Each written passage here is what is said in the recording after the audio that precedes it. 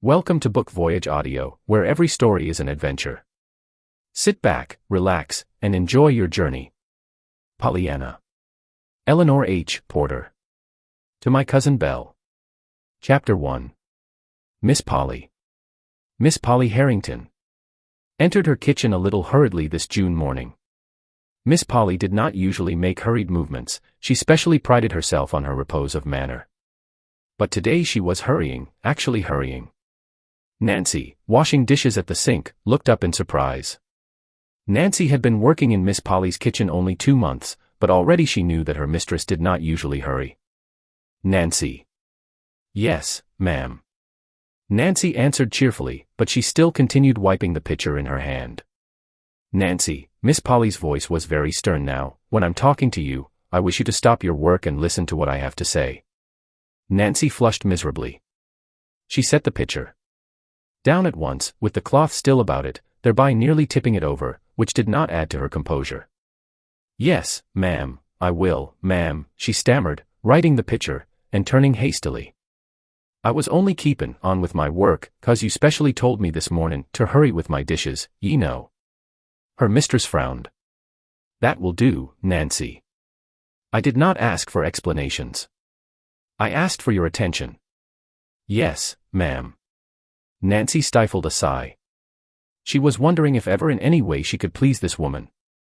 Nancy had never worked out before, but a sick mother suddenly widowed and left with 3 younger children besides Nancy herself, had forced the girl into doing something toward their support, and she had been so pleased when she found a place in the kitchen of the great house on the hill. Nancy had come from the Corners, 6 miles away, and she knew Miss Polly Harrington only as the mistress of the old Harrington homestead, and one of the wealthiest residents of the town. That was 2 months before. She knew Miss Polly now as a stern, severe-faced woman who frowned if a knife clattered to the floor, or if a door banged, but who never thought to smile even when knives and doors were still. When you've finished your morning work, Nancy, Miss Polly was saying now, you may clear the little room at the head of the stairs in the attic, and make up the cot bed. Sweep the room and clean it, of course, after you clear out the trunks and boxes. Yes, ma'am. And where shall I put the things, please, that I take out? In the front attic. Miss Polly hesitated, then went on, I suppose I may as well tell you now, Nancy. My niece, Miss Pollyanna Whittier, is coming to live with me. She is 11 years old, and will sleep in that room. A little girl, coming here, Miss Harrington. Oh, won't that be nice, cried Nancy, thinking of the sunshine her own little sisters made in the home at the Corners. Nice. Well, that isn't exactly the word I should use, rejoined Miss Polly, stiffly. However, I intend to make the best of it, of course. I am a good woman, I hope, and I know my duty. Nancy colored hotly. Of course, ma'am, it was only that I thought a little girl here might brighten things up, for you, she faltered. Thank you, rejoined the lady, dryly. I can't say, however, that I see any immediate need for that. But, of course, you'd want her, your sister's child, ventured Nancy, vaguely feeling that somehow she must prepare a welcome for this lonely little stranger. Miss Polly lifted her chin haughtily. Well, really, Nancy, just because I happened to have a sister who was silly enough to marry and bring unnecessary children into a world that was already quite full enough, I can't see how I should particularly want to have the care of them myself. However, as I said before, I hope I know my duty.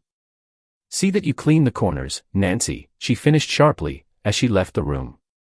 Yes, ma'am, sighed Nancy, picking up the half-dried pitcher, now so cold it must be rinsed again.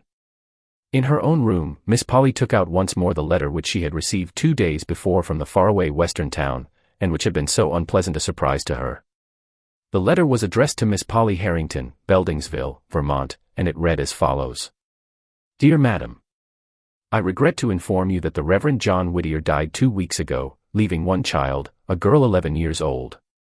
He left practically nothing else save a few books, for, as you doubtless know, he was the pastor of this small mission church, and had a very meager salary. I believe he was your deceased sister's husband, but he gave me to understand the families were not on the best of terms. He thought, however, that for your sister's sake you might wish to take the child and bring her up among her own people in the East. Hence I am writing to you. The little girl will be all ready to start by the time you get this letter, and if you can take her, we would appreciate it very much if you would write that she might come at once, as there is a man and his wife here who are going east very soon, and they would take her with them to Boston, and put her on the Beldingsville train. Of course you would be notified what day and train to expect Pollyanna on. Hoping to hear favorably from you soon, I remain. Respectfully yours, Jeremiah O. White. With a frown, Miss Polly folded the letter and tucked it into its envelope. She had answered it the day before, and she had said she would take the child, of course. She hoped she knew her duty well enough for that, disagreeable as the task would be. As she sat now, with the letter in her hands, her thoughts went back to her sister, Jenny, who had been this child's mother, and to the time when Jenny, as a girl of 20, had insisted upon marrying the young minister, in spite of her family's remonstrances. There had been a man of wealth who had wanted her, and the family had much preferred him to the minister, but Jenny had not. The man of wealth had more years, as well as more money, to his credit, while the minister had only a young head full of youth's ideals and enthusiasm, and a heart full of love. Jenny had preferred these, quite naturally, perhaps, so she had married the minister, and had gone south with him as a home missionary's wife. The break had come then. Miss Polly remembered it well, though she had been but a girl of 15, the youngest, at the time. The family had had little more to do with the missionary's wife. To be sure, Jenny herself had written, for a time, and had named her last baby Pollyanna for her two sisters, Polly and Anna. The other babies had all died. This had been the last time that Jenny had written, and in a few years there had come the news of her death, told in a short, but heartbroken little note from the minister himself, dated at a little town in the west. Meanwhile, time had not stood still for the occupants of the great house on the hill. Miss Polly, looking out at the far-reaching valley below, thought of the changes those 25 years had brought to her. She was 40 now, and quite alone in the world. Father, mother, sisters, all were dead. For years, now, she had been sole mistress of the house and of the thousands left her by her father. There were people who had openly pitied her lonely life, and who had urged her to have some friend or companion to live with her, but she had not welcomed either their sympathy or their advice. She was not lonely, she said. She liked being by herself. She preferred quiet. But now. Miss Polly rose with frowning face and closely shut lips. She was glad, of course, that she was a good woman, and that she not only knew her duty, but had sufficient strength of character to perform it. But, Pollyanna, what a ridiculous name. Chapter 2. Old Tom and Nancy. In the little attic room, Nancy swept and scrubbed vigorously, paying particular attention to the corners. There were times, indeed, when the vigor she put into her work was more of a relief to her feelings than it was an ardor to efface dirt. Nancy, in spite of her frightened submission to her mistress, was no saint. I just wish I could dig out the corners of her soul, she muttered jerkily, punctuating her words with murderous jabs of her pointed cleaning stick. There's plenty of needs cleanin', all right, all right. The idea of stickin' that blessed child way off up here in this hot little room, with no fire in the winter, too, and all this big house to pick and choose from. Unnecessary children, indeed. Humph, snapped Nancy, wringing her rag so hard her fingers ached from the strain. I guess it ain't children what is most unnecessary just now. For some time she worked in silence, then, her task finished, she looked about the bare little room in plain disgust.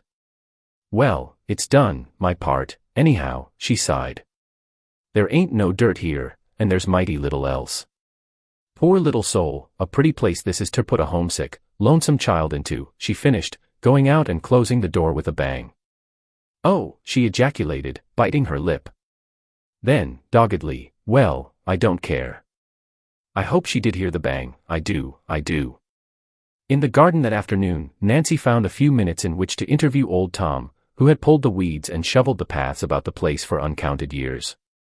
Mr. Tom, began Nancy, throwing a quick glance over her shoulder to make sure she was unobserved, did you know a little girl was comin' here to live with Miss Polly?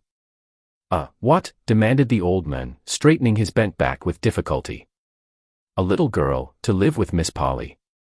Go on with your jokin', scoffed unbelieving Tom. Why don't ye tell me the sun is a-goin' ter set in the east termorrer? But it's true.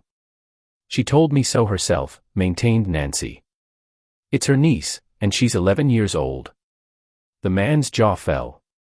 Sho, I wonder, now, he muttered, then a tender light came into his faded eyes. It ain't, but it must be, Miss Jenny's little gal. There wasn't none of the rest of 'em married. Why, Nancy, it must be Miss Jenny's little gal. Glory be ter praise. Ter think of my old eyes a seein' this. Who was Miss Jenny? She was an angel straight out of heaven, breathed the men, fervently, but the old master and missus knew her as their oldest daughter. She was 20 when she married and went away from here long years ago. Her babies all died, I heard, except the last one, and that must be the one what's a-comin'. She's 11 years old. Yes, she might be, nodded the old man. And she's goin' ter sleep in the attic. More shame to her, scolded Nancy, with another glance over her shoulder toward the house behind her. Old Tom frowned. The next moment a curious smile curved his lips. I'm wonderin' what Miss Polly will do with a child in the house, he said. Humph. Well, I am wonderin' what a child will do with Miss Polly in the house, snapped Nancy. The old man laughed. I'm afraid you ain't fond of Miss Polly, he grinned. As if ever anybody could be fond of her, scorned Nancy. Old Tom smiled oddly. He stooped and began to work again. I guess maybe you didn't know about Miss Polly's love affair, he said slowly. Love affair, her? No, and I guess nobody else didn't neither. Oh, yes they did, nodded the old man. And the feller's livin' today, right in this town, too. Who is he? I ain't a-tellin' that. It ain't fit that I should. The old man drew himself erect. In his dim blue eyes, as he faced the house, there was the loyal servant's honest pride in the family he has served and loved for long years. But it don't seem possible, her and a lover, still maintained Nancy. Old Tom shook his head. You didn't know Miss Polly as I did, he argued. She used to be real handsome, and she would be now, if she'd let herself be. Handsome? Miss Polly? Yes. If she'd just let that tight hair of hern all out loose and careless like, as it used to be, and were the sort of bonnets with posies in, and the kind o' dresses all lace and white things, you'd see she'd be handsome. Miss Polly ain't old, Nancy. Ain't she, though? Well, then she's got an awfully good imitation of it, she has, sniffed Nancy. Yes, I know. It begun then, at the time of the trouble with her lover, nodded old Tom, and it seems as if she'd been feedin' on wormwood and thistles ever since. She's that bitter and prickly ter deal with. I should say she was, declared Nancy, indignantly. There's no pleasin' her, nohow, no matter how you try. I wouldn't stay if and for the wages and the folks at home what's needin' 'em.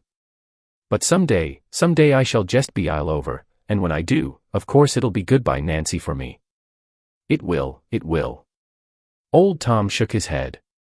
I know. I've felt it. It's nart row, but 'tain't best, child, 'tain't best. Take my word for it, 'tain't best. And again he bent his old head to the work before him. Nancy, called a sharp voice. Why yes, ma'am, stammered Nancy, and hurried toward the house. Chapter 3. The Coming of Pollyanna. In due time came the telegram announcing that Pollyanna would arrive in Beldingsville the next day, the 25th of June, at 4 o'clock. Miss Polly read the telegram, frowned, then climbed the stairs to the attic room. She still frowned as she looked about her.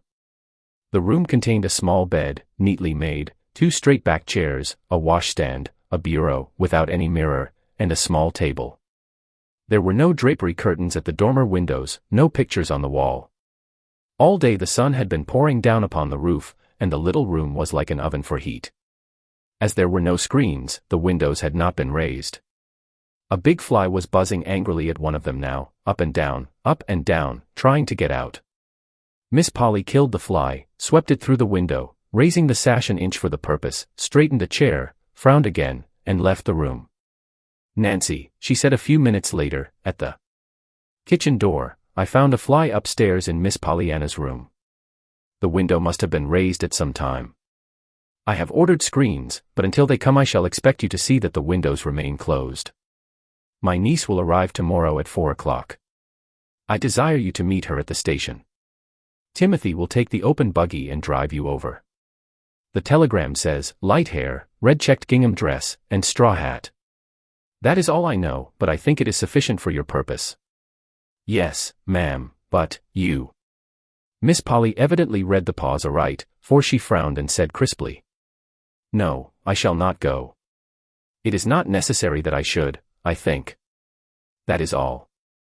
And she turned away. Miss Polly's arrangements for the comfort of her niece, Pollyanna, were complete. In the kitchen, Nancy sent her flat iron with a vicious dig across the dish towel she was ironing. Light hair, red-checked gingham dress, and straw hat, all she knows, indeed. Well, I'd be ashamed ter own it up, that I would, and her my onliest niece what was a-comin' from way across the continent.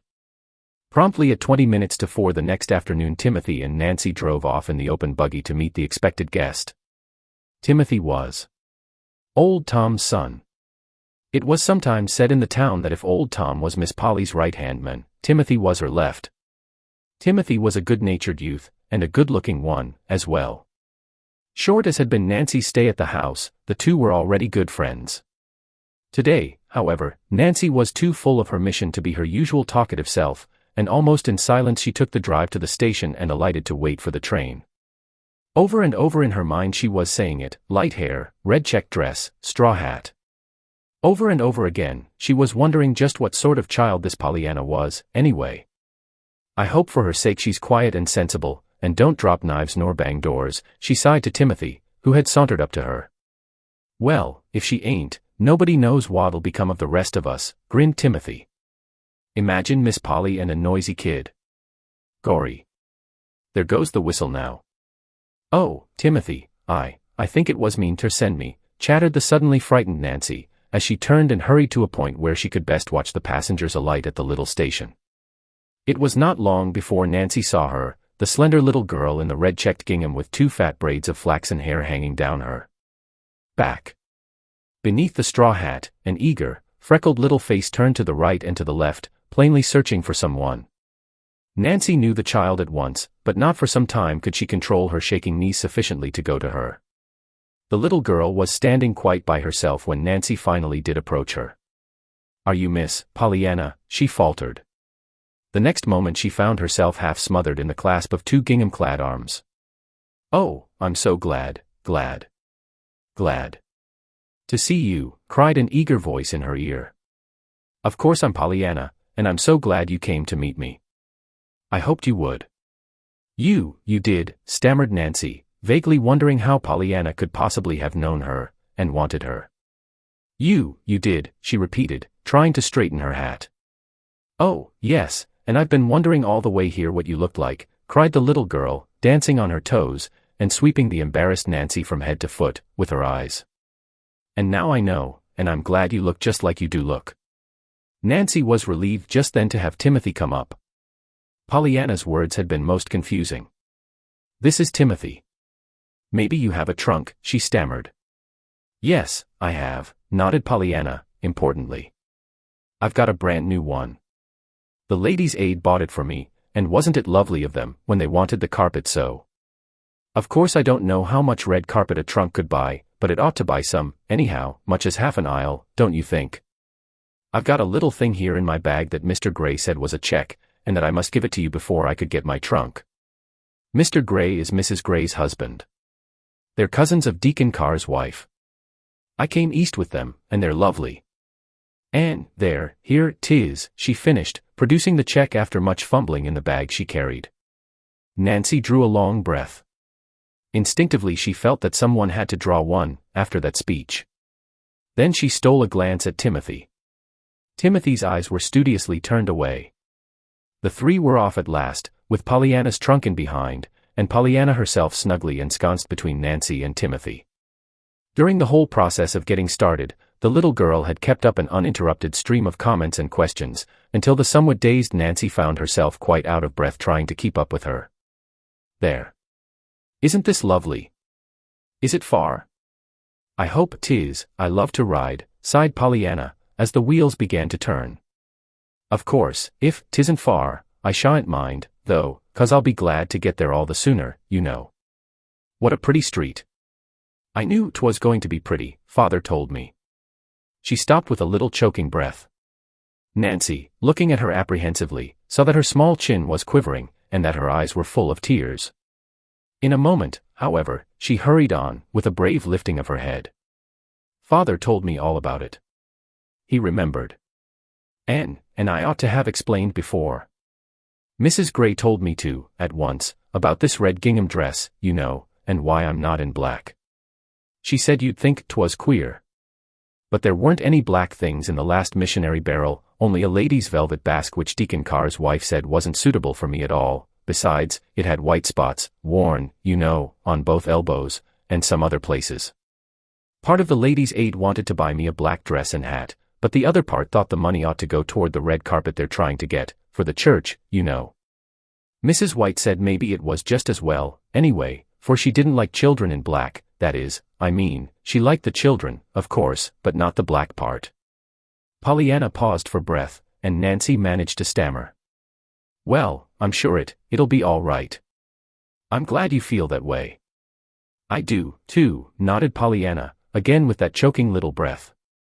Of course, 'twould have been a good deal harder to be glad in black. Glad, gasped Nancy, surprised into an interruption. Yes, that Father's gone to heaven to be with Mother and the rest of us, you know. He said I must be glad. But it's been pretty hard to do it, even in red gingham, because I wanted him, so, and I couldn't help feeling I ought to have him, especially as Mother and the rest of God and all the angels, while I didn't have anybody but the Ladies' Aid. But now I'm sure it'll be easier because I've got you, Aunt Polly. I'm so glad I've got you. Nancy's aching sympathy for the poor little forlornness beside her turned suddenly into shocked terror. Oh, but you've made an awful mistake, Dee dear, she faltered. I'm only Nancy. I ain't your Aunt Polly, at all.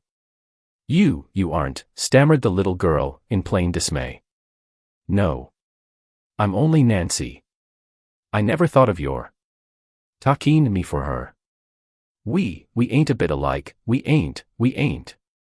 Timothy chuckled softly, but Nancy was too disturbed to answer the merry flash from his eyes. But who are you? Questioned Pollyanna. You don't look a bit like a ladies' aider. Timothy laughed outright this time. I'm Nancy, the hired girl. I do all the work except the washin' and hard ironin'. Miss Durgin does that. But there is an Aunt Polly, demanded the child, anxiously. You bet your life there is, cut in Timothy. Pollyanna relaxed visibly. Oh, that's all right, then. There was a moment's silence, then she went on brightly, and do you know? I'm glad, after all, that she didn't come to meet me, because now I've got her still coming, and I've got you besides. Nancy flushed. Timothy turned to her with a quizzical smile.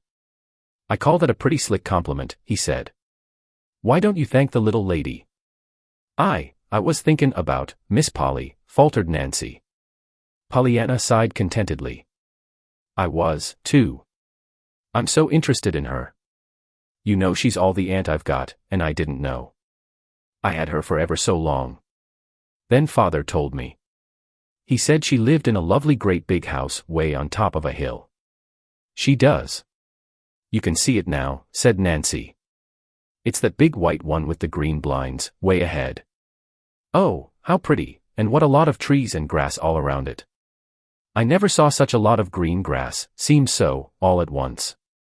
Is my Aunt Polly rich, Nancy? Yes, Mississippi. I'm so glad.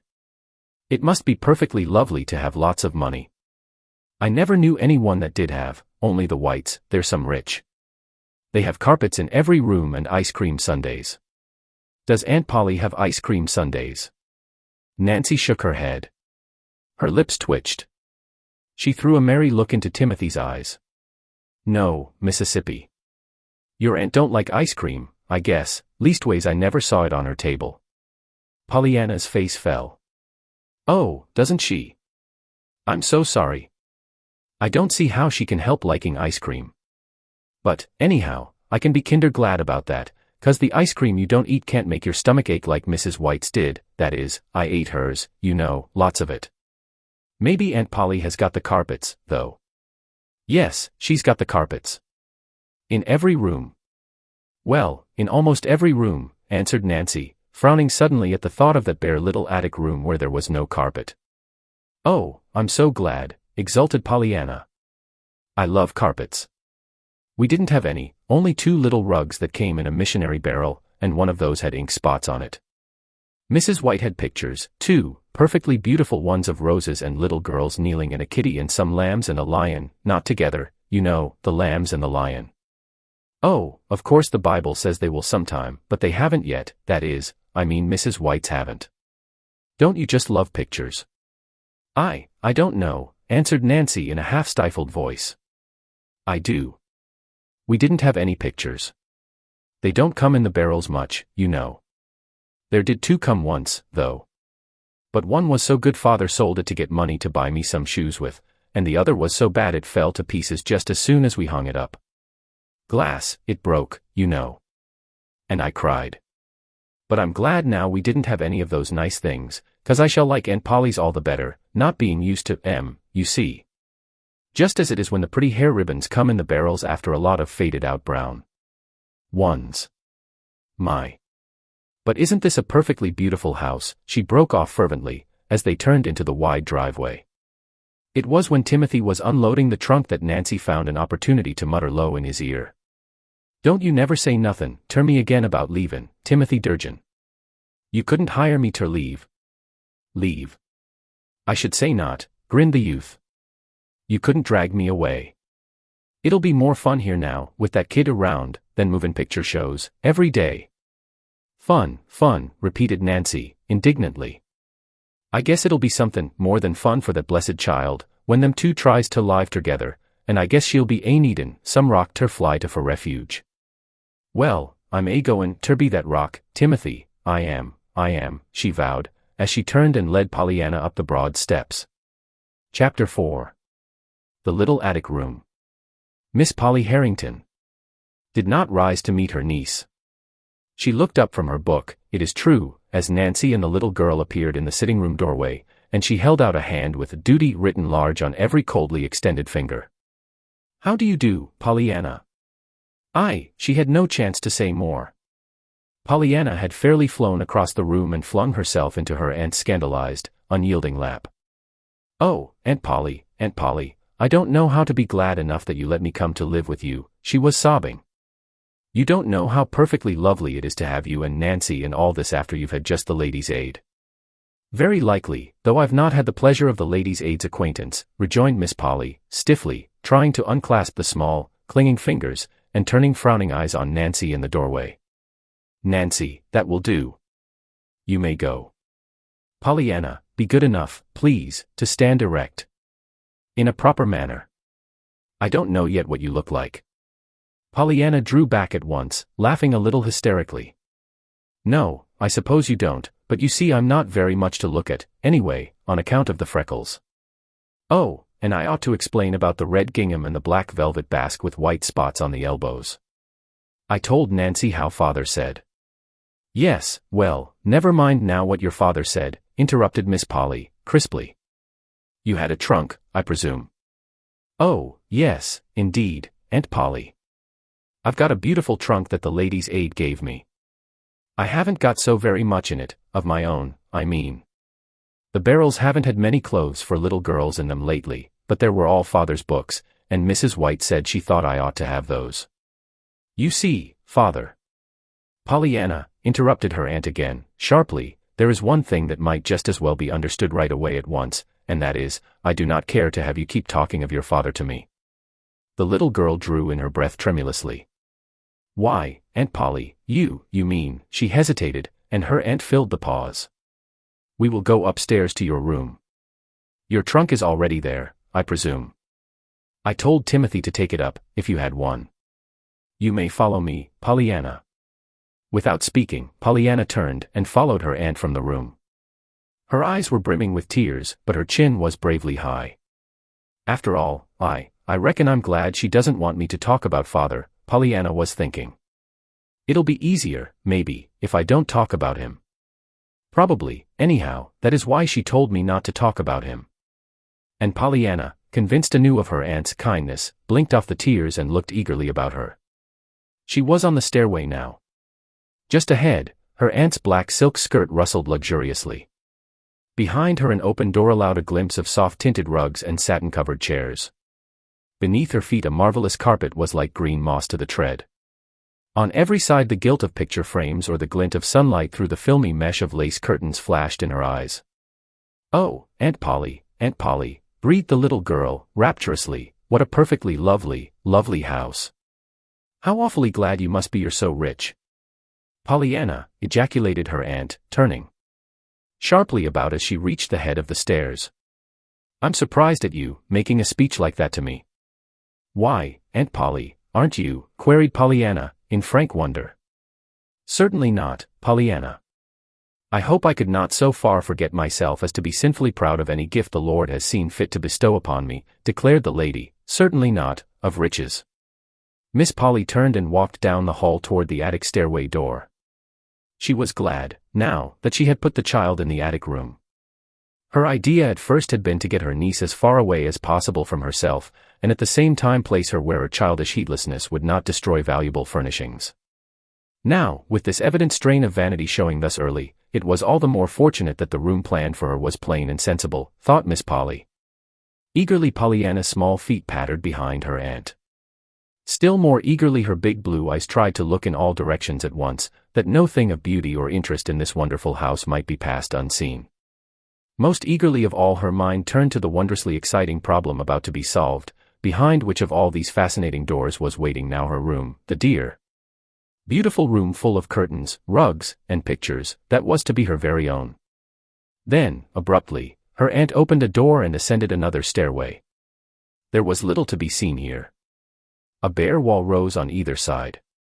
At the top of the stairs, wide reaches of shadowy space led to far corners where the roof came almost down to the floor, and where were stacked innumerable trunks and boxes. It was hot and stifling, too. Unconsciously Pollyanna lifted her head higher, it seemed so hard to breathe. Then she saw that her aunt had thrown open a door at the right.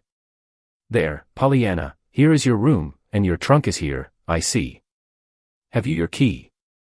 Pollyanna nodded dumbly. Her eyes were a little wide and frightened. Her aunt frowned. "When I ask a question, Pollyanna, I prefer that you should answer aloud, not merely with your head." "Yes, Aunt Polly." "Thank you, that is better. I believe you have everything that you need here," she added, glancing at the well-filled towel rack and water pitcher. "I will send Nancy up to help you unpack. Supper is at 6 o'clock, she finished, as she left the room and swept downstairs.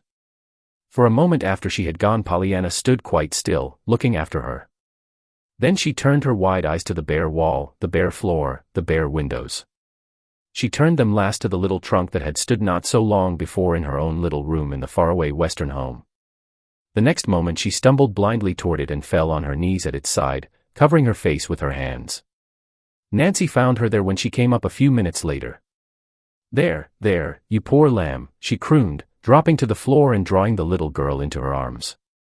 "I was just afearin' I'd find you like this. Pollyanna shook her head. "But I'm bad and wicked, Nancy, awful wicked," she sobbed. "I just can't make myself understand that God and the angels needed my father more than I did." "No more they did, neither," declared Nancy, stoutly. "Oh, Nancy." The burning horror in Pollyanna's eyes dried the tears. Nancy gave a shamefaced smile and rubbed her own eyes vigorously. There, child, I didn't mean it, of course," she cried briskly. "Come, let's have your key and we'll get inside this trunk and take out your dresses in no time. Somewhat tearfully Pollyanna produced the key. "There aren't very many there, anyway," she faltered. "Then they're all the sooner unpacked," declared Nancy. Pollyanna gave a sudden radiant smile. "That's so. I can be glad of that, can't I?" she cried. Nancy stared. "Why, of course," she answered a little uncertainly. Nancy's capable hands made short work of unpacking the books, the patched undergarments, and the few pitifully unattractive dresses. Pollyanna, smiling bravely now, flew about, hanging the dresses in the closet, stacking the books on the table, and putting away the undergarments in the bureau drawers.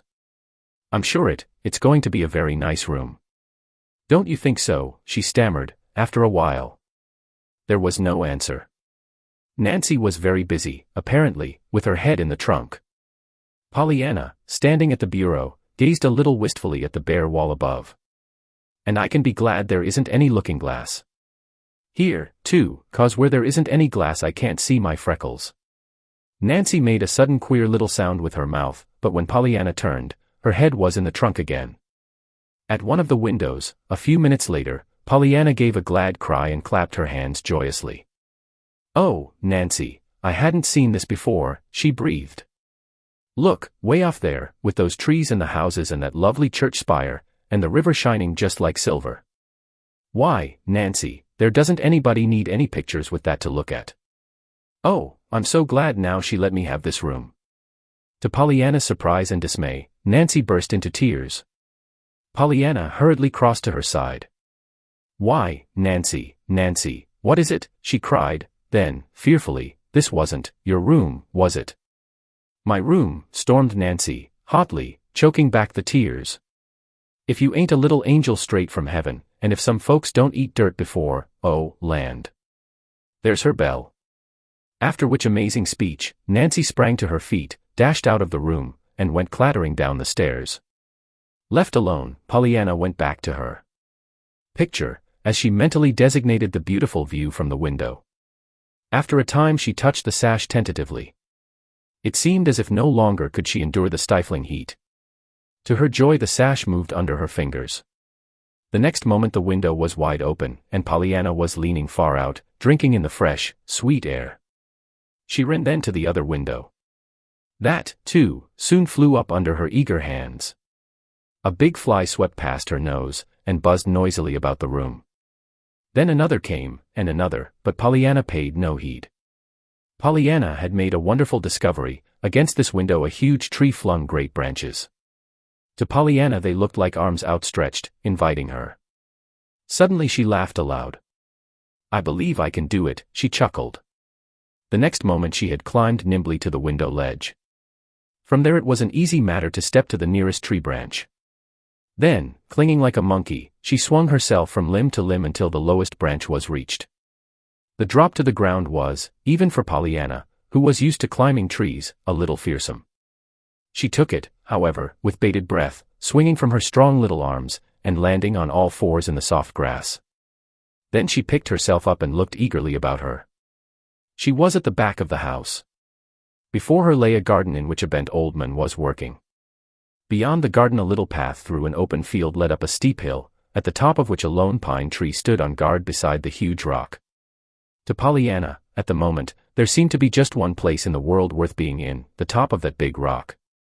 With a run and a skillful turn, Pollyanna skipped by the bent old man, threaded her way between the orderly rows of green growing things, and, a little out of breath, reached the path that ran through the open field. Then, determinedly, she began to climb.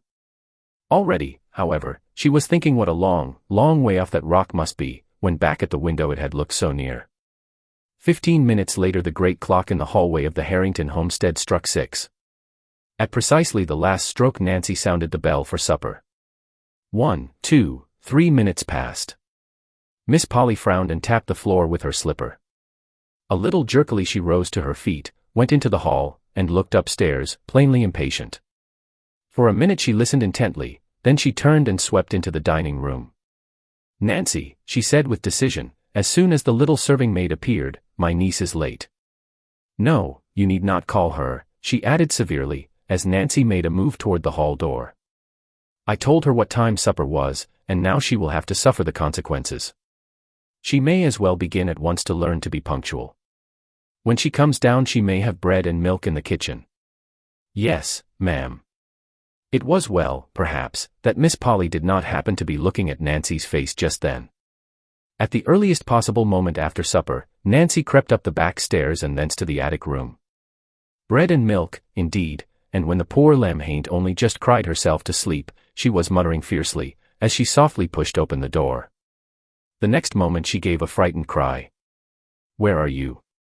Where have you gone? Where have you gone?" she panted, looking in the closet, under the bed, and even in the trunk and down the water pitcher. Then she flew downstairs and out to old Tom in the garden.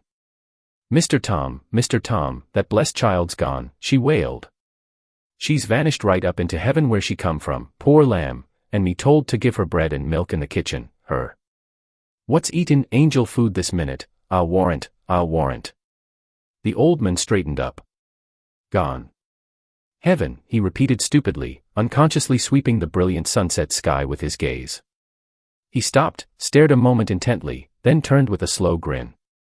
Well, Nancy, it do look like as if she'd tried to get as nigh heaven as she could, and that's a fact, he agreed, pointing with a crooked finger to where, sharply outlined against the reddening sky, a slender, wind-blown figure was poised on top of a huge rock. Well, she ain't goin' ter heaven that way ternight, not if I has my say, declared Nancy, doggedly. If the mistress asks, tell her I ain't forgettin' the dishes, but I gone on a stroll, she flung back over her shoulder, as she sped toward the path that led through the open field. Chapter 5. The Game. 4. The land sake, Miss Pollyanna, what a scare you did give me, panted Nancy, hurrying up to the big rock, down which Pollyanna had just regretfully slid. Scare? Oh, I'm so sorry, but you mustn't, really, ever get scared about me, Nancy. Father and the ladies' aid used to do it, too, till they found I always came back all right. But I didn't even know you'd went, cried Nancy, tucking the little girl's hand under her arm and hurrying her down the hill. I didn't see you go, and nobody didn't. I guess you flew right up through the roof, I do. Pollyanna skipped gleefully. I did, most, only I flew down instead of up. I came down the tree. Nancy stopped short. You did, what? Came down the tree, outside my window. My stars and stockings, gasped Nancy. Hurrying on again.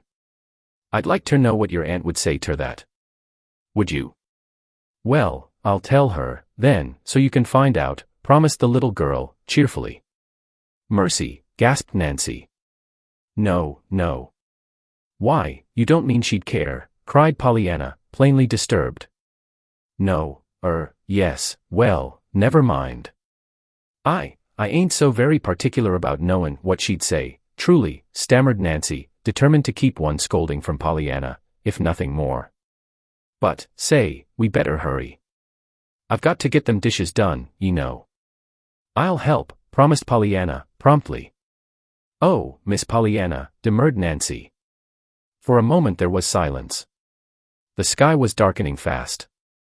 Pollyanna took a firmer hold of her friend's arm. I reckon I'm glad, after all, that you did get scared, a little, 'cause then you came after me, she shivered. Poor little lamb. And you must be hungry, too. I'm afraid you'll have to have bread and milk in the kitchen with me. Your aunt didn't like it, because you didn't come down ter supper, ye know. But I couldn't. I was up here. Yes, but, she didn't know that, you see, observed Nancy, dryly, stifling a chuckle. I'm sorry about the bread and milk, I am. Oh, I'm not. I'm glad. Glad. Why? Why, I like bread and milk, and I'd like to eat with you. I don't see any trouble about being glad about that. You don't seem to see any trouble bein' glad about everything, retorted Nancy, choking a little over her remembrance of Pollyanna's brave attempts to like the bare little attic room. Pollyanna laughed softly. Well, that's the game, you know, anyway. The game. Yes, the just being glad game. Whatever in the world are you talkin' about? Why, it's a game. Father told it to me, and it's lovely, rejoined Pollyanna. We've played it always, ever since I was a little girl. I told the ladies' aid, and they played it, some of them. What is it? I ain't much on games, though. Pollyanna laughed again, but she sighed, too, and in the gathering twilight her face looked thin and wistful. Why, we began it on some crutches that came in a missionary barrel. Crutches? Yes. You see, I'd wanted a doll, and Father had written them so, but when the barrel came the lady wrote that there hadn't any dolls come in, but the little crutches had. So she sent 'em along as they might come in handy for some child, sometime. And that's when we began it. Well, I must say I can't see any game about that, declared Nancy, almost irritably. Oh, yes, the game was to just find something about everything to be glad about, no matter what 'twas, rejoined Pollyanna, earnestly. And we began right then, on the crutches. Well, goodness me. I can't see anything ter be glad about, gettin' a pair of crutches when you wanted a doll. Pollyanna clapped her hands. There is, she crowed. But I couldn't see it, either, Nancy, at first, she added, with quick honesty. Father had to tell it to me. Well, then, suppose you tell me, almost snapped Nancy. Goosey. Why, just be glad because you don't need. Exulted Pollyanna, triumphantly. You see, it's just as easy, when you know how. Well, of all the queer doin's, breathed Nancy, regarding Pollyanna with almost fearful eyes.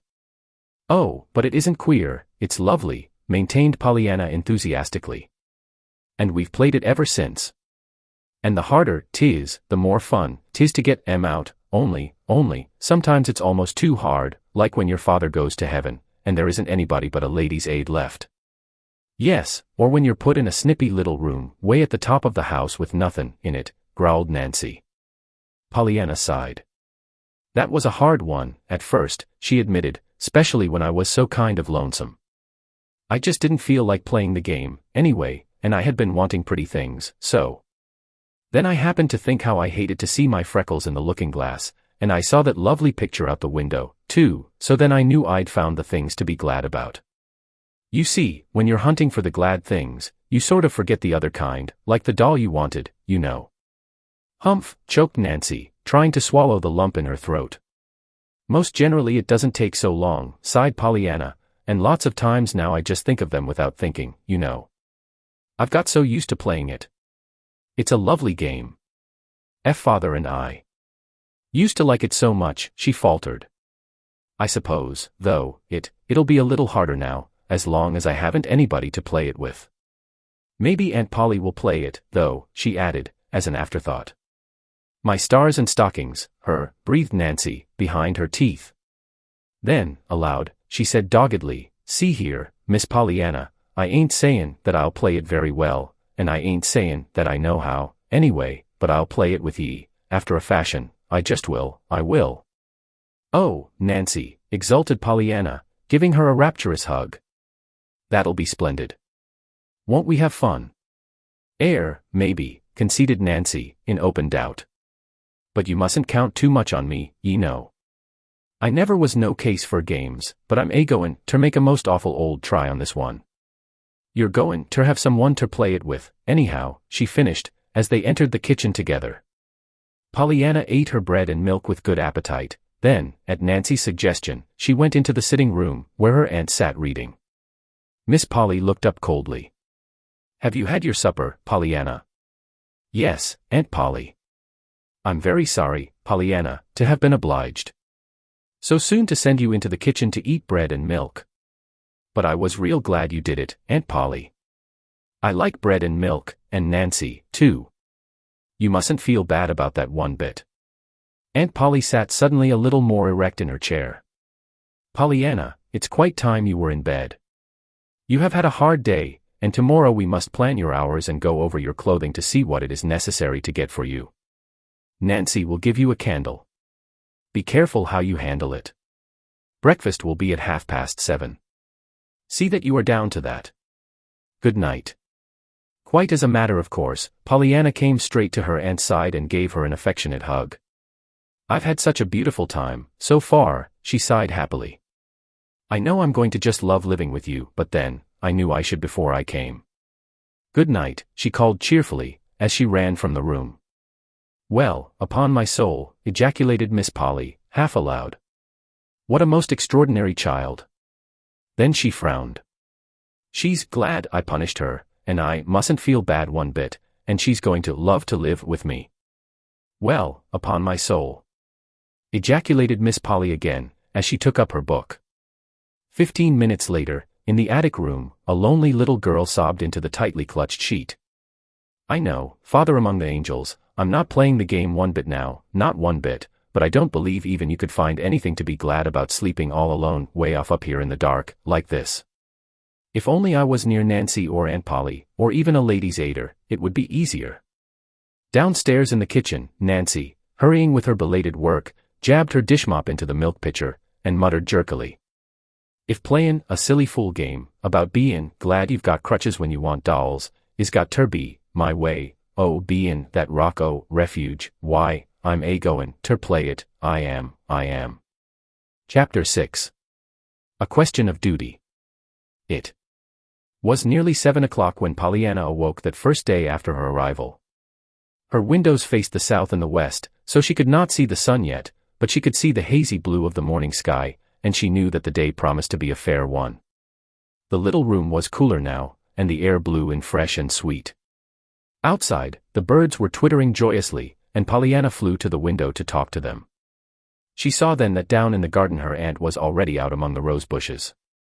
With rapid fingers, therefore, she made herself ready to join her. Down the attic stairs sped Pollyanna, leaving both doors wide open. Through the hall, down the next flight, then bang through the front screen door and around to the garden, she ran. Aunt Polly, with the bent old man, was leaning over a rosebush when Pollyanna, gurgling with delight, flung herself upon her. "Oh, Aunt Polly, I reckon I am glad this morning just to be alive." "Pollyanna," remonstrated the lady, sternly, pulling herself as erect as she could with a dragging weight of 90 pounds hanging about her neck. "Is this the usual way you say good morning?" The little girl dropped to her toes, and danced lightly up and down. "No, only when I love folks, so I just can't help it. I saw you from my window, Aunt Polly, and I got to thinking how you weren't a lady's aider, and you were my really truly aunt, and you looked so good I just had to come down and hug you." The bent old man turned his back suddenly. Miss Polly attempted a frown, with not her usual success. "Pollyanna, Thomas, that will do for this morning. I think you understand, about those rose bushes," she said stiffly.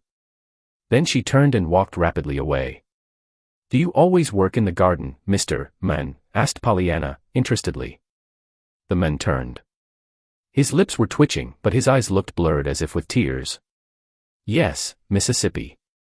I'm old Tom, the gardener," he answered.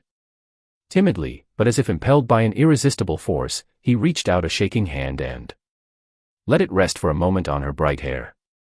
"You are so like your mother, little miss. I used to know her when she was even littler than you be. You see, I used to work in the garden, then." Pollyanna caught her breath audibly. "You did? And you knew my mother, really, when she was just a little earth angel, and not a heaven one? Oh, please tell me about her." And down plumped Pollyanna in the middle of the dirt path by the old man's side. A bell sounded from the house. The next moment Nancy was seen flying out the back door. "Miss Pollyanna, that bell means breakfast, mornin's," she panted, pulling the little girl to her feet and hurrying her back to the house, "and other times it means other meals. But it always means that you're to run like time when ye hear it, no matter where ye be. If ye don't, well, it'll take somethin' smarter'n we be ter find anythin'. Ter be glad about in that," she finished, shooing Pollyanna into the house as she would shoo an unruly chicken into a coop. Breakfast, for the first 5 minutes, was a silent meal, then Miss Polly, her disapproving eyes following the airy wings of 2 flies darting here and there over the table, said sternly, "Nancy, where did those flies come from?" "I don't know, ma'am. There wasn't one in the kitchen." Nancy had been too excited to notice Pollyanna's upflung windows the afternoon before. "I reckon maybe they're my flies, Aunt Polly," observed Pollyanna, amiably. "There were lots of them this morning having a beautiful time upstairs." Nancy left the room precipitately, though to do so she had to carry out the hot muffins she had just brought in. "Yours?" gasped Miss Polly. "What do you mean? Where did they come from?" "Why, Aunt Polly, they came from out of doors, of course, through the windows. I saw some of them come in." "You saw them? You mean you raised those windows without any screens?" "Why, yes. There weren't any screens there, Aunt Polly." Nancy, at this moment, came in again with the muffins. Her face was grave, but very red. "Nancy," directed her mistress, sharply, "you may set the muffins down and go at once to Miss Pollyanna's room and shut the windows. Shut the doors, also. Later, when your morning work is done, go through every room with the spatter. See that you make a thorough search." To her niece she said, "Pollyanna, I have ordered screens for those windows. I knew, of course, that it was my duty to do that. But it seems to me that you have quite forgotten your duty." "My duty?" Pollyanna's eyes were wide with wonder. "Certainly. I know it is warm, but I consider it your duty to keep your windows closed till those screens come. Flies, Pollyanna, are not only unclean and annoying, but very dangerous to health. After breakfast I will give you a little pamphlet on this matter to read. To read? Oh, thank you, Aunt Polly. I love to read. Miss Polly drew in her breath audibly, then she shut her lips together hard. Pollyanna, seeing her stern face, frowned a little thoughtfully. Of course I'm sorry about the duty I forgot, Aunt Polly, she apologized timidly. I won't raise the windows again. Her aunt made no reply. She did not speak, indeed, until the meal was over. Then she rose, went to the bookcase in the sitting room, took out a small paper booklet, and crossed the room to her niece's side. This is the article I spoke of, Pollyanna. I desire you to go to your room at once and read it. I will be up in half an hour to look over your things. Pollyanna, her eyes on the illustration of a fly's head, many times magnified, cried joyously. Oh, thank you, Aunt Polly. The next moment she skipped merrily from the room, banging the door behind her. Miss Polly frowned, hesitated, then crossed the room majestically and opened the door, but Pollyanna was already out of sight, clattering up the attic stairs. Half an hour later when Miss Polly, her face expressing stern duty in every line, climbed those stairs and entered Pollyanna's room, she was greeted with a burst of eager enthusiasm. Oh, Aunt Polly, I never saw anything so perfectly lovely and interesting in my life. I'm so glad you gave me that book to read. Why, I didn't suppose flies could carry such a lot of things on their feet, Anne. That will do, observed Aunt Polly, with dignity. Pollyanna, you may bring out your clothes now, and I will look them over. What are not suitable for you I shall give to the Sullivans, of course. With visible reluctance Pollyanna laid down the pamphlet and turned toward the closet. I'm afraid you'll think they're worse than the Ladies' Aid did, and they said they were shameful, she sighed. But there were mostly things for boys and older folks in the last 2 or 3 barrels, and did you ever have a missionary barrel, Aunt Polly? At her aunt's look of shocked anger, Pollyanna corrected herself at once. Why, no, of course you didn't, Aunt Polly, she hurried on, with a hot blush. I forgot, rich folks never have to have them. But you see sometimes I kind of forget that you are rich, up here in this room, you know.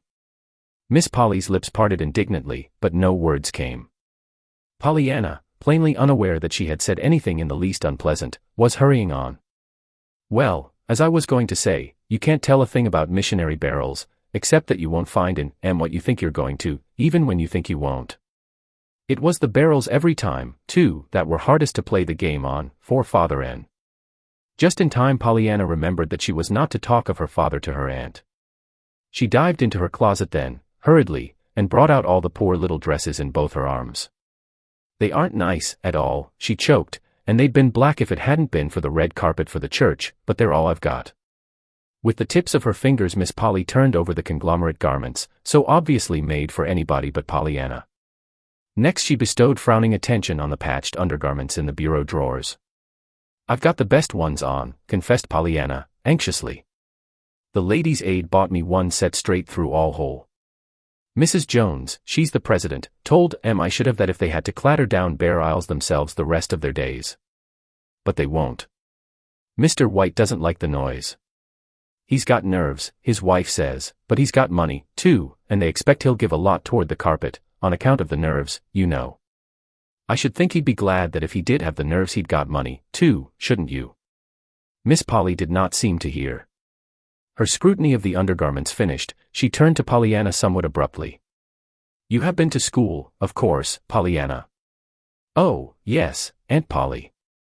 Besides, Fath, I mean, I was taught at home some, too. Miss Polly frowned. Very good. In the fall you will enter school here, of course. Mr. Hall, the principal, will doubtless settle in which grade you belong.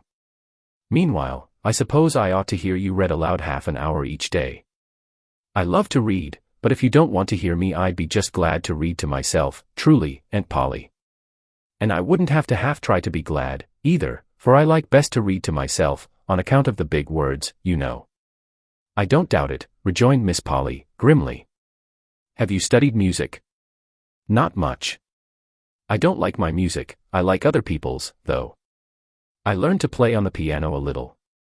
Miss Gray, she plays for church, she taught me. But I'd just as soon let that go as not, Aunt Polly.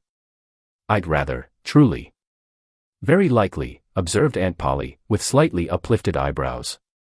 Nevertheless, I think it is my duty to see that you are properly instructed in at least the rudiments of music. You sew, of course. Yes, ma'am. Pollyanna sighed. The ladies' aid taught me that. But I had an awful time. Mrs. Jones didn't believe in holding your needle like the rest of them did on buttonholing, and Mrs. White thought backstitching ought to be taught you before hemming, or else the other way. And Mrs. Harriman didn't believe in putting you on patchwork ever, at all. Well, there will be no difficulty of that kind any longer, Pollyanna. I shall teach you sewing myself, of course. You do not know how to cook, I presume. Pollyanna laughed suddenly. They were just beginning to teach me that this summer, but I hadn't got far. They were more divided up on that than they were on the sewing. They were going to begin on bread, but there wasn't two of them that made it alike, so after arguing at all one sewing meeting, they decided to take turns at me one forenoon a week, in their own kitchens, you know. I'd only learned chocolate fudge and fig cake, though, when I had to stop. Her voice broke. Chocolate fudge and fig cake, indeed, scorned Miss Polly. I think we can remedy that very soon. She paused and thought for a minute, then went on slowly. At 9 o'clock every morning you will read aloud 1/2 hour to me. Before that you will use the time to put this room in order. Wednesday and Saturday forenoons, after 9:30, you will spend with Nancy in the kitchen, learning to cook. Other mornings you will sew with me. That will leave the afternoons for your music. I shall, of course, procure a teacher at once for you, she finished decisively, as she arose from her chair. Pollyanna cried out in dismay. Oh, but Aunt Polly, you haven't left me any time at all just to live. To live, child. What do you mean? As if you weren't living all the time. Oh, of course I'd be breathing all the time I was doing those things, Aunt Polly, but I wouldn't be living. You breathe all the time you're asleep, but you aren't living.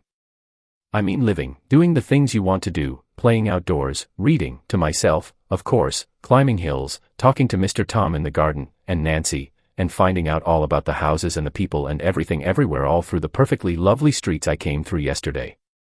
That's what I call living, Aunt Polly. Just breathing isn't living.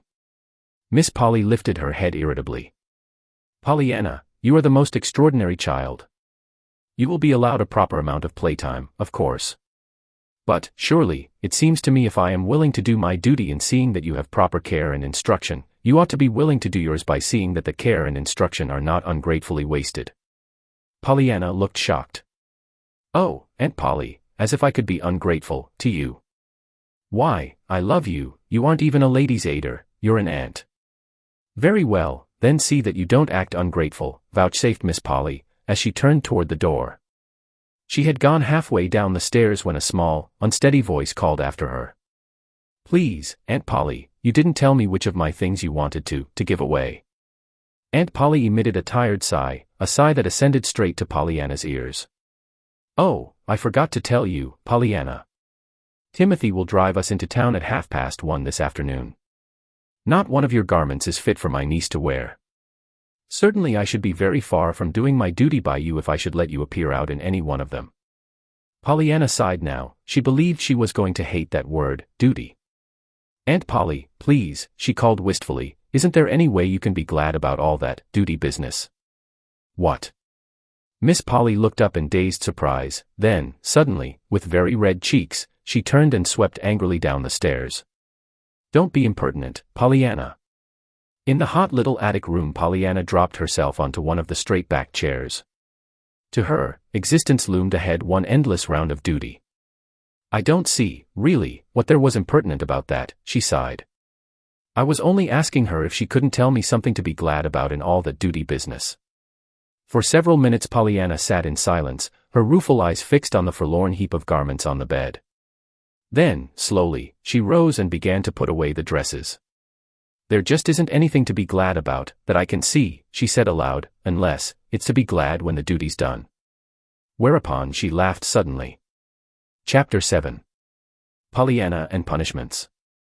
At 1:30 Timothy drove Miss Polly and her niece to the 4 or 5 principal dry goods stores, which were about half a mile from the homestead. Fitting Pollyanna with a new wardrobe proved to be more or less of an exciting experience for all concerned.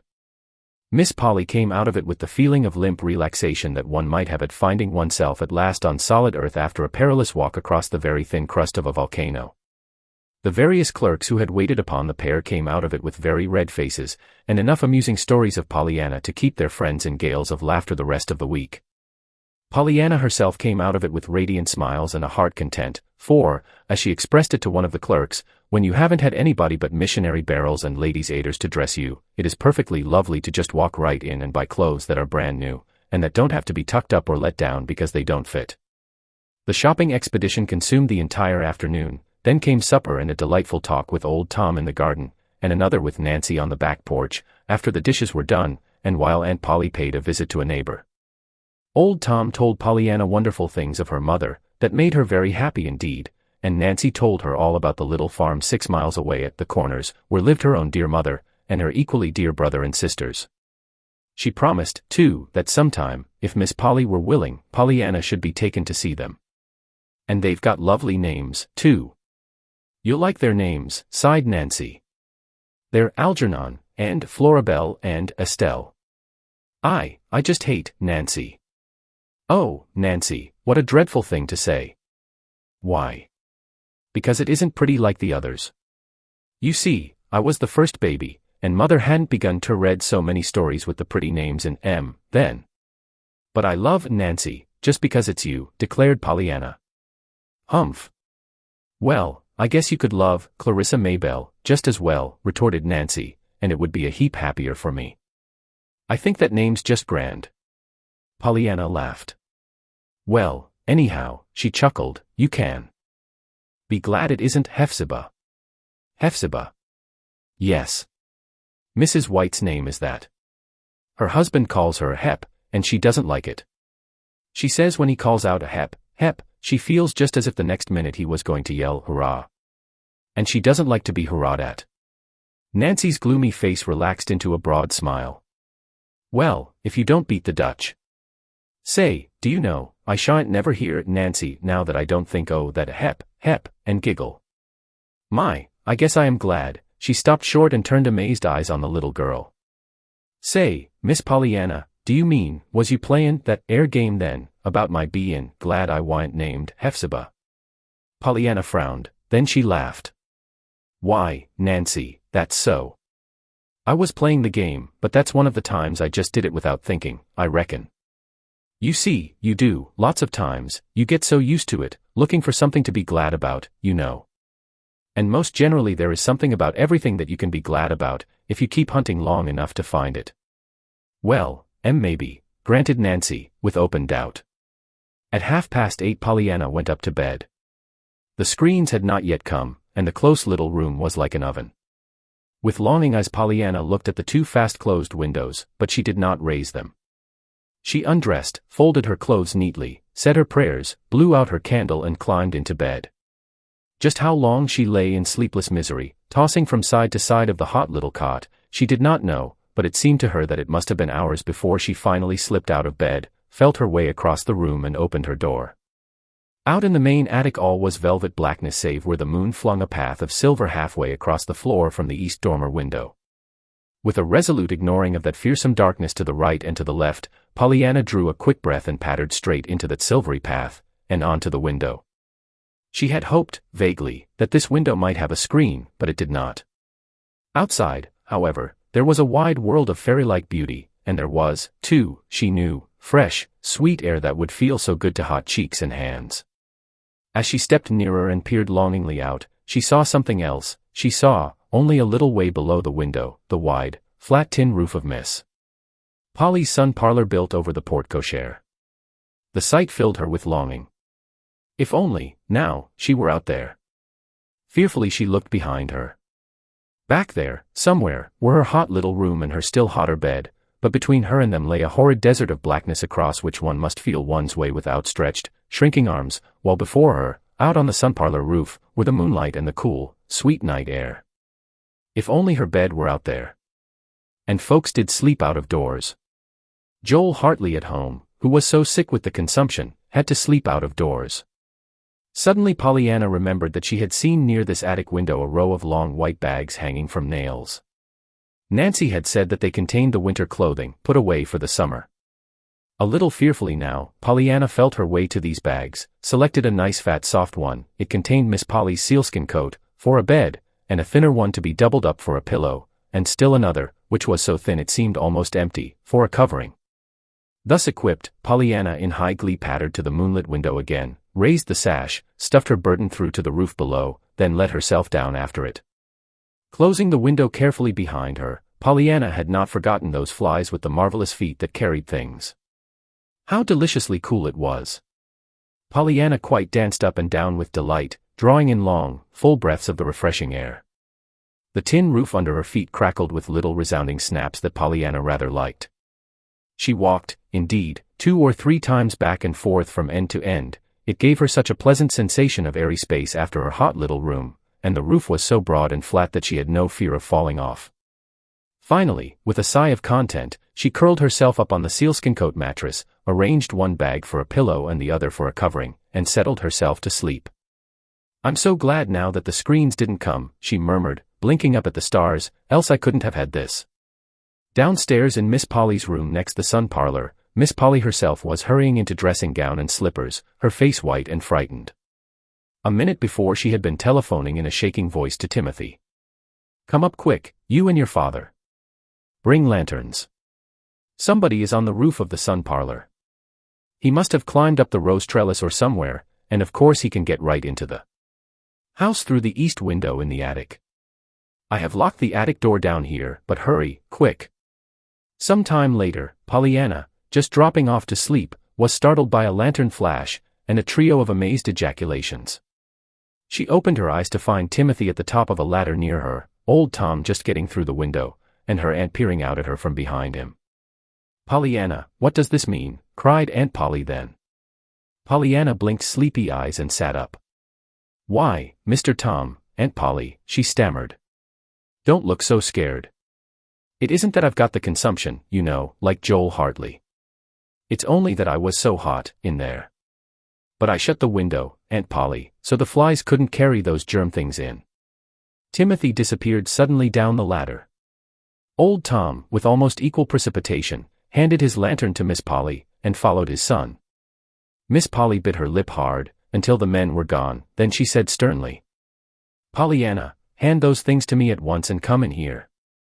Of all the extraordinary children, she ejaculated a little later, as, with Pollyanna by her side, and the lantern in her hand, she turned back into the attic. To Pollyanna the air was all the more stifling after the cool breath of the out-of-doors, but she did not complain. She only drew a long quivering sigh. At the top of the stairs Miss Polly jerked out crisply, "For the rest of the night, Pollyanna, you are to sleep in my bed with me. The screens will be here tomorrow, but until then I consider it my duty to keep you where I know where you are." Pollyanna drew in her breath. "With you, in your bed," she cried rapturously. "Oh, Aunt Polly, how perfectly lovely of you. And when I've so wanted to sleep with someone sometime, someone that belonged to me, you know, not a lady's aider.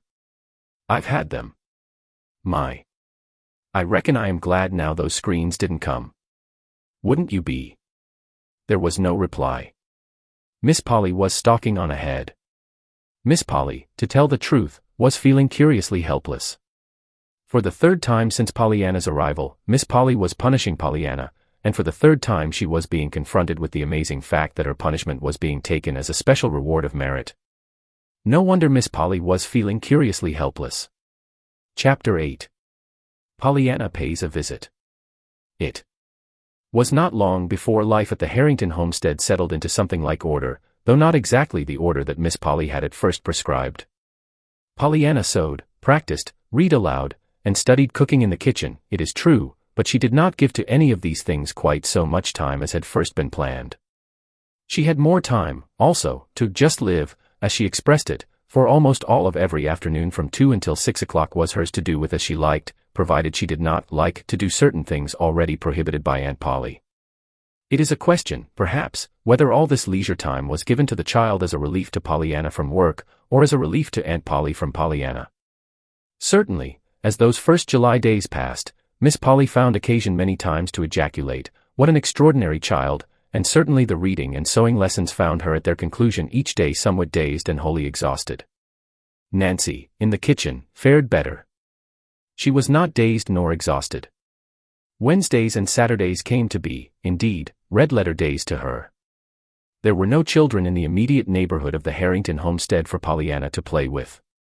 The house itself was on the outskirts of the village, and though there were other houses not far away, they did not chance to contain any boys or girls near Pollyanna's age. This, however, did not seem to disturb Pollyanna in the least. "Oh, no, I don't mind it at all," she explained to Nancy. "I'm happy just to walk around and see the streets and the houses and watch the people. I just love people." "Don't you, Nancy?" "Well, I can't say I do, all of 'em," retorted Nancy, tersely. Almost every pleasant afternoon found Pollyanna begging for an errand to run, so that she might be off for a walk in one direction or another, and it was on these walks that frequently she met the men. To herself Pollyanna always called him the men, no matter if she met a dozen other men the same day. The men often wore a long black coat and a high silk hat, two things that the just men never wore. His face was clean-shaven and rather pale, and his hair, showing below his hat, was somewhat gray.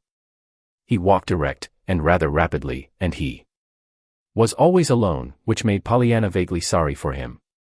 Perhaps it was because of this that she one day spoke to him. "How do you do, sir? Isn't this a nice day?" she called cheerily, as she approached him. The men threw a hurried glance about him, then stopped uncertainly. "Did you speak to me?" he asked in a sharp voice. "Yes, sir," beamed Pollyanna. "I say, it's a nice day, isn't it?" "Eh? Oh. Humph," he grunted, and strode on again. Pollyanna laughed. He was such a funny man, she thought.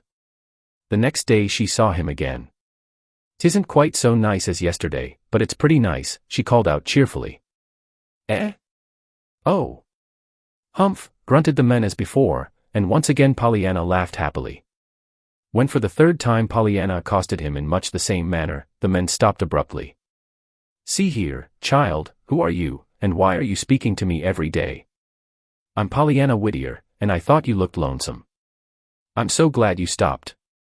Now we're introduced, only I don't know your name yet." "Well, of all the men did not finish his sentence, but strode on faster than ever.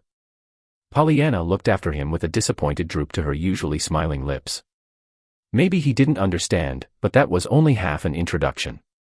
"I don't know his name, yet," she murmured, as she proceeded on her way. Pollyanna was carrying calf's foot jelly to Mrs. Snow today. Miss Polly Harrington always sent something to Mrs. Snow once a week. She said she thought that it was her duty, inasmuch as Mrs. Snow was poor, sick, and a member of her church. It was the duty of all the church members to look out for her, of course. Miss Polly did her duty by Mrs. Snow usually on Thursday afternoons, not personally, but through Nancy. Today Pollyanna had begged the privilege, and Nancy had promptly given it to her in accordance with Miss Polly's orders. "And it's glad that I am to get rid of it," Nancy had declared in private afterwards to Pollyanna, "though it's a shame ter be tuckin' the job off on ter you, poor lamb, so it is. But I'd love to do it, Nancy." "Well, you won't, after you've done it once," predicted Nancy, sourly. "Why not?" "Because nobody does. If folks wa'n't sorry for her there wouldn't a soul go near her from mornin' till night, she's the cantankerous. All is, I pity her daughter what has ter take care of her." "But, why, Nancy?" Nancy shrugged her shoulders. "Well, in plain words, it's just that nothin', whatever has happened right in Miss Snow's eyes. Even the days of the week ain't run ter her mind. If it's Monday she's bound ter say she wished 'twas Sunday, and if you take her jelly you're pretty sure ter hear she wanted chicken, but if you did bring her chicken, she'd be jest hankerin' for lamb broth." "Why, what a funny woman," laughed Pollyanna. "I think I shall like to go to see her. She must be so surprising and different. I love different folks." "Humph. Well, Miss Snow's different, all right, I hope, for the sake of the rest of us." Nancy had finished grimly. Pollyanna was thinking of these remarks today as she turned in at the gate of the shabby little cottage. Her eyes were quite sparkling, indeed, at the prospect of meeting this different Mrs. Snow. A pale-faced, tired-looking young girl answered her knock at the door. "How do you do?" began Pollyanna politely. I'm from Miss Polly Harrington, and I'd like to see Mrs. Snow, please. Well, if you would, you're the first one that ever liked to see her, muttered the girl under her breath, but Pollyanna did not hear this. The girl had turned and was leading the way through the hall to a door at the end of it. In the sick room, after the girl had ushered her in and closed the door, Pollyanna blinked a little before she could accustom her eyes to the gloom.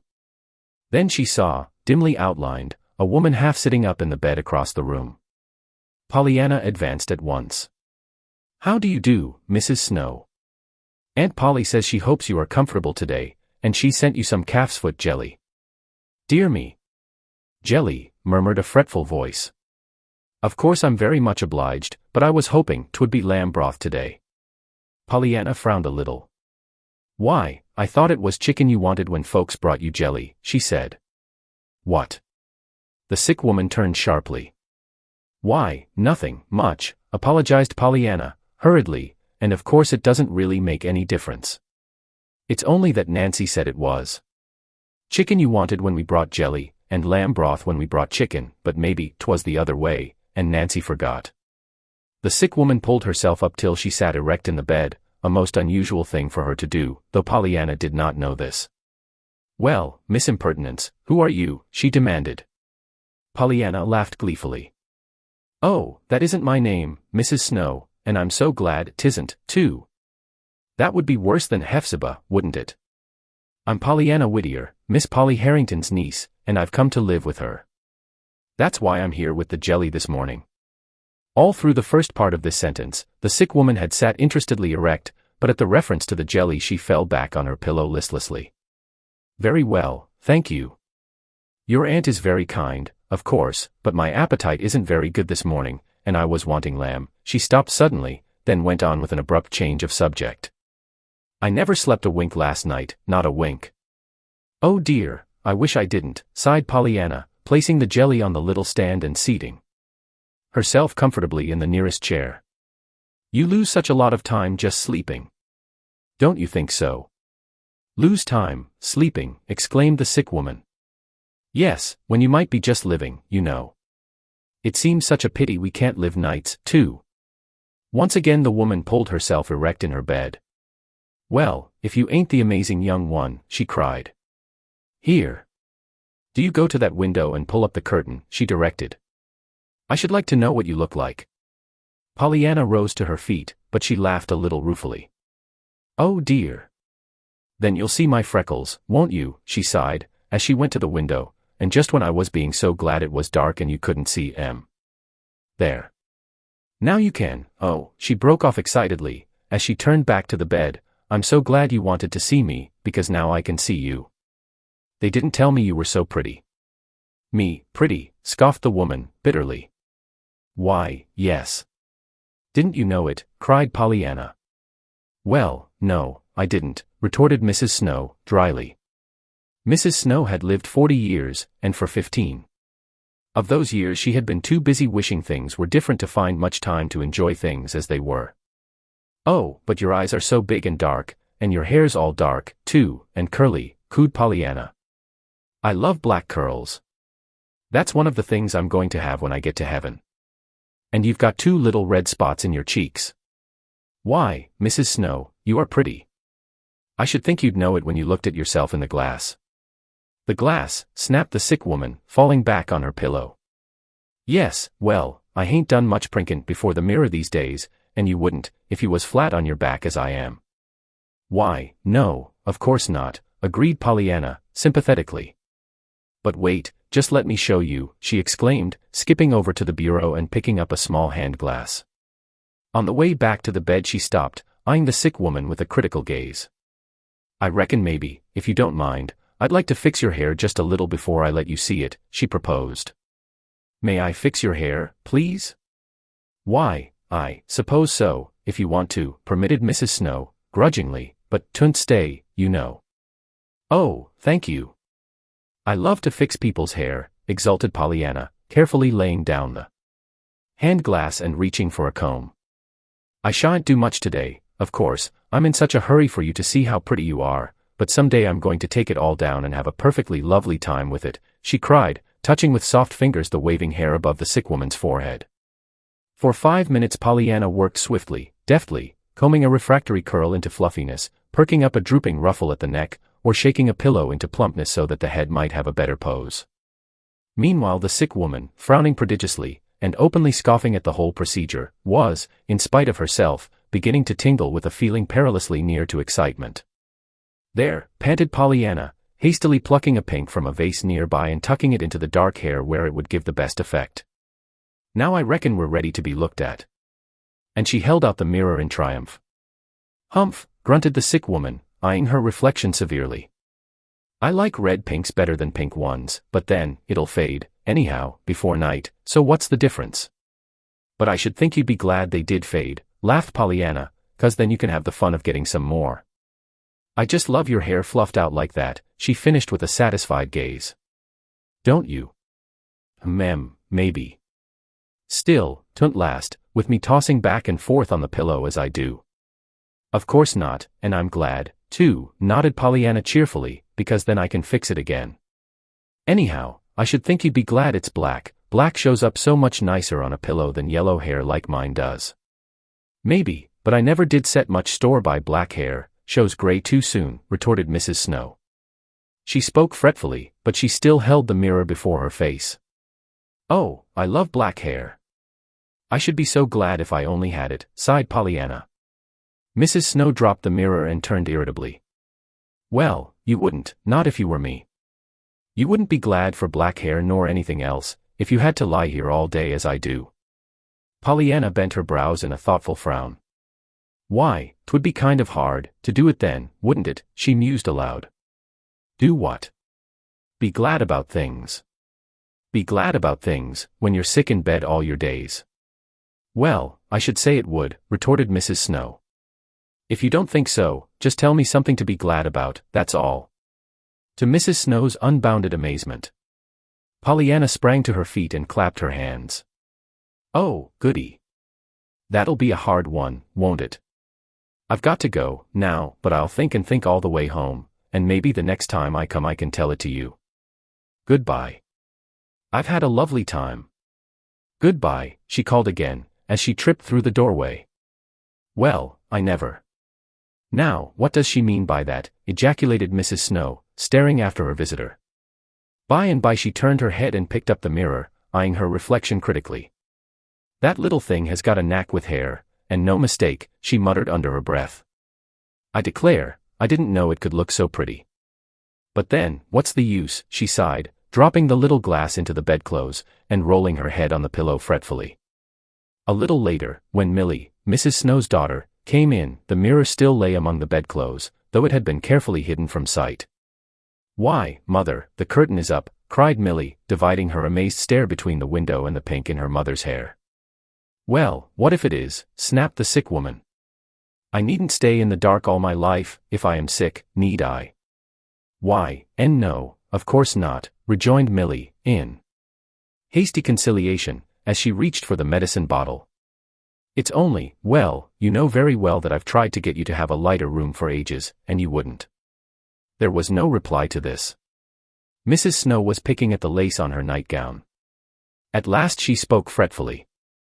"I should think somebody might give me a new nightdress, instead of lamb broth, for a change." "Why, Mother." No wonder Millie quite gasped aloud with bewilderment. In the drawer behind her at that moment lay 2 new nightdresses that Millie for months had been vainly urging her mother to wear. Chapter 9. Which tells of the men.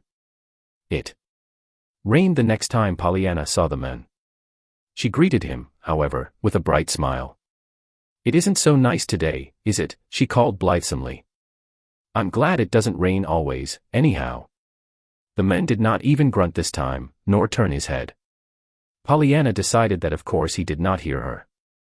The next time, therefore, which happened to be the following day, she spoke up louder. She thought it particularly necessary to do this, anyway, for the man was striding along, his hands behind his back, and his eyes on the ground, which seemed, to Pollyanna, preposterous in the face of the glorious sunshine and the freshly washed morning air. Pollyanna, as a special treat, was on a morning errand today. "How do you do?" she chirped. "I'm so glad it isn't yesterday, aren't you?"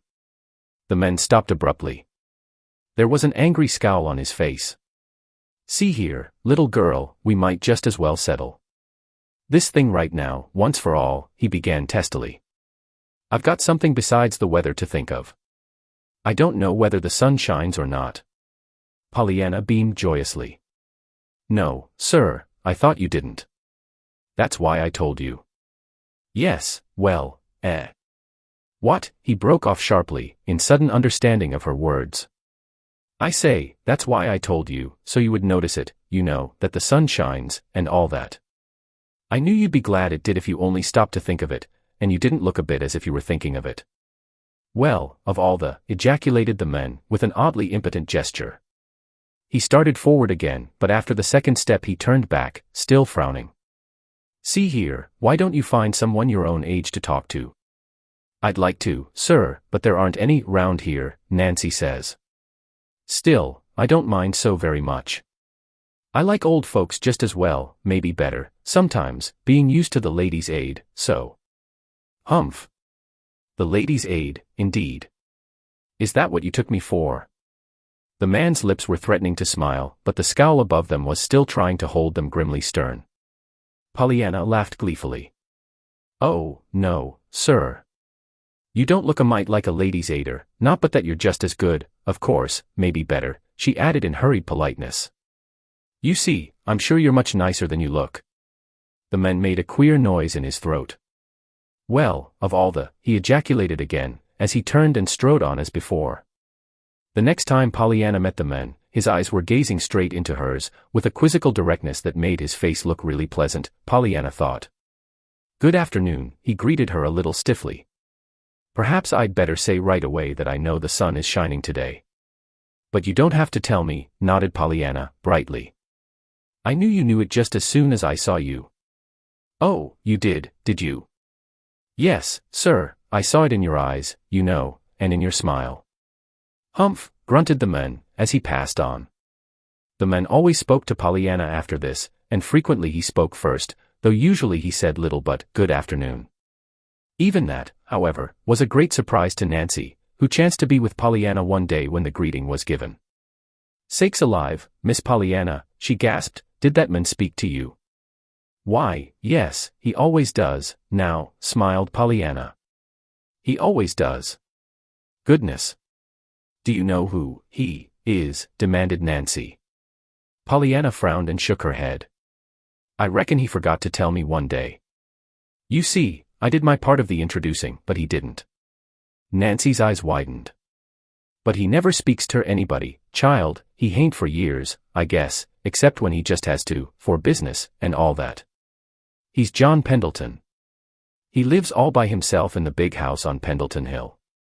He won't even have anyone round to cook for him, comes down to the hotel for his meals 3 times a day. I know Sally Miner, who waits on him, and she says he hardly opens his head enough to tell what he wants to eat. She has to guess it more'n half the time, only it'll be something cheap. She knows that without no tellin'. Pollyanna nodded sympathetically. I know. You have to look for cheap things when you're poor. Father and I took meals out a lot. We had beans and fish balls most generally. We used to say how glad we liked beans, that is, we said it specially when we were looking. At the roast turkey place, you know, that was 60 cents. Does Mr. Pendleton like beans? Like em. What if he does, or don't? Why, Miss Pollyanna, he ain't poor.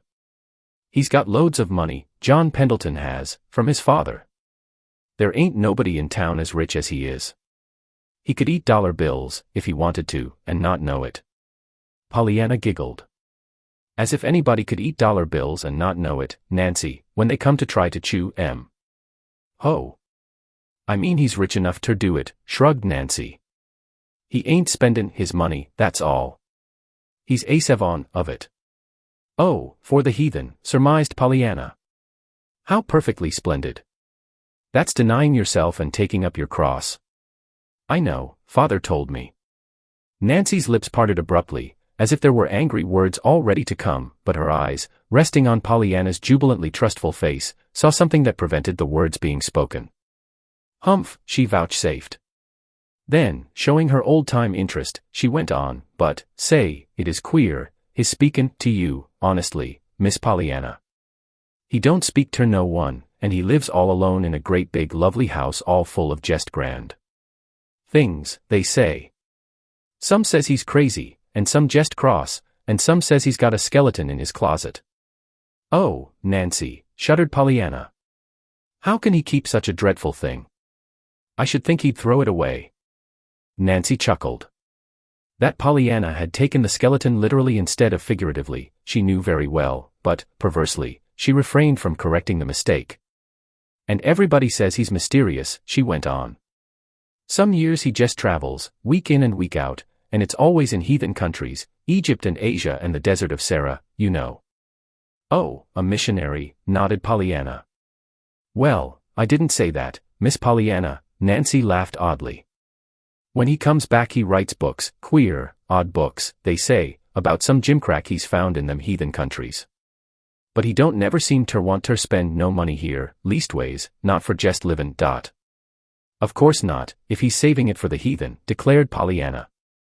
But he is a funny man, and he's different, too, just like Mrs. Snow, only he's a different. Well, I guess he is, rather, chuckled Nancy. I'm gladder'n ever now, anyhow, that he speaks to me, sighed Pollyanna contentedly. Chapter 10. A surprise for Mrs. Snow. The next time Pollyanna went to see Mrs. Snow, she found that lady, as at first, in a darkened room.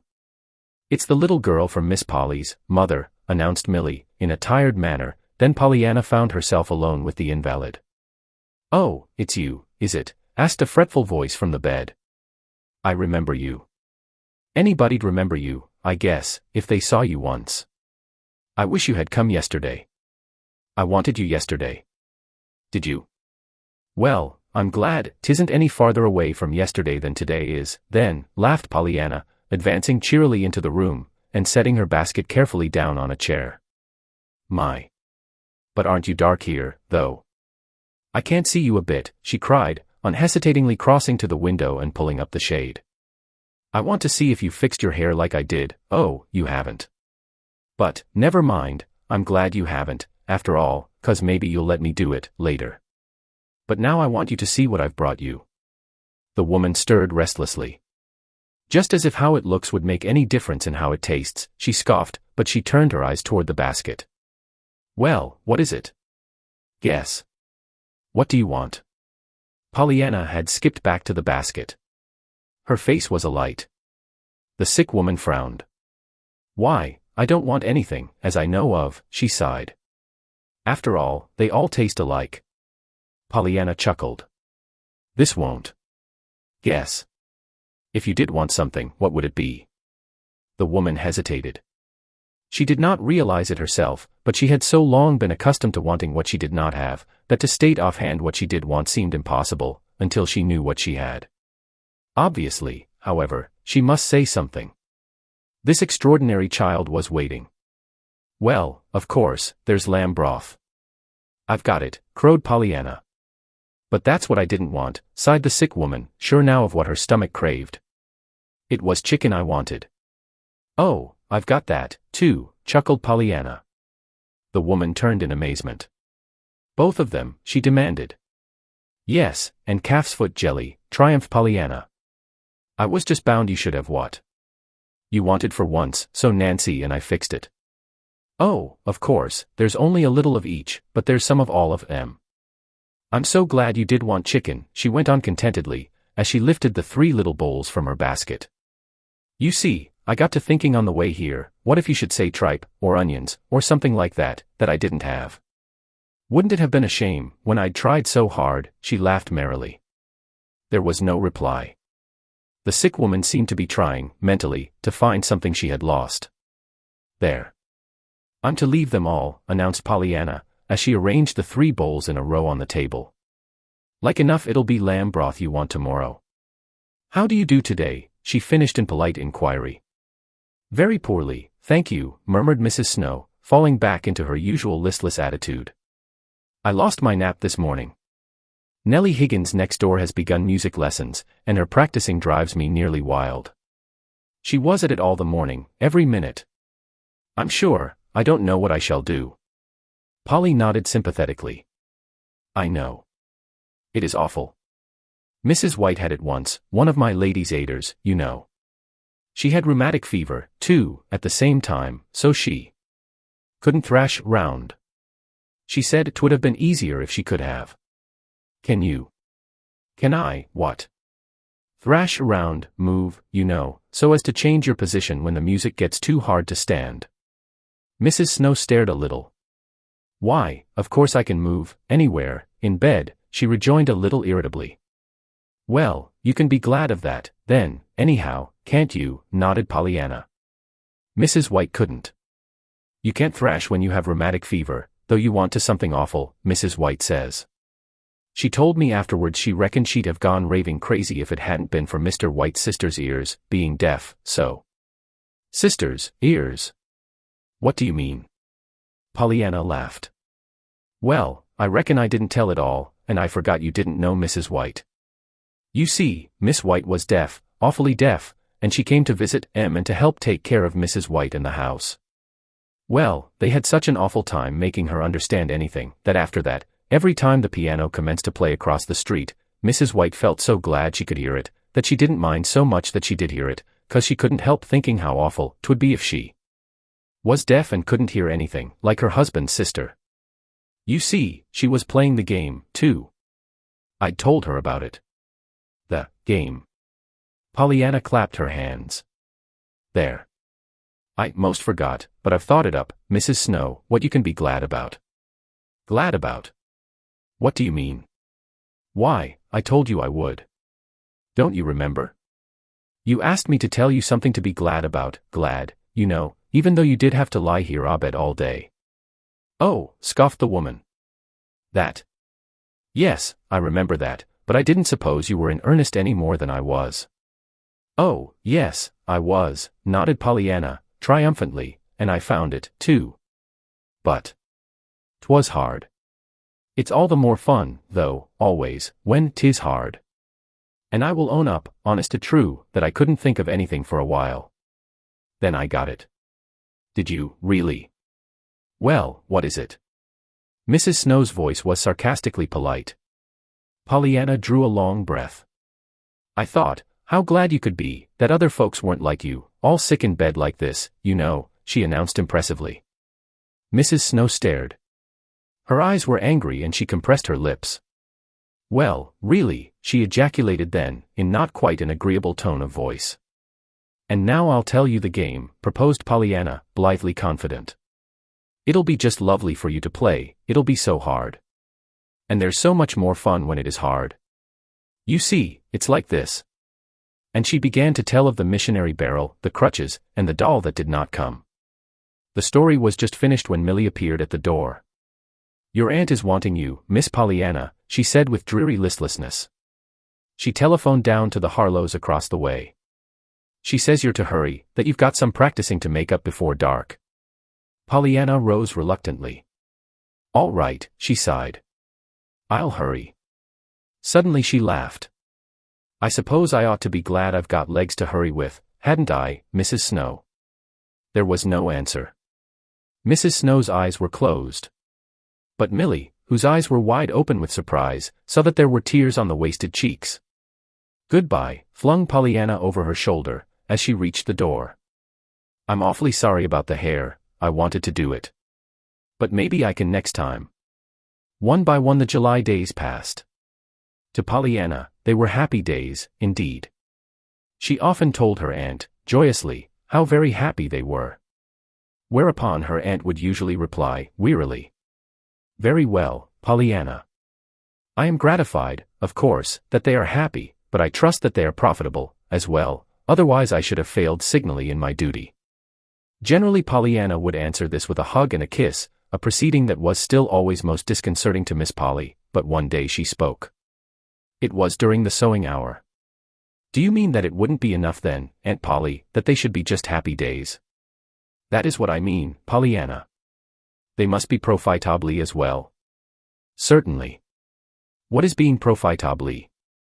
Why, it's just being profitable, having profit, something to show for it, Pollyanna. What an extraordinary child you are. Then just being glad isn't profitably, questioned Pollyanna, a little anxiously. Certainly not. Oh dear. Then you wouldn't like it, of course. I'm afraid, now, you won't ever play the game, Aunt Polly. Game? What game? Why, that father. Pollyanna clapped her hand to her lips. And nothing, she stammered.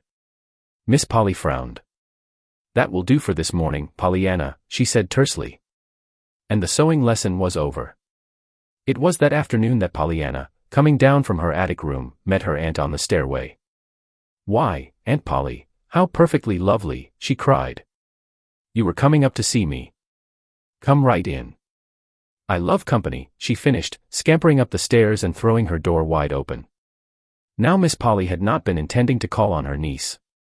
She had been planning to look for a certain white wool shawl in the cedar chest near the east window. But to her unbounded surprise now, she found herself, not in the main attic before the cedar chest, but in Pollyanna's little room sitting in one of the straight-back chairs. So many times since Pollyanna came, Miss Polly had found herself like this, doing some utterly unexpected, surprising thing, quite unlike the thing she had set out to do. I love company, said Pollyanna, again, flitting about as if she were dispensing the hospitality of a palace, especially since I've had this room, all mine, you know. Oh, of course, I had a room, always, but 'twas a hired room, and hired rooms aren't half as nice as owned ones, are they? And of course I do own this one, don't I? Why, yes, Pollyanna, murmured Miss Polly, vaguely wondering why she did not get up at once and go to look for that shawl. And of course now I just love this room, even if it hasn't got the carpets and curtains and pictures that I'd been want. With a painful blush Pollyanna stopped short. She was plunging into an entirely different sentence when her aunt interrupted her sharply. What's that, Pollyanna? And nothing, Aunt Polly, truly. I didn't mean to say it. Probably not, returned Miss Polly, coldly, but you did say it, so suppose we have the rest of it. But it wasn't anything, only that I'd been kind of planning on pretty carpets and lace curtains and things, you know. But, of course. Planning on them, interrupted Miss Polly sharply. Pollyanna blushed still more painfully. I ought not to have, of course, Aunt Polly, she apologized. It was only because I'd always wanted them and hadn't had them, I suppose. Oh, we'd had 2 rugs in the barrels, but they were little, you know, and one had ink spots, and the other holes, and there never were only those 2 pictures, the one the good one we sold, and the bad one that broke. Of course if it hadn't been for all that I shouldn't have wanted them, so, pretty things, and I shouldn't have got to planning all through the hall that first day how pretty mine would be here, but, truly, Aunt Polly, it wasn't but just a minute, a few minutes, before I was being glad that the bureau didn't have a looking glass, because it didn't show my freckles, and there couldn't be a nicer picture than the one out my window there, and you've been so good to me, that. Miss Polly rose suddenly to her feet. Her face was very red. That will do, Pollyanna, she said stiffly. You have said quite enough, I'm sure. The next minute she had swept down the stairs, and not until she reached the first floor did it suddenly occur to her that she had gone up into the attic to find a white wool shawl in the cedar chest near the east window. Less than 24 hours later, Miss Polly said to Nancy, crisply. Nancy, you may move Miss Pollyanna's things downstairs this morning to the room directly beneath. I have decided to have my niece sleep there for the present. Yes, ma'am, said Nancy aloud. Oh glory, said Nancy to herself. To Pollyanna, a minute later, she cried joyously. And won't ye jest be listenin' ter this, Miss Pollyanna? You're ter sleep downstairs in the room straight under this. You are. Pollyanna actually grew white. You mean, why, Nancy, not really and truly. I guess you'll think it's really and truly, prophesied Nancy, exultingly, nodding her head to Pollyanna over the armful of dresses she had taken from the closet. I'm told ter take down your things, and I'm goin' ter take 'em, too, for she gets a chance ter change her mind. Pollyanna did not stop to hear the end of this sentence. At the imminent risk of being dashed headlong, she was flying downstairs, 2 steps at a time. Bang went 2 doors and a chair before Pollyanna at last reached her goal, Aunt Polly. Oh, Aunt Polly, did you mean it, really? Why, that room's got everything, the carpet and curtains and 3 pictures, besides the one outdoors, too, 'cause the windows look the same way. Oh, Aunt Polly. Very well, Pollyanna. I am gratified that you like the change, of course, but if you think so much of all those things, I trust you will take proper care of them, that's all. Pollyanna, please pick up that chair, and you have banged 2 doors in the last half-minute. Miss Polly spoke sternly, all the more sternly because, for some inexplicable reason, she felt inclined to cry, and Miss Polly was not used to feeling inclined to cry. Pollyanna picked up the chair. Yes'm, I know I banged, those doors, she admitted cheerfully. You see, I just found out about the room, and I reckon you'd have banged doors if. Pollyanna stopped short and eyed her aunt with new interest. Aunt Polly, did you ever bang doors? I hope not, Pollyanna. Miss Polly's voice was properly shocked. Why, Aunt Polly, what a shame. Pollyanna's face expressed only concerned sympathy. A shame, repeated Aunt Polly, 2 days to say more. Why, yes. You see, if you'd felt like banging doors you'd have banged, of course, and if you didn't, that must have meant that you weren't ever glad over anything, or you would have banged, You couldn't have helped it. And I'm so sorry you weren't ever glad over anything. Pollyanna, gasped the lady, but Pollyanna was gone, and only the distant bang of the attic stairway door answered for her. Pollyanna had gone to help Nancy bring down her things. Miss Polly, in the sitting room, felt vaguely disturbed, but then, of course, she had been glad, over some things. Chapter 11. Introducing Jimmy. August came. August brought several surprises and some changes, none of which, however, were really a surprise to Nancy. Nancy, since Pollyanna's arrival, had come to look for surprises and changes. First there was the kitten. Pollyanna found the kitten mewing pitifully some distance down the road. When systematic questioning of the neighbors failed to find anyone who claimed it, Pollyanna brought it home at once, as a matter of course. And I was glad I didn't find anyone who owned it, too, she told her aunt in happy confidence, 'cause I wanted to bring it home all the time. I love kitties. I knew you'd be glad to let it live here. Miss Polly looked at the forlorn little gray bunch of neglected misery in Pollyanna's arms, and shivered.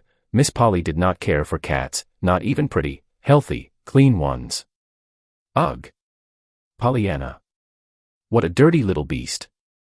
And it's sick, I'm sure, and all mangy and fleaky. I know it, poor little thing, crooned Pollyanna, tenderly, looking into the little creature's frightened eyes. And it's all trembly, too, it's so scared. You see, it doesn't know, yet, that we're going to keep it, of course.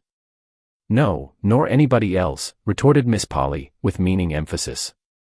Oh, yes, they do, nodded Pollyanna, entirely misunderstanding her aunt's words. I told everybody we should keep it, if I didn't find where it belonged.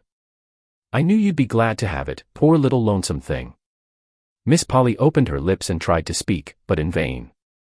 The curious helpless feeling that had been hers so often since Pollyanna's arrival, had her now fast in its grip. Of course I knew, hurried on Pollyanna, gratefully, that you wouldn't let a dear little lonesome kitty go hunting for a home when you'd just taken me in, and I said so to Mrs. Ford when she asked if you'd let me keep it. Why, I had the ladies' aid, you know, and Kitty didn't have anybody. I knew you'd feel that way, she nodded happily, as she ran from the room. But, Pollyanna, remonstrated Miss Polly. I don't, but Pollyanna was already halfway to the kitchen, calling.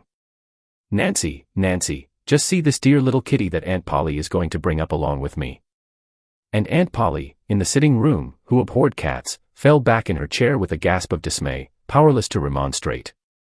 The next day it was a dog, even dirtier and more forlorn, perhaps, than was the kitten, and again Miss Polly, to her dumbfounded amazement, found herself figuring as a kind protector and an angel of mercy, a role that Pollyanna so unhesitatingly thrust upon her as a matter of course, that the woman, who abhorred dogs even more than she did cats, if possible, found herself as before, powerless to remonstrate. When, in less than a week, however, Pollyanna brought home a small, ragged boy, and confidently claimed the same protection for him, Miss Polly did have something to say. It happened after this wise. On a pleasant Thursday morning Pollyanna had been taking calf's foot jelly again to Mrs. Snow. Mrs. Snow and Pollyanna were the best of friends now. Their friendship had started from the third visit Pollyanna had made, the one after she had told Mrs. Snow of the game. Mrs. Snow herself was playing the game now, with Pollyanna. To be sure, she was not playing it very well, she had been sorry for everything for so long, that it was Not easy to be glad for anything now. But under Pollyanna's cheery instructions and merry laughter at her mistakes, she was learning fast. Today, even, to Pollyanna's huge delight, she had said that she was glad Pollyanna brought calf's foot jelly, because that was just what she had been wanting. She did not know that Millie, at the front door, had told Pollyanna that the minister's wife had already that day sent over a great bowlful of that same kind of jelly. Pollyanna was thinking of this now when suddenly she saw the boy. The boy was sitting in a disconsolate little heap by the roadside, whittling half-heartedly at a small stick. "Hello," smiled Pollyanna, engagingly. The boy glanced up, but he looked away again, at once. "Hello yourself," he mumbled. Pollyanna laughed. "Now you don't look as if you'd be glad even for calf's foot jelly," she chuckled, stopping before him. The boy stirred restlessly, gave her a surprised look, and began to whittle again at his stick, with the dull, broken-bladed knife in his hand. Pollyanna hesitated, then dropped herself comfortably down on the grass near him. In spite of Pollyanna's brave assertion that she was used to ladies' aiders, and didn't mind, she had sighed at times for some companion of her own age. Hence her determination to make the most of this one. "My name's Pollyanna Whittier," she began pleasantly. "What's yours?" Again the boy stirred restlessly. He even almost got to his feet. But he settled back. "Jimmy Bean," he grunted with ungracious indifference. "Good. Now we're introduced. I'm glad you did your part, some folks don't, you know. I live at Miss Polly Harrington's house." "Where do you live?" "Nowhere." "Nowhere." "Why, you can't do that, everybody lives somewhere," asserted Pollyanna. "Well, I don't, just now. I'm huntin' up a new place." "Oh. Where is it?" The boy regarded her with scornful eyes. "Silly. As if I'd be huntin' for it, if I knew." Pollyanna tossed her head a little. This was not a nice boy, and she did not like to be called silly. Still, he was somebody besides old folks. "Where did you live, before?" she queried. "Well, if you ain't the beat 'em for a skin questions," sighed the boy impatiently. "I have to be," retorted Pollyanna calmly, "else I couldn't find out a thing about you. If you'd talk more I wouldn't talk so much."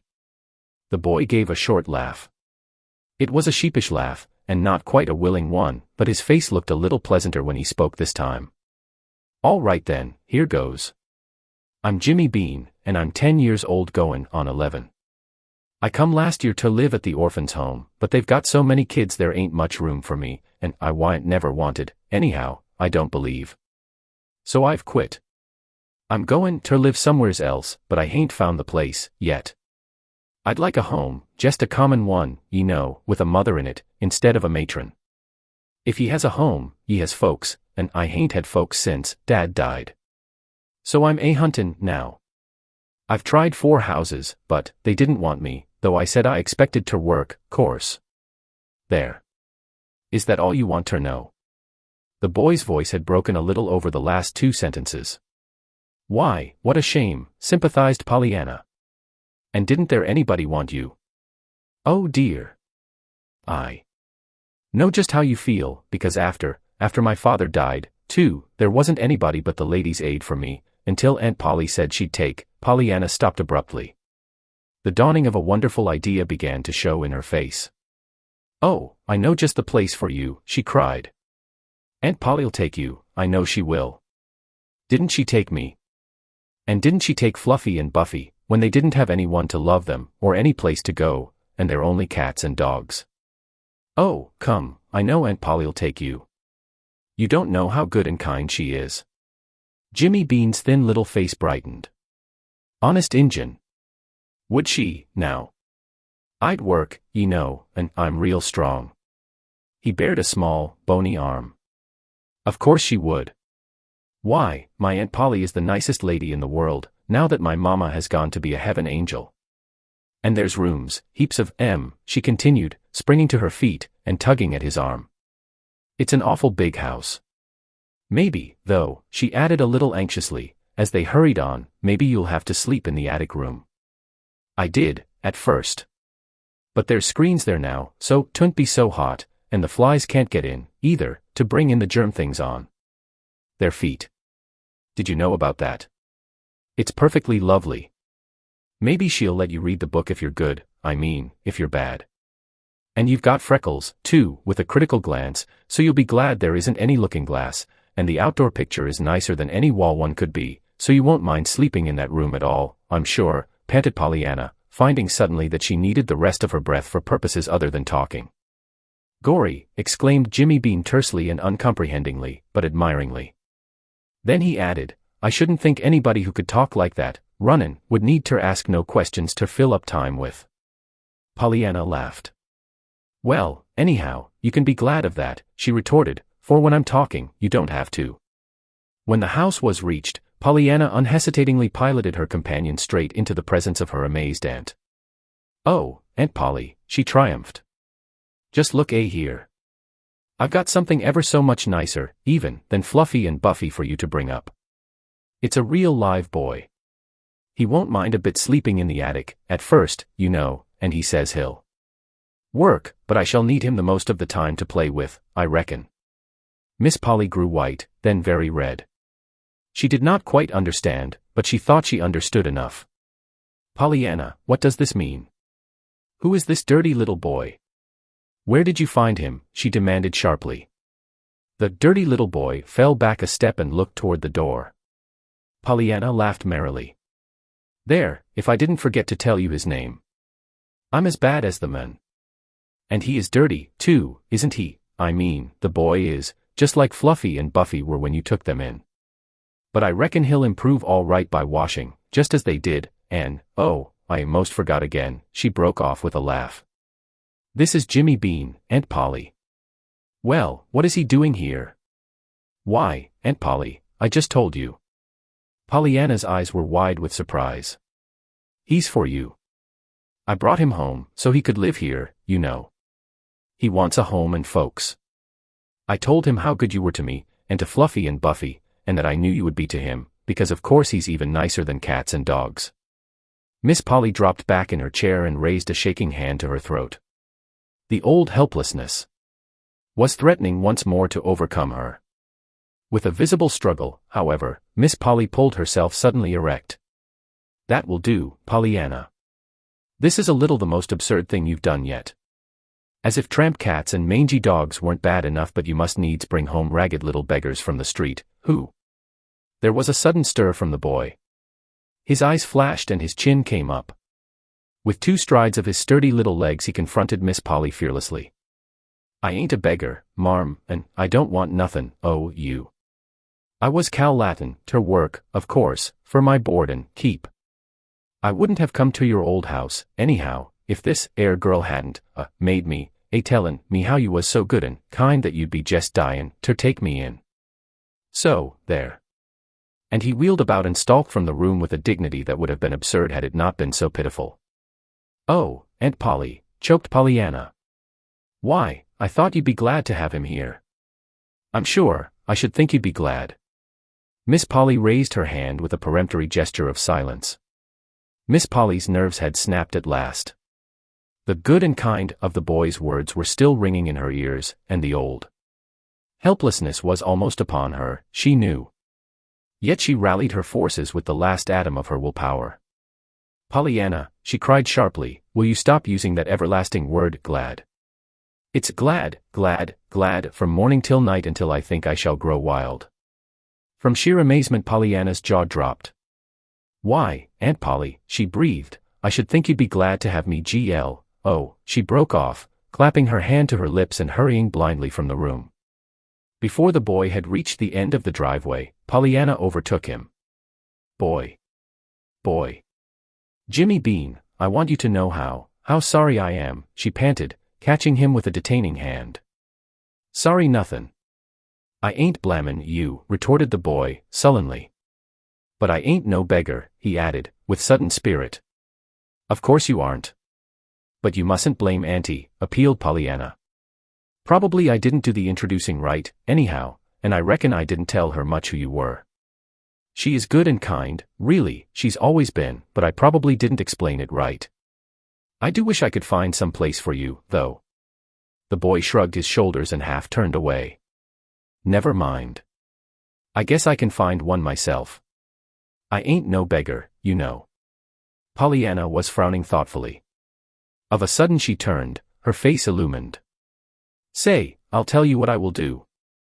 The Ladies' Aid meets this afternoon. I heard Aunt Polly say so.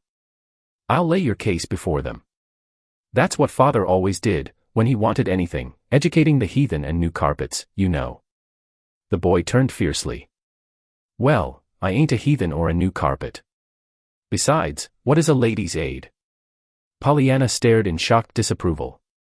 Why, Jimmy Bean, wherever have you been brought up, not to know what a Ladies' Aid is? Oh, all right, if you ain't tellin', grunted the boy, turning and beginning to walk away indifferently. Pollyanna sprang to his side at once. It's just a lot of ladies that meet and sew and give suppers and raise money and talk, that's what a Ladies' Aid is. They're awfully kind, that is, most of mine was, back home. I haven't seen this one here, but they're always good, I reckon. I'm going to tell them about you this afternoon. Again the boy turned fiercely. Not much you will. Maybe you think I'm going ter stand round and hear a whole lot o' women call me a beggar, instead of just one. Not much. Oh, but you wouldn't be there, argued Pollyanna, quickly. I'd go alone, of course, and tell them. You would? Yes, and I'd tell it better this time, hurried on Pollyanna, quick to see the signs of relenting in the boy's face. And there'd be some of 'em, I know, that would be glad to give you a home. I'd work, don't forget ter say that, cautioned the boy. Of course not, promised Pollyanna, happily, sure now that her point was gained. Then I'll let you know tomorrow. Where? By the road, where I found you today, near Mrs. Snow's house. All right. I'll be there. The boy paused before he went on slowly, maybe I'd better go back, then, for ternight, to the home. You see I hain't northwest other place ter stay, and I didn't leave till this mornin'. I slipped out. I didn't tell 'em I wasn't comin' back, else they'd pretend I couldn't come, though I'm thinkin' they won't do no worryin' when I don't show up sometime. They ain't like folks, ye know. They don't care. I know, nodded Pollyanna, with understanding eyes. But I'm sure, when I see you tomorrow, I'll have just a common home and folks that do care all ready for you. Goodbye, she called brightly, as she turned back toward the house. In the sitting room window at that moment, Miss Polly, who had been watching the two children, followed with somber eyes the boy until a bend of the road hid him from sight. Then she sighed, turned, and walked listlessly upstairs, and Miss Polly did not usually move listlessly. In her ears still was the boy's scornful, "You was so good and kind." In her heart was a curious sense of desolation, as of something lost. Chapter 12. Before the Ladies' Aid. Dinner, which came at noon in the Harrington homestead, was a silent meal on the day of the Ladies' Aid meeting. Pollyanna, it is true, tried to talk, but she did not make a success of it, chiefly because 4 times she was obliged to break off a "glad" in the middle of it, much to her blushing discomfort. The 5th time it happened, Miss Polly moved her head wearily. There, child, say it, if you want to," she sighed. "I'm sure I'd rather you did than not, if it's going to make all this fuss." Pollyanna's puckered little face cleared. "Oh, thank you. I'm afraid it would be pretty hard, not to say it. You see I've played it so long." "You've, what?" demanded Aunt Polly. "Played it, the game, you know, that Father." Pollyanna stopped with a painful blush at finding herself so soon again on forbidden ground. Aunt Polly frowned and said nothing. The rest of the meal was a silent one. Pollyanna was not sorry to hear Aunt Polly tell the minister's wife over the telephone, a little later, that she would not be at the Ladies' Aid meeting that afternoon, owing to a headache. When Aunt Polly went upstairs to her room and closed the door, Pollyanna tried to be sorry for the headache, but she could not help feeling glad that her aunt was not to be present that afternoon when she laid the case of Jimmy Bean before the Ladies' Aid. She could not forget that Aunt Polly had called Jimmy Bean a little beggar, and she did not want Aunt Polly to call him that, before the Ladies' Aid. Pollyanna knew that the Ladies' Aid met at 2 o'clock in the chapel next the church, not quite half a mile from home. She planned her going, therefore, so that she should get there a little before 3. "I want them all to be there," she said to herself, "else the very one that wasn't there might be the one who would be wanting to give Jimmy Bean a home, and, of course, 2 o'clock always means 3, really, to Ladies' Aiders." Quietly, but with confident courage, Pollyanna ascended the chapel steps, pushed open the door and entered the vestibule. A soft babble of feminine chatter and laughter came from the main room. Hesitating only a brief moment, Pollyanna pushed open one of the inner doors. The chatter dropped to a surprised hush. Pollyanna advanced a little timidly. Now that the time had come, she felt unwontedly shy. After all, these half-strange, half-familiar faces about her were not her own dear Ladies' Aid. "How do you do, Ladies' Aiders?" she faltered politely. "I'm Pollyanna Whittier. I reckon some of you know me, maybe. Anyway, I do, only I don't know you all together this way." The silence could almost be felt now. Some of the ladies did know this rather extraordinary niece of their fellow member, and nearly all had heard of her, but not one of them could think of anything to say, just then. I've come to lay the case before you," stammered Pollyanna, after a moment, unconsciously falling into her father's familiar phraseology. There was a slight rustle. Did your aunt send you, my dear?" asked Mrs. Ford, the minister's wife. Pollyanna colored a little. "Oh, no. I came all by myself. You see, I'm used to Ladies' Aiders. It was Ladies' Aiders that brought me up, with father." Somebody tittered hysterically, and the minister's wife frowned. "Yes, dear. What is it?" "Well, it's Jimmy Bean," sighed Pollyanna. "He hasn't any home except the orphan one, and they're full, and don't want him, anyhow, he thinks, so he wants another. He wants one of the common kind, that has a mother instead of a matron in it, folks, you know, that'll care. He's 10 years old going on 11. I thought some of you might like him, to live with you, you know." "Well, did you ever?" murmured a voice, breaking the dazed pause that followed Pollyanna's words. With anxious eyes, Pollyanna swept the circle of faces about her. "Oh, I forgot to say, he will work," she supplemented eagerly. Still there was silence. Then, coldly, one or two women began to question her. After a time they all had the story and began to talk among themselves, animatedly, not quite pleasantly. Pollyanna listened with growing anxiety. Some of what was said she could not understand. She did gather, after a time, however, that there was no woman there who had a home to give him, though every woman seemed to think that some of the others might take him, as there were several who had no little boys of their own already in their homes. But there was no one who agreed herself to take him. Then she heard the minister's wife suggest timidly that they, as a society, might perhaps assume his support and education instead of sending quite so much money this year to the little boys in faraway India. A great many ladies talked then, and several of them talked all at once, and even more loudly and more unpleasantly than before. It seemed that their society was famous for its offering to Hindu missions, and several said they should die of mortification if it should be less this year. Some of what was said at this time Pollyanna again thought she could not have understood, too, for it sounded almost as if they did not care at all what the money did, so long as the sum opposite the name of their society in a certain report headed the list, and of course that could not be what they meant at all.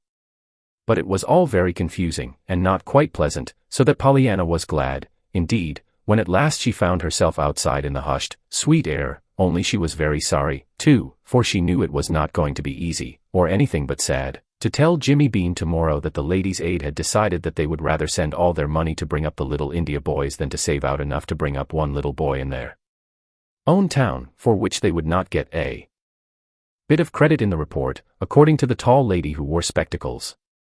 "Not but that it's good, of course, to send money to the heathen, and I shouldn't want not to send some there," sighed Pollyanna to herself, as she trudged sorrowfully along. "But they acted as if little boys here weren't any account, only little boys way off. I should think, though, they'd rather see Jimmy Bean grow than just a report." Chapter 13. In Pendleton Woods. Pollyanna had not turned her steps toward home when she left the chapel.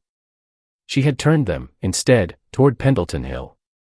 It had been a hard day, for all it had been a vacation one, as she termed the infrequent days when there was no sewing or cooking lesson, and Pollyanna was sure that nothing would do her quite so much good as a walk through the green quiet of Pendleton Woods. Up Pendleton Hill, therefore, she climbed steadily, in spite of the warm sun on her back. "I don't have to get home till 5:30, anyway," she was telling herself, "and it'll be so much nicer to go around by the way of the woods, even if I do have to climb to get there." It was very beautiful in the Pendleton Woods, as Pollyanna knew by experience. But today it seemed even more delightful than ever, notwithstanding her disappointment over what she must tell Jimmy Bean tomorrow. I wish they were up here, all those ladies who talked so loud, sighed Pollyanna to herself, raising her eyes to the patches of vivid blue between the sunlit green of the treetops. Anyhow, if they were up here, I just reckon they'd change and take Jimmy Bean for their little boy. All right, she finished, secure in her conviction, but unable to give a reason for it, even to herself. Suddenly Pollyanna lifted her head and listened. A dog had barked some distance ahead. A moment later he came dashing toward her, still barking. "Hello, doggy, hello." Pollyanna snapped her fingers at the dog and looked expectantly down the path. She had seen the dog once before, she was sure. He had been then with the men, Mr. John Pendleton. She was looking now, hoping to see him. For some minutes she watched eagerly, but he did not appear. Then she turned her attention toward the dog. The dog, as even Pollyanna could see, was acting strangely. He was still barking, giving little short, sharp yelps, as if of alarm. He was running back and forth, too, in the path ahead. Soon they reached a side path, and down this the little dog fairly flew, only to come back at once, whining and barking. "Ho! That isn't the way home," laughed Pollyanna, still keeping to the main path. The little dog seemed frantic now. Back and forth, between Pollyanna and the side path he vibrated, barking and whining pitifully. Every quiver of his little brown body, and every glance from his beseeching brown eyes were eloquent with appeal, so eloquent that at last Pollyanna understood, turned, and followed him. Straight ahead, now, the little dog dashed madly, and it was not long before Pollyanna came upon the reason for it all, a man lying motionless at the foot of a steep, overhanging mass of rock a few yards from the side path. A twig cracked sharply under Pollyanna's foot, and the man turned his head. With a cry of dismay Pollyanna ran to his side. "Mr. Pendleton. Oh, are you hurt?" "Hurt? Oh, no. I'm just taking a siesta in the sunshine," snapped the man irritably. "See here, how much do you know? What can you do? Have you got any sense?" Pollyanna caught her breath with a little gasp, but, as was her habit, she answered the questions literally, one by one. "Why, Mr. Pendleton, I don't know so very much, and I can't do a great many things, but most of the ladies' aiders, except Mrs. Rawson, said I had real good sense. I heard M say so one day. They didn't know I heard, though." The man smiled grimly. There, child, I beg your pardon, I'm sure, it's only this confounded leg of mine. Now listen." He paused, and with some difficulty reached his hand into his trousers pocket and brought out a bunch of keys, singling out one between his thumb and forefinger. "Straight through the path there, about 5 minutes' walk, is my house. This key will admit you to the side door under the porte-cochere. Do you know what a porte-cochere is?" "Oh, yes, sir. Auntie has one with a sun parlor over it. That's the roof I slept on, only I didn't sleep, you know. They found me." "Eh? Oh. Well, when you get into the house, go straight through the vestibule and haul to the door at the end. On the big, flat-topped desk in the middle of the room you'll find a telephone. Do you know how to use a telephone?" "Oh, yes, sir. Why, once when Aunt Polly—" "Never mind Aunt Polly now," cut in the man scowlingly, as he tried to move himself a little. "Hunt up Dr. Thomas Chilton's number on the card you'll find somewhere around there. It ought to be on the hook down at the side, but it probably won't be. You know a telephone card, I suppose, when you see one?" "Oh, yes, sir. I just love Aunt Polly's. There's such a lot of queer names, Anne.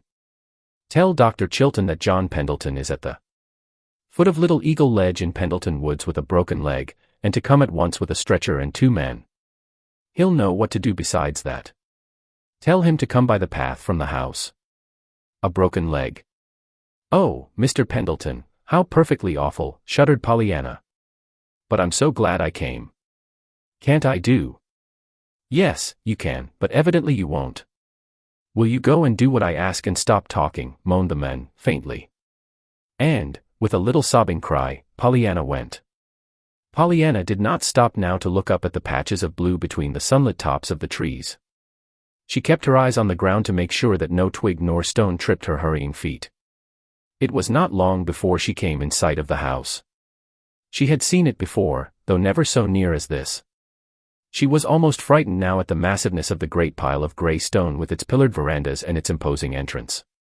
Pausing only a moment, however, she sped across the big neglected lawn and around the house to the side door under the porte-cochere. Her fingers, stiff from their tight clutch upon the keys, were anything but skillful in their efforts to turn the bolt in the lock, but at last the heavy, carved door swung slowly back on its hinges. Pollyanna caught her breath. In spite of her feeling of haste, she paused a moment and looked fearfully through the vestibule to the wide, somber hall beyond, her thoughts in a whirl. This was John Pendleton's house, the house of mystery, the house into which no one but its master entered, the house which sheltered, somewhere, a skeleton. Yet she, Pollyanna, was expected to enter alone these fearsome rooms, and telephone the doctor that the master of the house lay now. With a little cry, Pollyanna, looking neither to the right nor the left, fairly ran through the hall to the door at the end and opened it. The room was large, and somber with dark woods and hangings like the hall, but through the west window the sun threw a long shaft of gold across the floor, gleamed dully on the tarnished brass andirons in the fireplace, and touched the nickel of the telephone on the great desk in the middle of the room. It was toward this desk that Pollyanna hurriedly tiptoed. The telephone card was not on its hook, it was on the floor. But Pollyanna found it, and ran her shaking forefinger down through the C's to Chilton. In due time she had Dr. Chilton himself at the other end of the wires, and was tremblingly delivering her message and answering the doctor's terse, pertinent questions. This done, she hung up the receiver and drew a long breath of relief.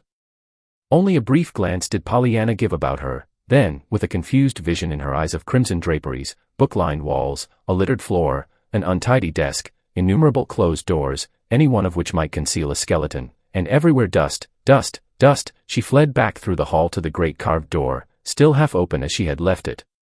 In what seemed, even to the injured man, an incredibly short time, Pollyanna was back in the woods at the man's side. "Well, what is the trouble? Couldn't you get in?" he demanded. Pollyanna opened wide her eyes. "Why, of course I could. I'm here," she answered. "As if I'd be here if I hadn't got in. And the doctor will be right up just as soon as possible with the men and things. He said he knew just where you were, so I didn't stay to show him. I wanted to be with you." "Did you?" smiled the man, grimly. "Well, I can't say I admire your taste. I should think you might find pleasanter companions." "Do you mean, because you're so cross?" "Thanks for your frankness." "Yes." Pollyanna laughed softly. "But you're only cross outside, you aren't cross inside a bit." "Indeed." "How do you know that?" asked the man, trying to change the position of his head without moving the rest of his body. "Oh, lots of ways, there, like that, the way you act with the dog," she added, pointing to the long, slender hand that rested on the dog's sleek head near him. "It's funny how dogs and cats know the insides of folks better than other folks do, isn't it? Say, I'm going to hold your head," she finished abruptly.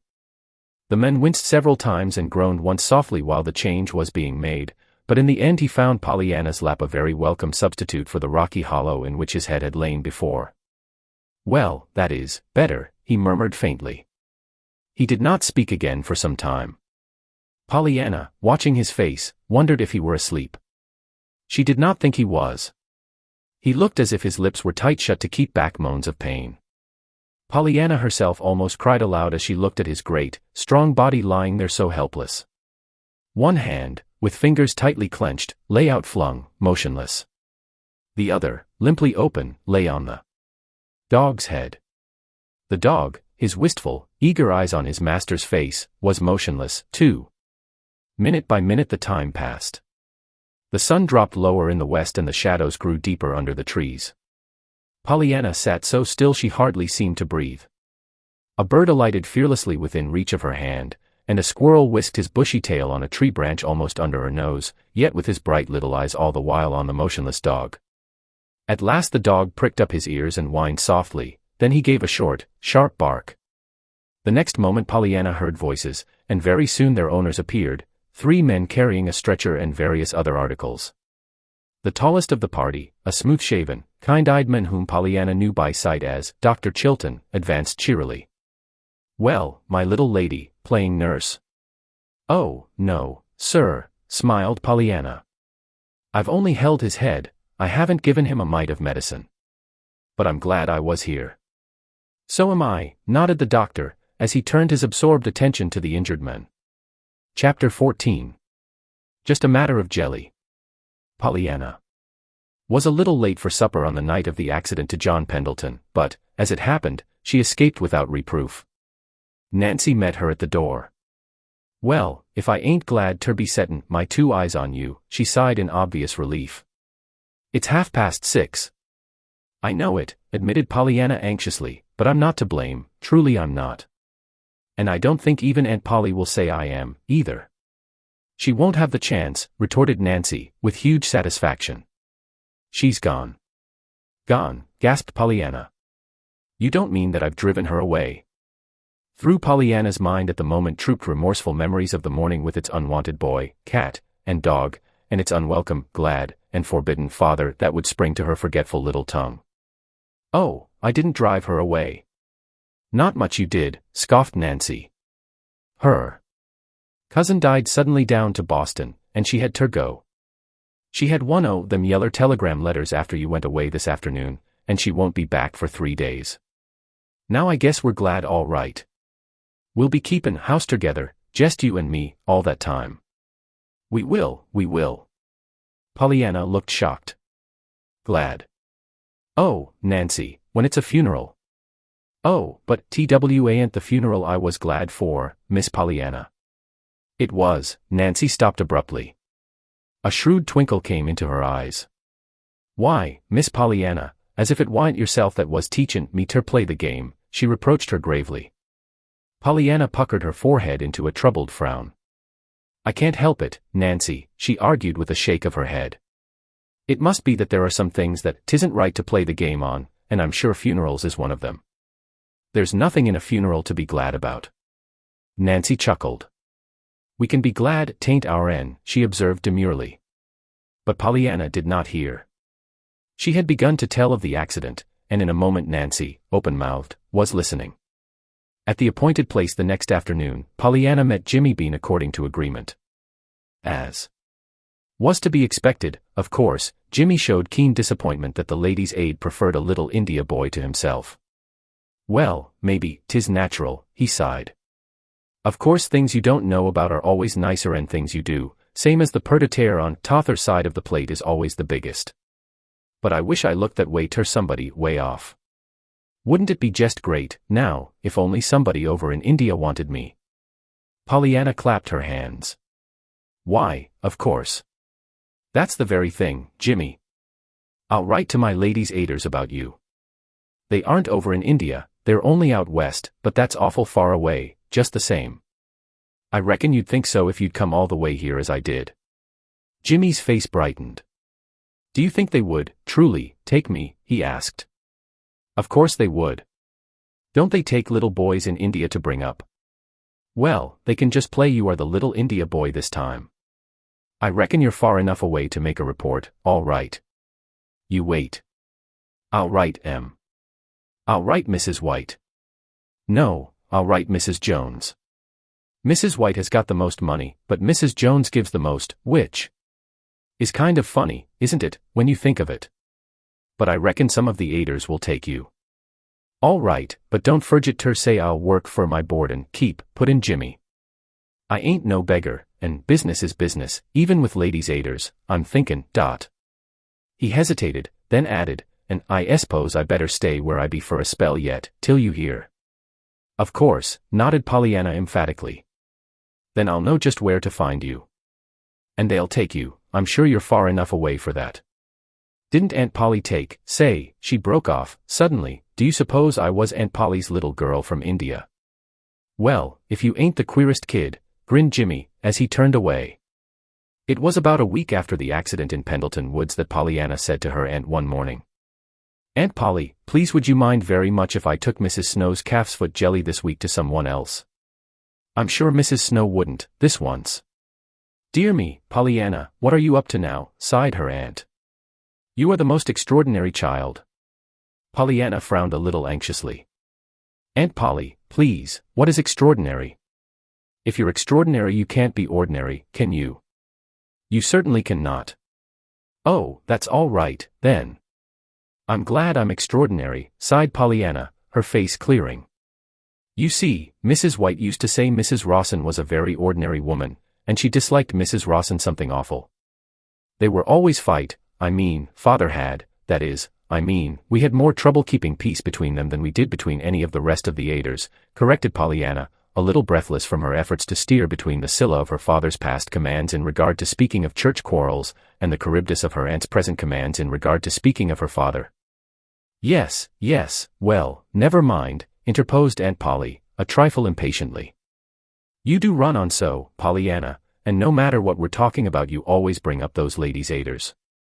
Yes'm, smiled Pollyanna, cheerfully, I reckon I do, maybe. But you see they used to bring me up, Anne. That will do, Pollyanna, interrupted a cold voice. Now what is it about this jelly? Nothing, Aunt Polly, truly, that you would mind, I'm sure. You let me take Jelly to her, so I thought you would to him, this once. You see, broken legs aren't like lifelong invalids, so his won't last forever as Mrs. Snow's does, and she can have all the rest of the things after just once or twice. Him. He. Broken leg. What are you talking about, Pollyanna? Pollyanna stared, then her face relaxed. Oh, I forgot. I reckon you didn't know. You see, it happened while you were gone. It was the very day you went that I found him in the woods, you know, and I had to unlock his house and telephone for the men and the doctor, and hold his head, and everything. And of course then I came away and haven't seen him since. But when Nancy made the jelly for Mrs. Snow this week I thought how nice it would be if I could take it to him instead of her, just this once. Aunt Polly, may I? Yes, I suppose so, acquiesced Miss Polly, a little wearily. Who did you say he was? The man. I mean, Mr. John Pendleton. Miss Polly almost sprang from her chair. John Pendleton. Yes. Nancy told me his name. Maybe you know him. Miss Polly did not answer this. Instead she asked. Do you know him? Pollyanna nodded. Oh, yes. He always speaks and smiles, now. He's only cross outside, you know. I'll go and get the jelly. Nancy had it most fixed when I came in, finished Pollyanna, already halfway across the room. Pollyanna, wait. Miss Polly's voice was suddenly very stern. I've changed my mind. I would prefer that Mrs. Snow had the jelly today, as usual. That is all. You may go now. Pollyanna's face fell. Oh, but Aunt Polly, hers will last. She can always be sick and have things, you know, but his is just a broken leg, and legs don't last, broken ones. He's had it a whole week now. Yes, I remember. I heard Mr. John Pendleton had met with an accident, said Miss Polly, a little stiffly, but I do not care to be sending jelly to John Pendleton, Pollyanna. I know, he is cross, outside, admitted Pollyanna, sadly, so I suppose you don't like him. But I wouldn't say 'twas you sent it. I'd say 'twas me. I like him. I'd be glad to send him jelly. Miss Polly began to shake her head again. Then, suddenly, she stopped, and asked in a curiously quiet voice. Does he know who you are, Pollyanna? The little girl sighed. I reckon not. I told him my name, once, but he never calls me it, never. Does he know where you live? Oh, no. I never told him that. Then he doesn't know you're my niece? I don't think so. For a moment there was silence. Miss Polly was looking at Pollyanna with eyes that did not seem to see her at all. The little girl, shifting impatiently from one small foot to the other, sighed audibly. Then Miss Polly roused herself with a start. Very well, Pollyanna, she said at last, still in that queer voice, so unlike her own, you may take the jelly to Mr. Pendleton as your own gift. But understand, I do not send it. Be very sure that he does not think I do. Yes'm, no'm, thank you, Aunt Polly, exulted Pollyanna, as she flew through the door. Chapter 15. Dr. Chilton. The Great gray pile of masonry looked very different to Pollyanna when she made her second visit to the house of Mr. John Pendleton. Windows were open, an elderly woman was hanging out clothes in the backyard, and the doctor's gig stood under the porte-cochere. As before, Pollyanna went to the side door. This time she rang the bell. Her fingers were not stiff today from a tight clutch on a bunch of keys. A familiar-looking small dog bounded up the steps to greet her, but there was a slight delay before the woman who had been hanging out the clothes opened the door. "If you please, I've brought some calf's foot jelly for Mr. Pendleton," smiled Pollyanna. "Thank you," said the woman, reaching for the bowl in the little girl's hand. "Who shall I say sent it? And it's calf's foot jelly." The doctor, coming into the hall at that moment, heard the woman's words and saw the disappointed look on Pollyanna's face. He stepped quickly forward. "Ah. Some calf's foot jelly?" he asked genially. "That will be fine. Maybe you'd like to see our patient, eh?" "Oh, yes, sir," beamed Pollyanna, and the woman, in obedience to a nod from the doctor, led the way down the hall at once, though plainly with vast surprise on her face. Behind the doctor, a young man, a trained nurse from the nearest city, gave a disturbed exclamation. "But, doctor, didn't Mr. Pendleton give orders not to admit anyone?" "Oh, yes," nodded the doctor, imperturbably. "But I'm giving orders now. I'll take the risk." Then he added whimsically, "You don't know, of course, but that little girl is better than a 6-quart bottle of tonic any day. If anything or anybody can take the grouch out of Pendleton this afternoon, she can. That's why I sent her in." "Who is she?" For one brief moment the doctor hesitated. "She's the niece of one of our best-known residents. Her name is Pollyanna Whittier. I don't happen to enjoy a very extensive personal acquaintance with the little lady as yet, but lots of my patients do, I'm thankful to say." The nurse smiled. "Indeed. And what are the special ingredients of this wonder-working tonic of hers?" The doctor shook his head. "I don't know. As near as I can find out, it is an overwhelming, unquenchable gladness for everything that has happened or is going to happen. At any rate, her quaint speeches are constantly being repeated to me, and, as near as I can make out, just being glad is the tenor of most of them.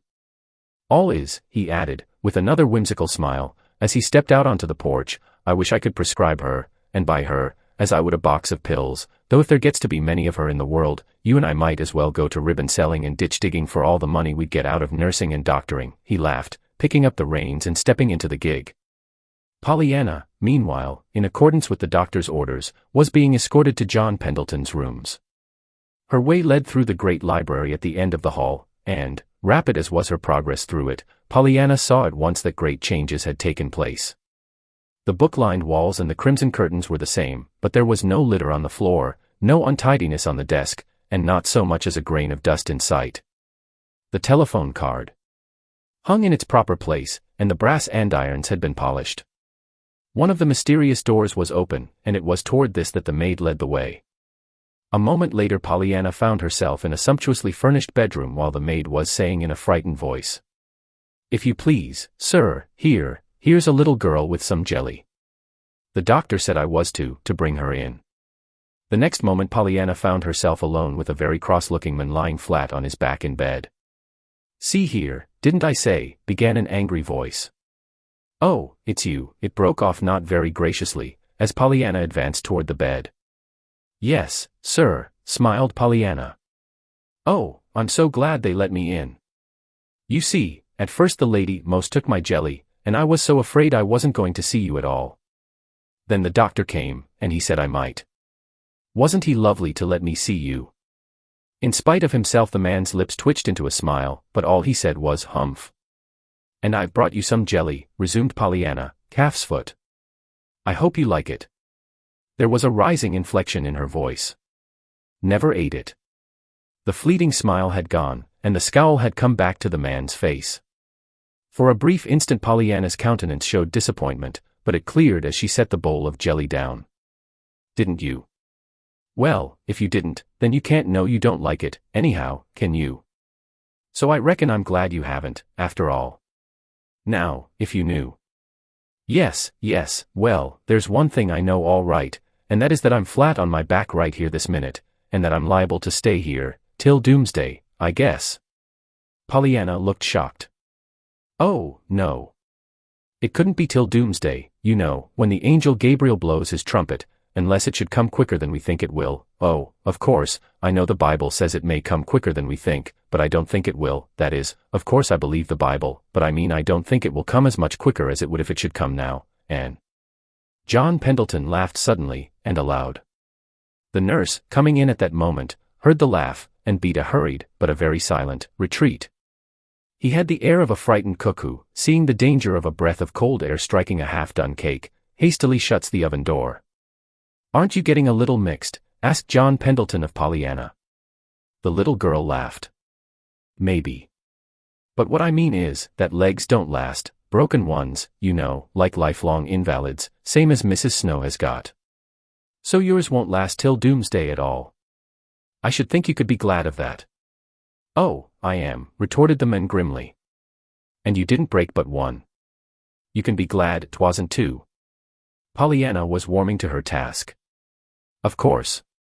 "So fortunate," sniffed the man, with uplifted eyebrows, "looking at it from that standpoint, I suppose I might be glad I wasn't a centipede and didn't break 50. Pollyanna chuckled. "Oh, that's the best yet," she crowed. "I know what a centipede is, they've got lots of legs. And you can be glad." "Oh, of course," interrupted the man, sharply, all the old bitterness coming back to his voice, "I can be glad, too, for all the rest, I suppose, the nurse, and the doctor, and that confounded woman in the kitchen. Why, yes, sir, only think how bad 'twould be if you didn't have them." "Well, he demanded sharply. "Why, I say, only think how bad it would be if you didn't have and you lying here like this." "As if that wasn't the very thing that was at the bottom of the whole matter," retorted the man, testily, "because I am lying here like this. And yet you expect me to say I'm glad because of a fool woman who disarranges the whole house and calls it regulating, and a man who aids and abets her in it, and calls it nursing, to say nothing of the doctor who eggs both on, and the whole bunch of them, meanwhile, expecting me to pay them for it, and pay them well, too." Pollyanna frowned sympathetically. "Yes, I know. That part is too bad, about the money, when you've been saving it, too, all this time." "When, saving it, buying beans and fish balls, you know." "Say, do you like beans, or do you like turkey better, only on account of the 60 cents? Look here, child, what are you talking about?" Pollyanna smiled radiantly. "About your money, you know, denying yourself, and saving it for the heathen. You see, I found out about it. Why, Mr. Pendleton, that's one of the ways I knew you weren't cross. Inside. Nancy told me." The man's jaw dropped. "Nancy told you I was saving money for the, well, may I inquire who Nancy is?" "Our Nancy. She works for Aunt Polly." "Aunt Polly? Well, who is Aunt Polly?" "She's Miss Polly Harrington. I live with her." The man made a sudden movement. "Miss Polly Harrington," he breathed. "You live with her?" "Yes, I'm her niece. She's taken me to bring up, on account of my mother, you know," faltered Pollyanna, in a low voice. "She was her sister. And after father went to be with her and the rest of us in heaven, there wasn't any one left for me down here but the Ladies' Aid, so she took me." The man did not answer. His face, as he lay back on the pillow now, was very white, so white that Pollyanna was frightened. She rose uncertainly to her feet. "I reckon maybe I'd better go now," she proposed. I hope you'll like the jelly." The man turned his head suddenly, and opened his eyes. There was a curious longing in their dark depths which even Pollyanna saw, and at which she marveled. "And so you are Miss Polly Harrington's niece," he said gently. "Yes, sir."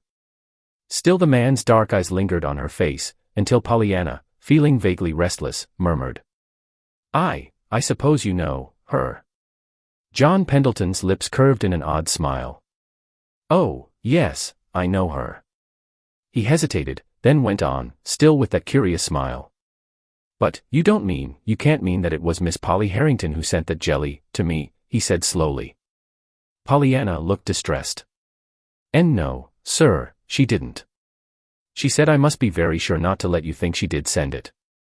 But I thought as much," vouchsafed the man, shortly, turning away his head. And Pollyanna, still more distressed, tiptoed from the room. Under the porte-cochere she found the doctor waiting in his gig. The nurse stood on the steps. "Well, Miss Pollyanna, may I have the pleasure of seeing you home?" asked the doctor smilingly. "I started to drive on a few minutes ago, then it occurred to me that I'd wait for you." "Thank you, sir." "I'm glad you did." "I just love to ride," beamed Pollyanna, as he reached out his hand to help her in. "Do you?" smiled the doctor, nodding his head in farewell to the young man on the steps. "Well, as near as I can judge, there are a good many things you love to do, he added, as they drove briskly away. Pollyanna laughed. "Why, I don't know. I reckon perhaps there are," she admitted. "I like to do most everything that's living. Of course I don't like the other things very well, sewing, and reading out loud, and all that. But they aren't living." "No. What are they, then?" "Aunt Polly says they're learning to live," sighed Pollyanna, with a rueful smile. The doctor smiled now, a little queerly. "Does she?" "Well, I should think she might say just that." "Yes," responded Pollyanna. "But I don't see it that way at all. I don't think you have to learn how to live." "I didn't, anyhow." The doctor drew a long sigh. "After all, I'm afraid some of us do have to, little girl," he said. Then, for a time he was silent. Pollyanna, stealing a glance at his face, felt vaguely sorry for him. He looked so sad. She wished, uneasily, that she could do something. It was this, perhaps, that caused her to say in a timid voice, "Dr. Chilton, I should think being a doctor would be the very gladdest kind of a business there was." The doctor turned in surprise. "Gladdest, when I see so much suffering always, everywhere I go," he cried. She nodded. "I know, but you're helping it, don't you see, and of course you're glad to help it. And so that makes you the gladdest of any of us, all the time." The doctor's eyes filled with sudden hot tears. The doctor's life was a singularly lonely one. He had no wife and no home save his two-room office in a boarding house. His profession was very dear to him. Looking now into Pollyanna's shining eyes, he felt as if a loving hand had been suddenly laid on his head in blessing. He knew, too, that never again would a long day's work or a long night's weariness be quite without that newfound exaltation that had come to him through Pollyanna's eyes. "God bless you, little girl," he said unsteadily. Then, with the bright smile his patients knew and loved so well, he added, "And I'm thinking, after all, that it was the doctor, quite as much as his patients, that needed a draught of that tonic." All of which puzzled Pollyanna very much, until a chipmunk, running across the road, drove the whole matter from her mind. The doctor left Pollyanna at her own door. Smiled at Nancy, who was sweeping off the front porch, then drove rapidly away. "I've had a perfectly beautiful ride with the doctor," announced Pollyanna, bounding up the steps. "He's lovely, Nancy." "Is he?" "Yes. And I told him I should think his business would be the very gladdest one there was." "What, goin' ter see sick folks, and folks what ain't sick but thinks they is, which is worse?" Nancy's face showed open skepticism. Pollyanna laughed gleefully. "Yes. That's most what he said, too, but there is a way to be glad, even then." "Guess." Nancy frowned in meditation. Nancy was getting so she could play this game of being glad, quite successfully, she thought. She rather enjoyed studying out Pollyanna's posers, too, as she called some of the little girl's questions. "Oh, I know," she chuckled. "It's just the opposite from what you told Miss Snow." "Opposite," repeated Pollyanna, obviously puzzled. "Yes. You told her she could be glad because other folks wasn't like her, all sick, you know." "Yes," nodded Pollyanna. "Well, the doctor can be glad because he isn't like other folks, the sick ones, I mean, what he doctors," finished Nancy in triumph. It was Pollyanna's turn to frown. Why, yes," she admitted. "Of course that is one way, but it isn't the way I said, and, some way, I don't seem to quite like the sound of it. It isn't exactly as if he said he was glad they were sick, but, you do play the game so funny, sometimes, Nancy," she sighed, as she went into the house. Pollyanna found her aunt in the sitting room. "Who was that man, the one who drove into the yard, Pollyanna?" questioned the lady a little sharply. "Why, Aunt Polly, that was Dr. Chilton. Don't you know him?" "Dr. Chilton?" What was he doing here? He drove me home. Oh, and I gave the jelly to Mr. Pendleton, Anne. Miss Polly lifted her head quickly.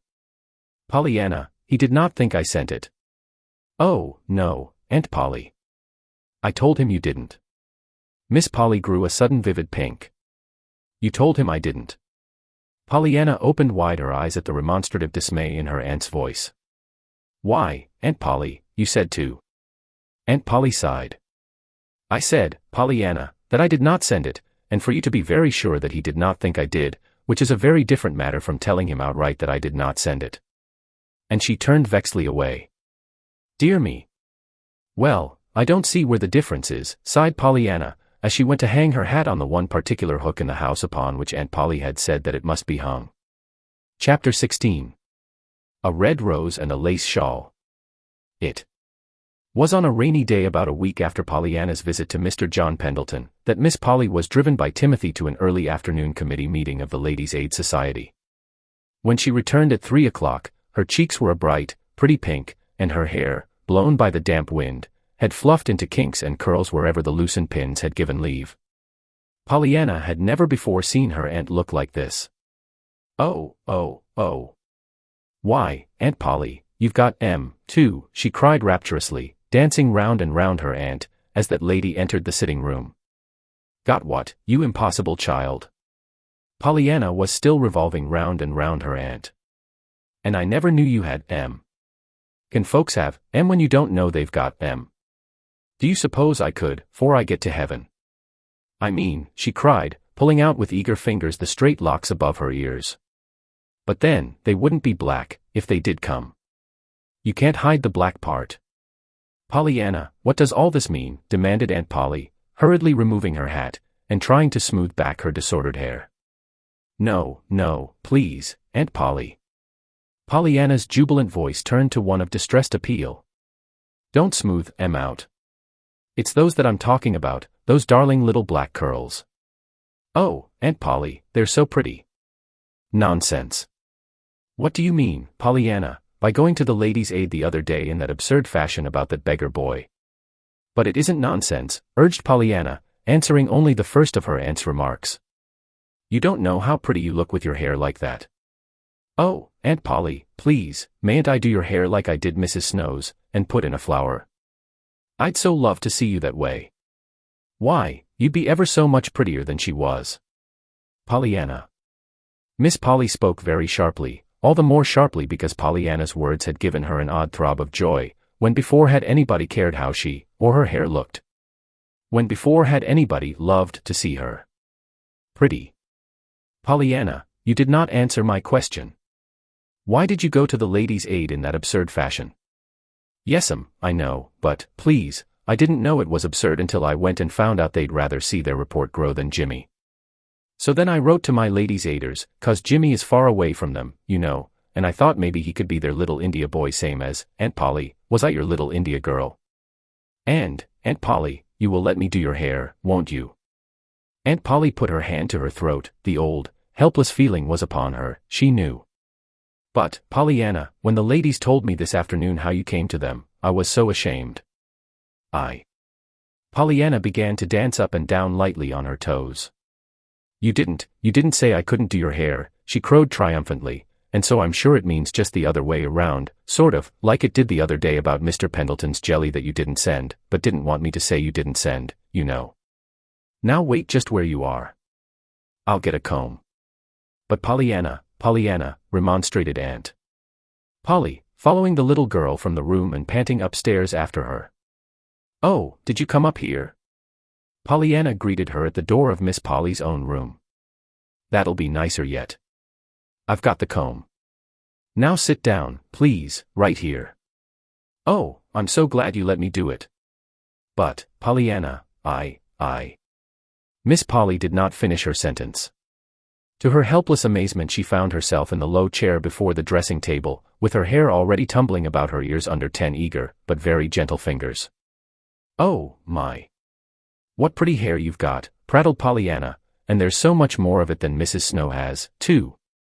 But, of course, you need more, anyhow, because you're well and can go to places where folks can see it. My. I reckon folks'll be glad when they do see it, and surprised, too, 'cause you've hid it so long. Why, Aunt Polly, I'll make you so pretty everybody'll just love to look at you." "Pollyanna," gasped a stifled but shocked voice from a veil of hair. I'm sure I don't know why I'm letting you do this silly thing." "Why, Aunt Polly, I should think you'd be glad to have folks like to look at you." "Don't you like to look at pretty things?" "I'm ever so much happier when I look at pretty folks, 'cause when I look at the other kind I'm so sorry for them." But. "And I just love to do folks' hair," purred Pollyanna, contentedly. "I did quite a lot of the ladies' aiders, but there wasn't any of them so nice as yours. Mrs. White's was pretty nice, though, and she looked just lovely one day when I dressed her up in, oh, Aunt Polly, I've just happened to think of something. But it's a secret, and I shan't tell. Now your hair is almost done, and pretty quick I'm going to leave you just a minute, and you must promise not to stir nor peek, even, till I come back. Now remember," she finished, as she ran from the room. Aloud Miss Polly said nothing. To herself she said that of course she should at once undo the absurd work of her niece's fingers, and put her hair up properly again. As for peeking, just as if she cared how. At that moment, unaccountably, Miss Polly caught a glimpse of herself in the mirror of the dressing table. And what she saw sent such a flush of rosy color to her cheeks that she only flushed the more at the sight. She saw a face, not young, it is true, but just now alight with excitement and surprise. The cheeks were a pretty pink. The eyes sparkled. The hair, dark, and still damp from the outdoor air, lay in loose waves about the forehead and curved back over the ears in wonderfully becoming lines, with softening little curls here and there. So amazed and so absorbed was Miss Polly with what she saw in the glass that she quite forgot her determination to do over her hair, until she heard Pollyanna enter the room again. Before she could move, then, she felt a folded something slipped across her eyes and tied in the back. "Pollyanna, Pollyanna. What are you doing?" she cried. Pollyanna chuckled. "That's just what I don't want you to know, Aunt Polly, and I was afraid you would peek, so I tied on the handkerchief. Now sit still. It won't take but just a minute, then I'll let you see." "But, Pollyanna," began Miss Polly, struggling blindly to her feet, "you must take this off." "You, child. What are you doing?" she gasped, as she felt a soft something slipped about her shoulders. Pollyanna only chuckled the more gleefully. With trembling fingers she was draping about her aunt's shoulders the fleecy folds of a beautiful lace shawl, yellowed from long years of packing away, and fragrant with lavender. Pollyanna had found the shawl the week before when Nancy had been regulating the attic, and it had occurred to her today that there was no reason why her aunt, as well as Mrs. White of her western home, should not be dressed up. Her task completed, Pollyanna surveyed her work with eyes that approved, but that saw yet one touch wanting. Promptly, therefore, she pulled her aunt toward the sun parlor where she could see a belated red rose blooming on the trellis within reach of her hand. "Pollyanna, what are you doing? Where are you taking me to?" recoiled Aunt Polly, vainly trying to hold herself back. "Pollyanna, I shall not. It's just to the sun parlor, only a minute." "I'll have you ready now quicker in no time," panted Pollyanna, reaching for the rose and thrusting it into the soft hair above Miss Polly's left ear. "There," she exulted, untying the knot of the handkerchief and flinging the bit of linen far from her. "Oh, Aunt Polly, now I reckon you'll be glad I dressed you up." For one dazed moment Miss Polly looked at her bedecked self, and at her surroundings, then she gave a low cry and fled to her room. Pollyanna, following the direction of her aunt's last dismayed gaze, saw, through the open windows of the sun parlor, the horse and gig turning into the driveway. She recognized at once the men who held the reins. Delightedly she leaned forward. Dr. Chilton, Dr. Chilton. Did you want to see me?" "I'm up here." "Yes," smiled the doctor, a little gravely. "Will you come down, please?" In the bedroom Pollyanna found a flushed-faced, angry-eyed woman plucking at the pins that held a lace shawl in place. "Pollyanna, how could you?" moaned the woman. "To think of your rigging me up like this, and then letting me be seen." Pollyanna stopped in dismay. "But you looked lovely, perfectly lovely, Aunt Polly, Anne." "Lovely," scorned the woman, flinging the shawl to one side and attacking her hair with shaking fingers. "Oh, Aunt Polly, please let the hair stay. Stay. Like this. As if I would." And Miss Polly pulled the locks so tightly back that the last curl lay stretched dead at the ends of her fingers. "Oh dear. And you did look so pretty," almost sobbed Pollyanna, as she stumbled through the door. Downstairs, Pollyanna found the doctor waiting in his gig. "I've prescribed you for a patient, and he sent me to get the prescription filled," announced the doctor. "Will you go?" "You mean, an errand, to the drug store?" asked Pollyanna, a little uncertainly. "I used to go some, for the ladies' aiders." The doctor shook his head with a smile. "Not exactly. It's Mr. John Pendleton. He would like to see you today, if you'll be so good as to come. It stopped raining, so I drove down after you. Will you come? I'll call for you and bring you back before 6 o'clock. "I'd love to," exclaimed Pollyanna. "Let me ask Aunt Polly." In a few moments she returned, hat in hand, but with rather a sober face. "Didn't your aunt want you to go?" asked the doctor, a little diffidently, as they drove away. "Why yes," sighed Pollyanna. She wanted me to go too much, I'm afraid." "Wanted you to go too much?" Pollyanna sighed again. "Yes. I reckon she meant she didn't want me there. You see," she said, yes, run along, do. I wish you'd gone before." The doctor smiled, but with his lips only. His eyes were very grave. For some time he said nothing, then, a little hesitatingly, he asked, "Wasn't it your aunt I saw with you a few minutes ago, in the window of the sun parlor?" Pollyanna drew a long breath. "Yes, that's what's the whole trouble, I suppose. You see, I'd dressed her up in a perfectly lovely lace shawl I found upstairs, and I'd fixed her hair and put on a rose, and she looked so pretty. Didn't you think she looked just lovely?" For a moment the doctor did not answer. When he did speak his voice was so low Pollyanna could but just hear the words. "Yes, Pollyanna, I thought she did look just lovely." "Did you? I'm so glad." "I'll tell her," nodded the little girl, contentedly. To her surprise the doctor gave a sudden exclamation. "Never." "Pollyanna, I'm afraid I shall have to ask you not to tell her that." "Why, Dr. Chilton?" "Why not? I should think you'd be glad." "But she might not be," cut in the doctor. Pollyanna considered this for a moment. "That's so, maybe she wouldn't," she sighed. "I remember now, 'twas 'cause she saw you that she ran. And she spoke afterwards about her being seen in that rig." "I thought as much," declared the doctor, under his breath. "Still, I don't see why," maintained Pollyanna, "when she looked so pretty." The doctor said nothing.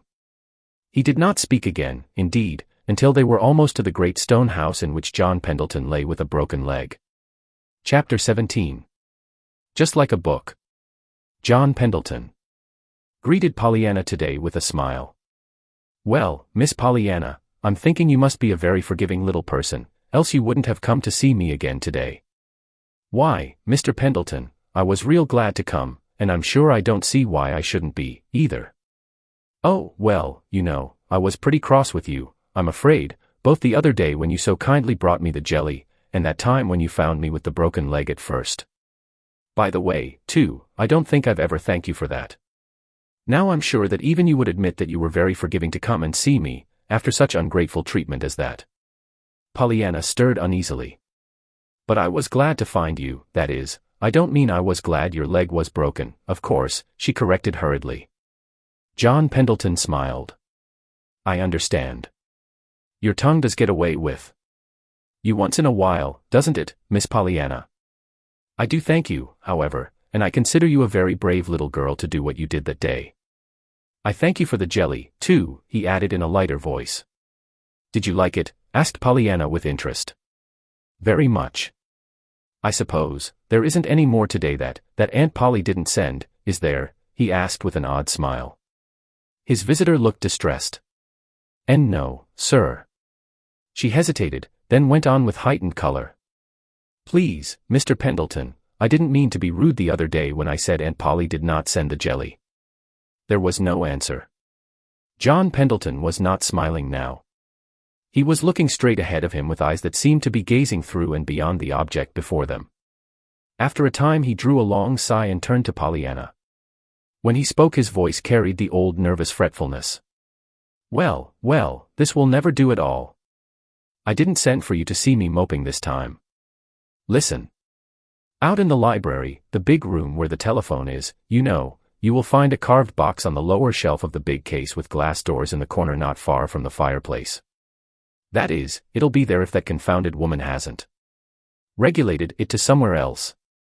You may bring it to me. It is heavy, but not too heavy for you to carry, I think. Oh, I'm awfully strong, declared Pollyanna, cheerfully, as she sprang to her feet. In a minute she had returned with the box. It was a wonderful half-hour that Pollyanna spent then. The box was full of treasures, curios that John Pendleton had picked up in years of travel, and concerning each there was some entertaining story, whether it were a set of exquisitely carved chessmen from China, or a little jade idol from India. It was after she had heard the story about the idol that Pollyanna murmured wistfully, "Well, I suppose it would be better to take a little boy in India to bring up, one that didn't know any more than to think that God was in that doll thing, than it would be to take Jimmy Bean, a little boy who knows God is up in the sky." Still, I can't help wishing they had wanted Jimmy Bean, too, besides the India boys. John Pendleton did not seem to hear. Again his eyes were staring straight before him, looking at nothing. But soon he had roused himself, and had picked up another curio to talk about.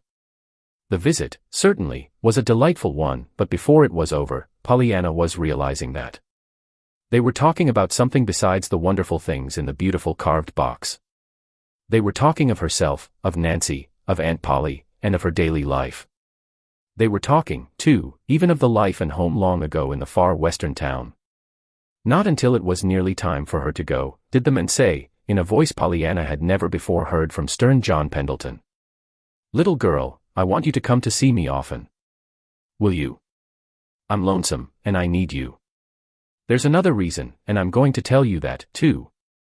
I thought, at first, after I found out who you were, the other day, that I didn't want you to come any more.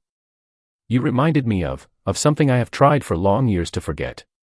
So I said to myself that I never wanted to see you again, and every day, when the doctor asked if I wouldn't let him bring you to me, I said no. But after a time I found I was wanting to see you so much that the fact that I wasn't seeing you was making me remember all the more vividly the thing I was so wanting to forget. So now I want you to come. Will you, little girl?" "Why, yes, Mr. Pendleton," breathed Pollyanna, her eyes luminous with sympathy for the sad-faced man lying back on the pillow before her. "I'd love to come." "Thank you," said John Pendleton, gently. After supper that evening, Pollyanna, sitting on the back porch, told Nancy all about Mr. John Pendleton's wonderful carved box, and the still more wonderful things it contained. "And ter think," sighed Nancy, "that he showed ye all them things, and told ye about 'em like that, him that's so cross he never talks ter no one, no one." "Oh, but he isn't cross, Nancy, only outside," demurred Pollyanna, with quick loyalty. "I don't see why everybody thinks he's so bad, either. They wouldn't, if they knew him. But even Aunt Polly doesn't like him very well. She wouldn't send the jelly to him, you know, and she was so afraid he'd think she did send it." "Probably she didn't call him no duty," shrugged Nancy. "But what beats me is how he happened ter take to you so, Miss Pollyanna, meanin' no offense ter you, of course, but he ain't the sort o' man what generally takes ter kids, he ain't. Pollyanna smiled happily. "But he did, Nancy," she nodded, "only I reckon even he didn't want to, all the time. Why, only today he owned up that one time he just felt he never wanted to see me again, because I reminded him of something he wanted to forget. But afterwards—" "What's that?" interrupted Nancy, excitedly. "He said you reminded him of something he wanted to forget." "Yes. But afterwards. What was it?" Nancy was eagerly insistent. "He didn't tell me. He just said it was something." "The mystery," breathed Nancy, in an awestruck voice. "That's why he took to you in the first place." "Oh, Miss Pollyanna. Why, that's just like a book. I've read lots of Lady Maud's Secret, and The Lost Heir, and Hidden for years, all of 'em had mysteries and things just like this. My stars and stockings. Just think of havin' a book lived right under your nose like this, and me not knowin' it all this time." "Now tell me everything," he said, "Miss Pollyanna, there's a dear. No wonder he took ter you, no wonder. But he didn't, cried Pollyanna, not till I talked to him, first.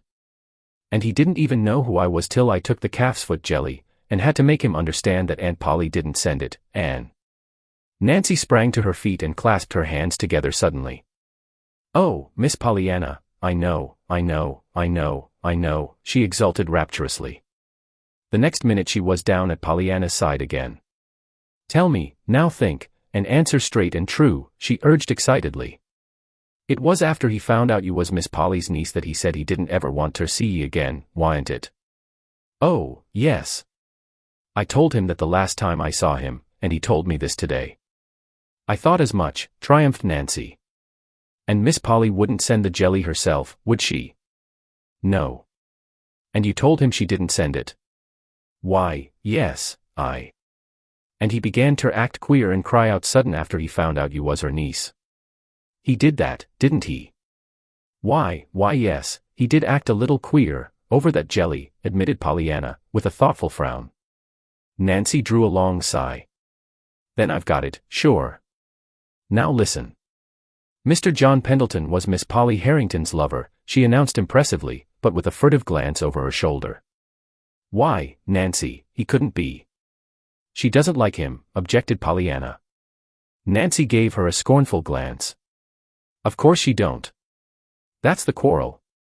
Pollyanna still looked incredulous, and with another long breath Nancy happily settled herself to tell the story. It's like this. Just before you come, Mr. Tom told me Miss Polly had had a lover once. I didn't believe it. I couldn't, her and a lover. But Mr. Tom said she had, and that he was livin' now right in this town. And now I know, of course. It's John Pendleton. Hain't he got a mystery in his life? Don't he shut himself up in that grand house alone, and never speak ter no one? Didn't he act queer when he found out you was Miss Polly's niece? And now hain't he owned up that you remind him of somethin' he wants ter forget? Just as if anybody couldn't see 'twas Miss Polly, and her sayin' she wouldn't send him no jelly, too. Why, Miss Pollyanna, it's as plain as the nose on your face, it is. Oh, breathed Pollyanna, in wide-eyed amazement. But, Nancy, I should think if they loved each other they'd make up some time. Both of 'em all alone, so, all these years. I should think they'd be glad to make up. Nancy sniffed disdainfully. I guess maybe you don't know much about lovers, Miss Pollyanna. You ain't big enough yet. Anyhow. But if there is a set o' folks in the world that wouldn't have no use for that glad game it'd be a pair o' quarrelin' lovers, and that's what they be. Ain't he cross as sticks, most generally, and ain't she? Nancy stopped abruptly, remembering just in time to whom, and about whom, she was speaking. Suddenly, however, she chuckled. I ain't sayin', though, Miss Pollyanna, but what it would be a pretty slick piece of business if you could get 'em ter playin' it, so they would be glad to make up. But, my land. Wouldn't folks stare some, Miss Polly and him? I guess, though, there ain't much chance. Pollyanna said nothing, but when she went into the house a little later, her face was very thoughtful. Chapter 18. Prisms.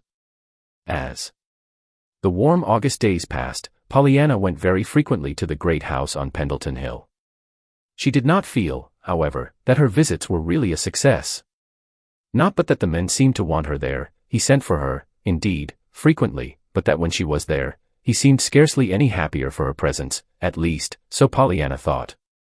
He talked to her, it was true, and he showed her many strange and beautiful things, books, pictures, and curios.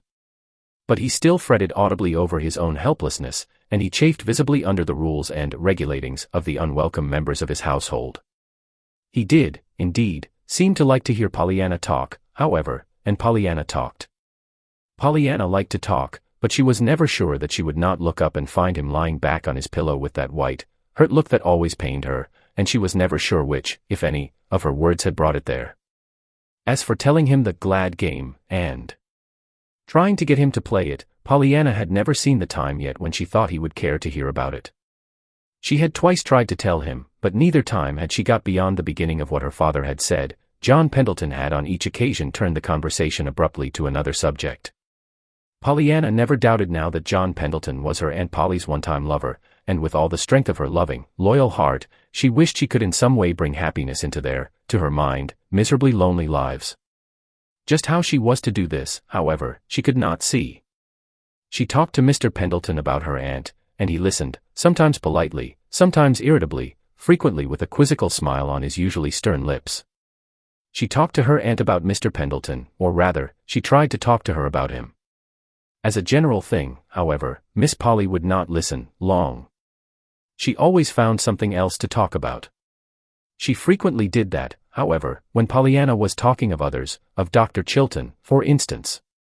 Pollyanna laid this, though, to the fact that it had been Dr. Chilton who had seen her in the sun parlor with the rose in her hair and the lace shawl draped about her shoulders.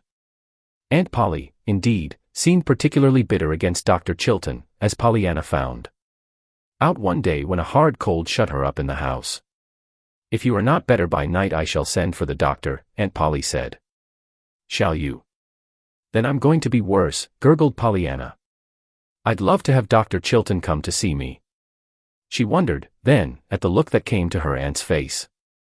"It will not be Dr. Chilton, Pollyanna," Miss Polly said sternly.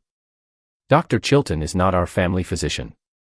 I shall send for Dr. Warren, if you are worse." Pollyanna did not grow worse, however, and Dr. Warren was not summoned. "And I'm so glad, too," Pollyanna said to her aunt that evening.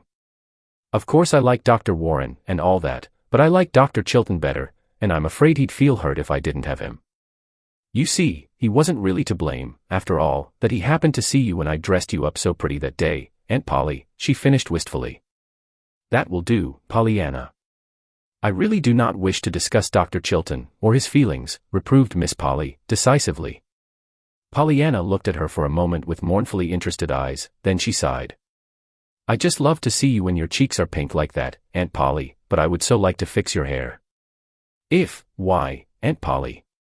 But her aunt was already out of sight down the hall. It was toward the end of August that Pollyanna, making an early morning call on John Pendleton, found the flaming band of blue and gold and green edged with red and violet lying across his pillow. She stopped short in awed delight. "Why, Mr. Pendleton, it's a baby rainbow, a real rainbow come in to pay you a visit," she exclaimed, clapping her hands together softly. Oh, how pretty it is." "But how did it get in?" she cried. The men laughed a little grimly. John Pendleton was particularly out of sorts with the world this morning. "Well, I suppose it got in through the beveled edge of that glass thermometer in the window," he said wearily. "The sun shouldn't strike it at all, but it does in the morning." "Oh, but it's so pretty, Mr. Pendleton." "And does just the sun do that?" "My. If it was mine I'd have it hang in the sun all day long. Lots of good you'd get out of the thermometer." Then, laughed the men. "How do you suppose you could tell how hot it was, or how cold it was, if the thermometer hung in the sun all day?" "I shouldn't care," breathed Pollyanna, her fascinated eyes on the brilliant band of colors across the pillow. "Just as if anybody'd care, when they were living all the time in a rainbow." The men laughed. He was watching Pollyanna's rapt face a little curiously. Suddenly a new thought came to him. He touched the bell at his side. "Nora," he said, when the elderly maid appeared at the door, "bring me one of the big brass candlesticks from the mantel in the front drawing room." "Yes, sir," murmured the woman, looking slightly dazed. In a minute she had returned. A musical tinkling entered the room with her as she advanced wonderingly toward the bed. It came from the prism pendants encircling the old-fashioned candelabrum in her hand. "Thank you. You may set it here on the stand," directed the man. "Now get a string and fasten it to the sash curtain fixtures of that window there. Take down the sash curtain, and let the string reach straight across the window from side to side. That will be all." "Thank you," he said, when she had carried out his directions. As she left the room he turned smiling eyes toward the wondering Pollyanna. "Bring me the candlestick now, please, Pollyanna." With both hands she brought it, and in a moment he was slipping off the pendants, one by one, until they lay, a round dozen of them, side by side, on the bed. "Now, my dear, suppose you take them and hook them to that little string Nora fixed across the window. If you really want to live in a rainbow, I don't see but we'll have to have a rainbow for you to live in." Pollyanna had not hung up 3 of the pendants in the sunlit window before she saw a little of what was going to happen. She was so excited then she could scarcely control her shaking fingers enough to hang up the rest. But at last her task was finished, and she stepped back with a low cry of delight. It had become a fairyland, that sumptuous but dreary bedroom. Everywhere were bits of dancing red and green, violet and orange, gold and blue. The wall, the floor, and the furniture, even to the bed itself, were aflame with shimmering bits of color. "Oh, oh, oh, how lovely," breathed Pollyanna, then she laughed suddenly. "I just reckon the sun himself is trying to play the game now, don't you?" she cried, forgetting for the moment that Mr. Pendleton could not know what she was talking about. "Oh, how I wish I had a lot of those things. How I would like to give them to Aunt Polly and Mrs. Snow and lots of folks. I reckon then they'd be glad all right.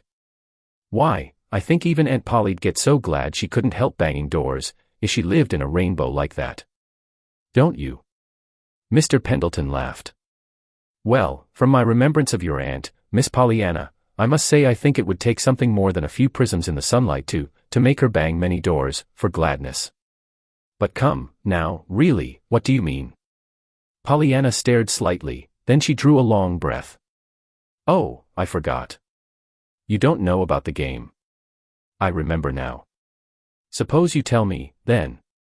And this time Pollyanna told him. She told him the whole thing from the very first, from the crutches that should have been a doll. As she talked, she did not look at his face. Her rapt eyes were still on the dancing flecks of color from the prism pendants swaying in the sunlit window. "And that's all," she sighed, when she had finished. "And now you know why I said the sun was trying to play it, that game." For a moment there was silence. Then a low voice from the bed said unsteadily, "Perhaps, but I'm thinking that the very finest prism of them all is yourself, Pollyanna."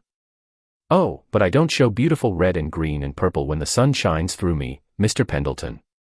"Don't you?" smiled the man. And Pollyanna, looking into his face, wondered why there were tears in his eyes. "No," she said. Then, after a minute she added mournfully, "I'm afraid, Mr. Pendleton, the sun doesn't make anything but freckles out of me. Aunt Polly says it does make them." The man laughed a little, and again Pollyanna looked at him. The laugh had sounded almost like a sob. Chapter 19. Which is somewhat surprising. Pollyanna entered school in September. Preliminary examinations showed that she was well advanced for a girl of her years, and she was soon a happy member of a class of girls and boys her own age.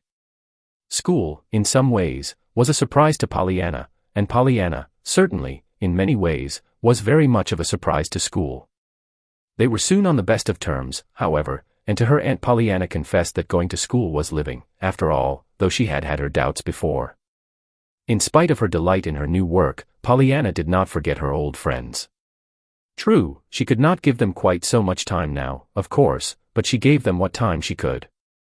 Perhaps John Pendleton, of them all, however, was the most dissatisfied.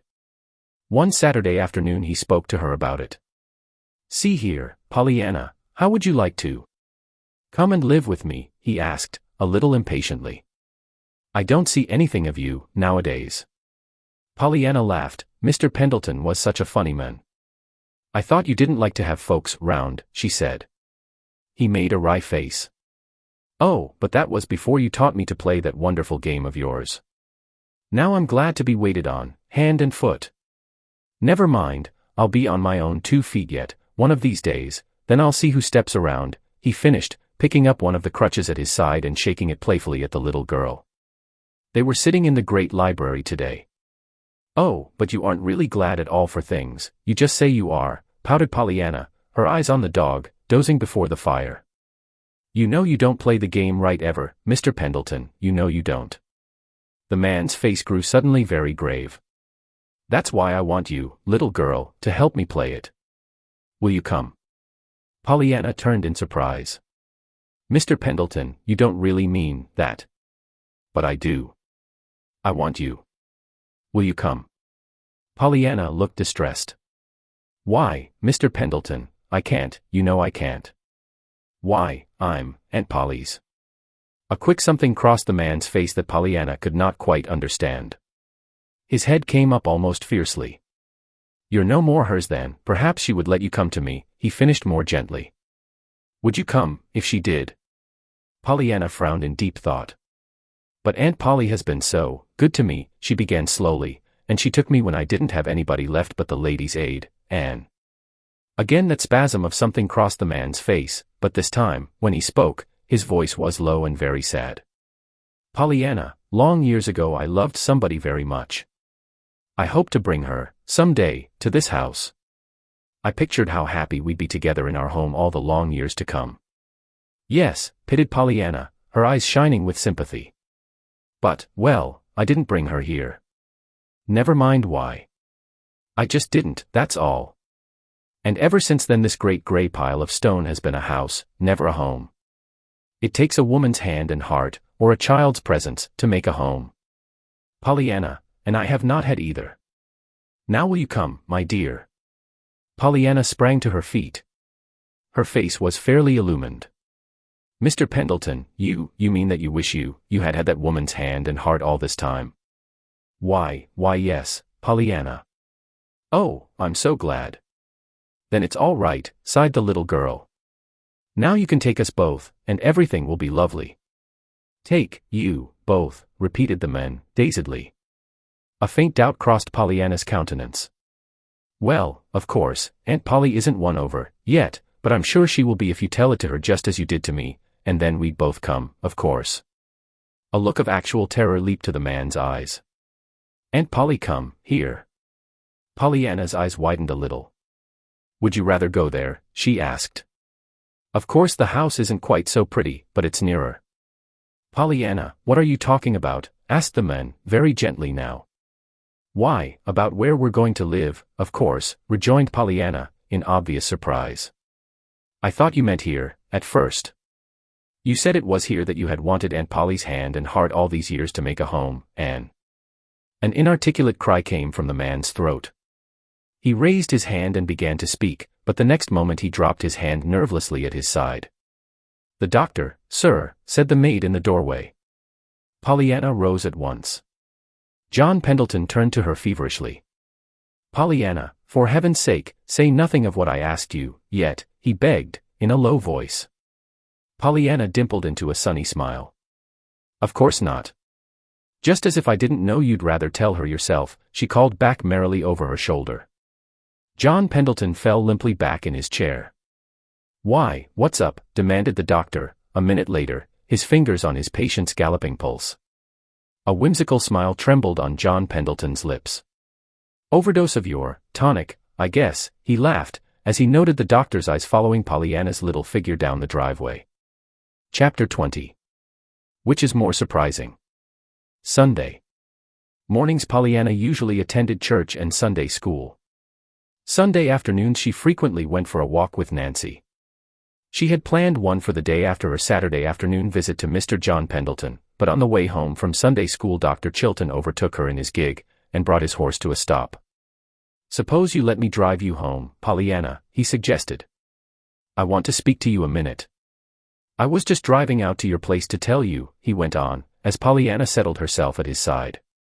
Mr. Pendleton sent a special request for you to go to see him this afternoon, sure. He says it's very important. Pollyanna nodded happily. Yes, it is, I know. I'll go. The doctor eyed her with some surprise. I'm not sure I shall let you, after all, he declared, his eyes twinkling. You seemed more upsetting than soothing yesterday, young lady. Pollyanna laughed. Oh, it wasn't me, truly, not really, you know, not so much as it was Aunt Polly. The doctor turned with a quick start. Your aunt, he ejaculated. Pollyanna gave a happy little bounce in her seat. Yes. And it's so exciting and lovely, just like a story, you know. I'm going to tell you, she burst out, with sudden decision. He said not to mention it, but he wouldn't mind your knowing, of course. He meant not to mention it to her. Her? Yes, Aunt Polly. And, of course he would want to tell her himself instead of having me do it, lovers, so. Lovers. As the doctor said the word, the horse started violently, as if the hand that held the reins had given them a sharp jerk. Yes, nodded Pollyanna, happily. That's the story part, you see. I didn't know it till Nancy told me. She said Aunt Polly had a lover years ago, and they quarreled. She didn't know who it was at first. But we've found out now. It's Mr. Pendleton, you know. The doctor relaxed suddenly. The hand holding the reins fell limply to his lap. Oh. No, I didn't know, he said quietly. Pollyanna hurried on. They were nearing the Harrington homestead. Yes, and I'm so glad now. It's come out lovely. Mr. Pendleton asked me to come and live with him, but of course I wouldn't leave Aunt Polly like that, after she'd been so good to me. Then he told me all about the woman's hand and heart that he used to want, and I found out that he wanted it now, and I was so glad. For of course if he wants to make up the quarrel, everything will be all right now, and Aunt Polly and I will both go to live there, or else he'll come to live with us.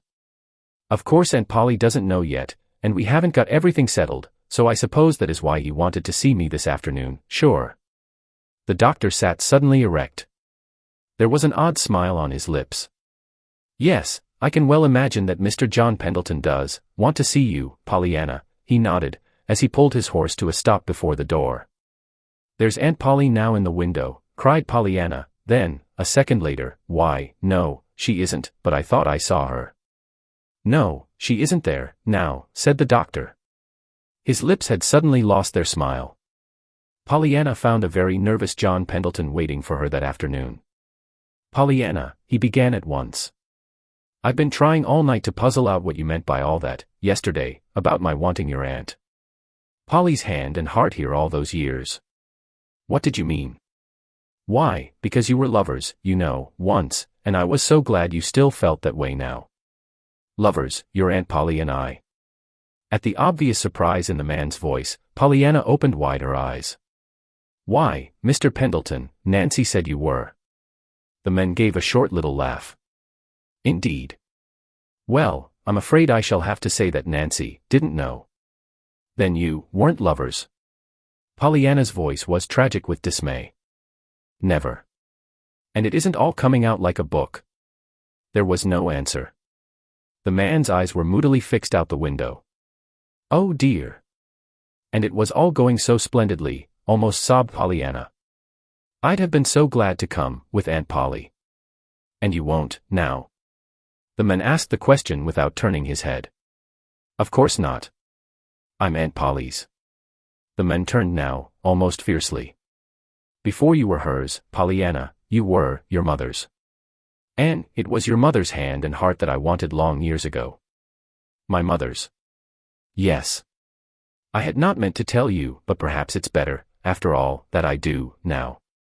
John Pendleton's face had grown very white. He was speaking with evident difficulty. Pollyanna, her eyes wide and frightened, and her lips parted, was gazing at him fixedly. I loved your mother, but she didn't love me. And after a time she went away with your father. I did not know until then how much I did care. The whole world suddenly seemed to turn black under my fingers, but, never mind. For long years I have been a cross, crabbed, unlovable, unloved old man, though I'm not nearly 60, yet, Pollyanna. Then, one day, like one of the prisms that you love so well, little girl, you danced into my life, and flecked my dreary old world with dashes of the purple and gold and scarlet of your own bright cheeriness. I found out, after a time, who you were, Anne, and I thought then I never wanted to see you again. I didn't want to be reminded of your mother. But, you know how that came out. I just had to have you come. And now I want you always. Pollyanna, won't you come, now? But, Mr. Pendleton, there's Aunt Polly. Pollyanna's eyes were blurred with tears. The man made an impatient gesture. What about me? How do you suppose I'm going to be glad about anything without you? Why, Pollyanna, it's only since you came that I've been even half glad to live. But if I had you for my own little girl, I'd be glad for anything, and I'd try to make you glad, too, my dear. You shouldn't have a wish ungratified. All my money, to the last cent, should go to make you happy. Pollyanna looked shocked. Why, Mr. Pendleton, as if I'd let you spend it on me, all that money you've saved for the heathen. A dull red came to the man's face. He started to speak, but Pollyanna was still talking. Besides, anybody with such a lot of money as you have doesn't need me to make you glad about things. You're making other folks so glad giving them things that you just can't help being glad yourself. Why, look at those prisms you gave Mrs. Snow and me, and the gold piece you gave Nancy on her birthday, Anne. Yes, yes, never mind about all that, interrupted the man. His face was very, very red now, and no wonder, perhaps, it was not for giving things that John Pendleton had been best known in the past. That's all nonsense. 'Twasn't much, anyhow, but what there was because of you. You gave those things, not I. Yes, you did, he repeated, in answer to the shocked denial in her face. And that only goes to prove all the more how I need you, little girl, he added, his voice softening into tender pleading once more. If ever I am to play the glad game, Pollyanna, you'll have to come and play it with me. The little girl's forehead puckered into a wistful frown. Aunt Polly has been so good to me, she began, but the man interrupted her sharply.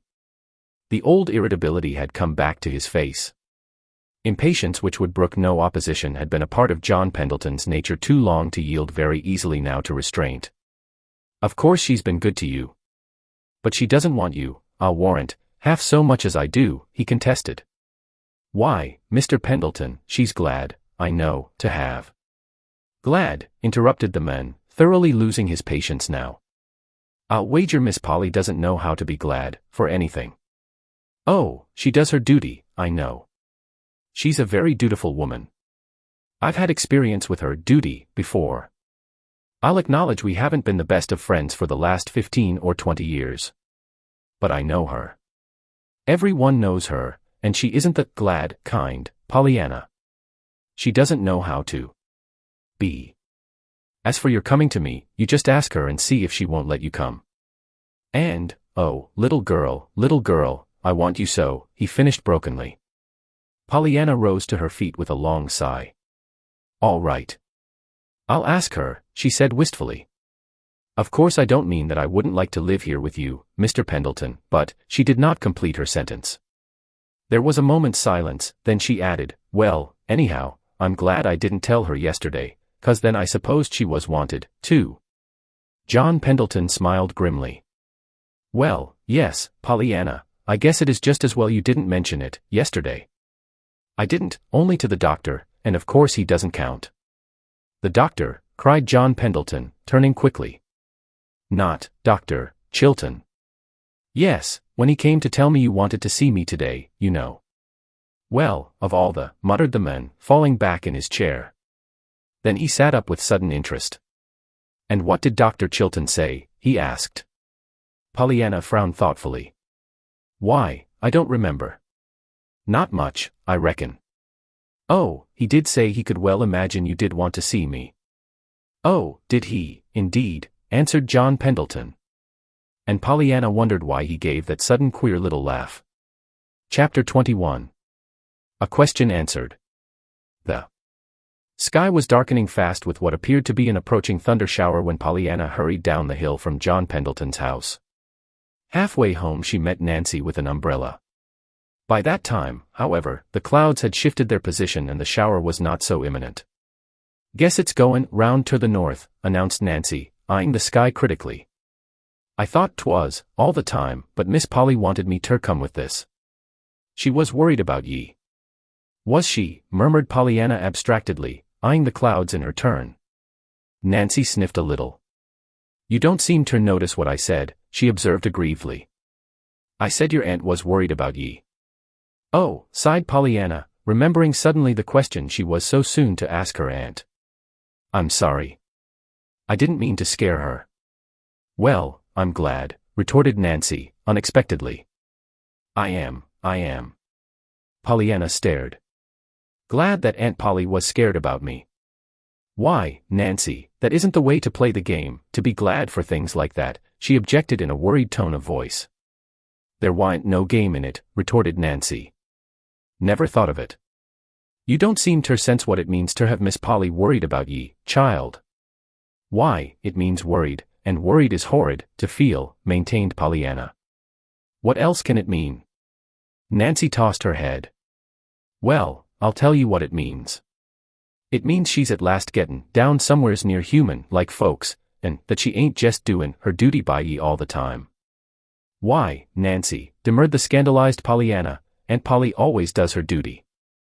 She's a very dutiful woman. Unconsciously Pollyanna repeated John Pendleton's words of half an hour before. Nancy chuckled. You're right, she is, and she always was, I guess.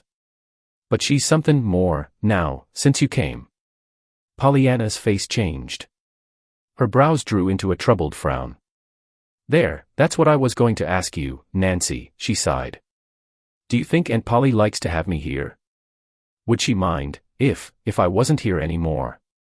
Nancy threw a quick look into the little girl's absorbed face. She had expected to be asked this question long before, and she had dreaded it. She had wondered how she should answer it, how she could answer it honestly without cruelly hurting the questioner. But now, in the face of the new suspicions that had become convictions by the afternoon's umbrella sending, Nancy only welcomed the question with open arms. She was sure that, with a clean conscience today, she could set the love-hungry little girl's heart at rest. Likes ter have ye here? Would she miss ye if ye wa'n't here? Cried Nancy, indignantly. As if that wa'n't jest what I was tellin' of ye. Didn't she send me post-haste with an umbrella 'cause she see a little cloud in the sky? Didn't she make me tote your things all downstairs, so you could have the pretty room you wanted? Why, Miss Pollyanna, when you remember how at first she hated ter have. With a choking cough Nancy pulled herself up just in time. And it ain't just things I can put my fingers on, neither, rushed on Nancy, breathlessly. It's little ways she has, that shows how you been softenin' her up and mellowin' her down, the cat, and the dog, and the way she speaks ter me, and, oh, lots o' things. Why, Miss Pollyanna, there ain't no tellin' how she'd miss ye, if ye wa'n't here, finished Nancy, speaking with an enthusiastic certainty that was meant to hide the perilous admission she had almost made before. Even then she was not quite prepared for the sudden joy that illumined Pollyanna's face. Oh, Nancy, I'm so glad. You don't know how glad I am that Aunt Polly wants me. As if I'd leave her now, thought Pollyanna, as she climbed the stairs to her room a little later. I always knew I wanted to live with Aunt Polly, but I reckon maybe I didn't know quite how much I wanted Aunt Polly to want to live with me. The task of telling John Pendleton of her decision would not be an easy one, Pollyanna knew, and she dreaded it. She was very fond of John Pendleton, and she was very sorry for him, because he seemed to be so sorry for himself. She was sorry, too, for the long, lonely life that had made him so unhappy, and she was grieved that it had been because of her mother that he had spent those dreary years. She pictured the great gray house as it would be after its master was well again, with its silent rooms, its littered floors, its disordered desk, and her heart ached for his loneliness. She wished that somewhere, someone might be found who, and it was at this point that she sprang to her feet with a little cry of joy at the thought that had come to her.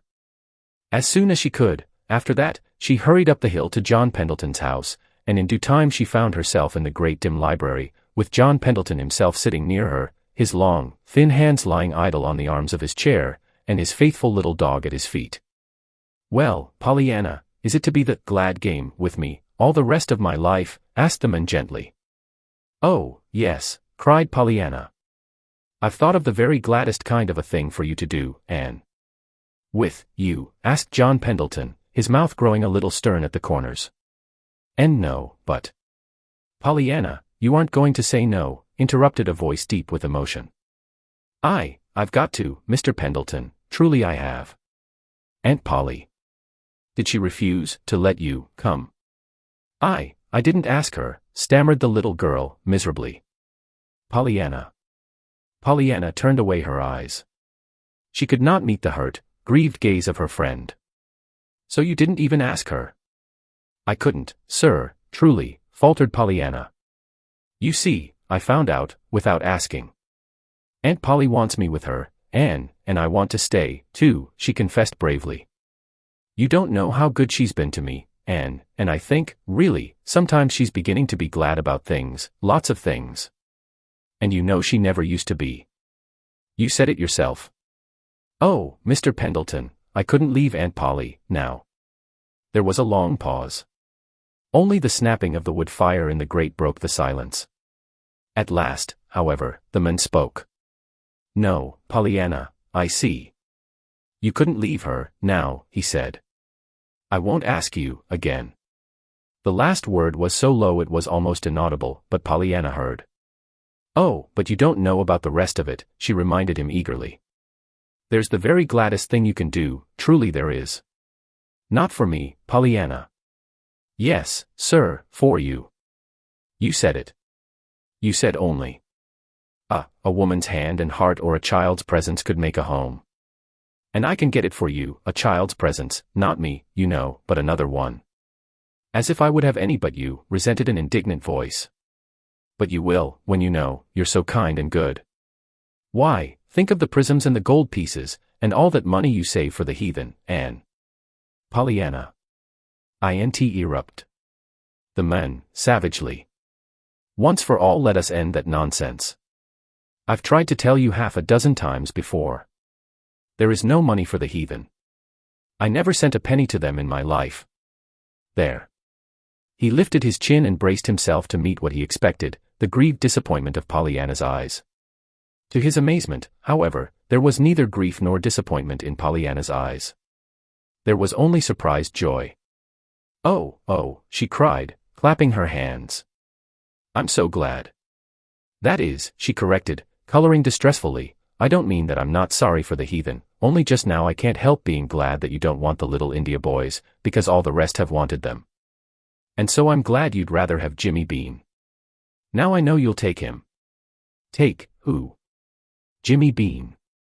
He's the child's presence, you know, and he'll be so glad to be it. I had to tell him last week that even my ladies' aid out west wouldn't take him, and he was so disappointed. But now, when he hears of this, he'll be so glad. Will he? Well, I won't, ejaculated the man, decisively. Pollyanna, this is sheer nonsense. You don't mean, you won't take him. I certainly do mean just that. But he'd be a lovely child's presence, faltered Pollyanna. She was almost crying now. And you couldn't be lonesome, with Jimmy around. I don't doubt it, rejoined the man, but, I think I prefer the lonesomeness. It was then that Pollyanna, for the first time in weeks, suddenly remembered something Nancy had once told her. She raised her chin aggrievedly. Maybe you think a nice live little boy wouldn't be better than that old dead skeleton you keep somewhere, but I think it would. Skeleton? Yes. Nancy said you had one in your closet, somewhere. Why, what? Suddenly the man threw back his head and laughed. He laughed very heartily. Indeed, so heartily that Pollyanna began to cry from pure nervousness. When he saw that, John Pendleton sat erect very promptly. His face grew grave at once. Pollyanna, I suspect you are right, more right than you know, he said gently. In fact, I know that a nice live little boy would be far better than my skeleton in the closet, only, we aren't always willing to make the exchange. We are apt to still cling to our skeletons, Pollyanna. However, suppose you tell me a little more about this nice little boy. And Pollyanna told him. Perhaps the laugh cleared the air, or perhaps the pathos of Jimmy Bean's story as told by Pollyanna's eager little lips touched a heart already strangely softened. At all events, when Pollyanna went home that night she carried with her an invitation for Jimmy Bean himself to call at the great house with Pollyanna the next Saturday afternoon. And I'm so glad, and I'm sure you'll like him, sighed Pollyanna, as she said goodbye. I do so want Jimmy Bean to have a home, and folks that care, you know. Chapter 22. Sermons and Woodboxes. On the afternoon that Pollyanna told John Pendleton of Jimmy Bean, the Reverend Paul Ford climbed the hill and entered the Pendleton woods, hoping that the hushed beauty of God's out-of-doors would still the tumult that his children of men had wrought. The Reverend Paul Ford was sick at heart. Month by month, for a year past, conditions in the parish under him had been growing worse and worse, until it seemed that now, turn which way he would, he encountered only wrangling, backbiting, scandal, and jealousy. He had argued, pleaded, rebuked, and ignored by turns, and always and through all he had prayed, earnestly, hopefully. But today miserably he was forced to own that matters were no better, but rather worse. 2 of his deacons were at swords' points over a silly something that only endless brooding had made of any account.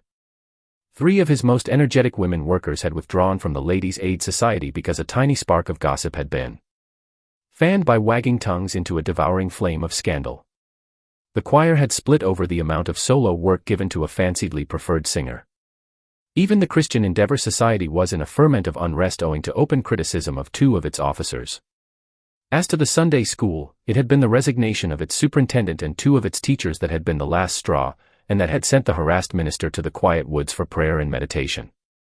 Under the green arch of the trees, the Reverend Paul Ford faced the thing squarely. To his mind, the crisis had come. Something must be done, and done at once. The entire work of the church was at a standstill. The Sunday services, the weekday prayer meeting, the missionary teas, even the suppers and socials were becoming less and less well attended. True, a few conscientious workers were still left. But they pulled at cross purposes, usually, and always they showed themselves to be acutely aware of the critical eyes all about them, and of the tongues that had nothing to do but to talk about what the eyes saw. And because of all this, the Reverend Paul Ford understood very well that he, God's minister, the church, the town, and even Christianity itself was suffering, and must suffer still more and less. Clearly something must be done, and done at once. But what? Slowly the minister took from his pocket the notes he had made for his next Sunday's sermon. Frowningly he looked at them. His mouth settled into stern lines, as aloud, very impressively, he read the verses on which he had determined to speak. But woe unto you, scribes and Pharisees, hypocrites! For ye shut up the kingdom of heaven against men, for ye neither go in yourselves, neither suffer ye them that are entering to go in. Woe unto you, scribes and Pharisees, hypocrites! For ye devour widows' houses, and for a pretence make long prayer, therefore ye shall receive the greater damnation. Woe unto you, scribes and Pharisees, hypocrites! For ye pay tithe of mint and anise and cumin, and have omitted the weightier matters of the law, judgment, mercy, and faith. These ought ye to have done, and not to leave the other undone.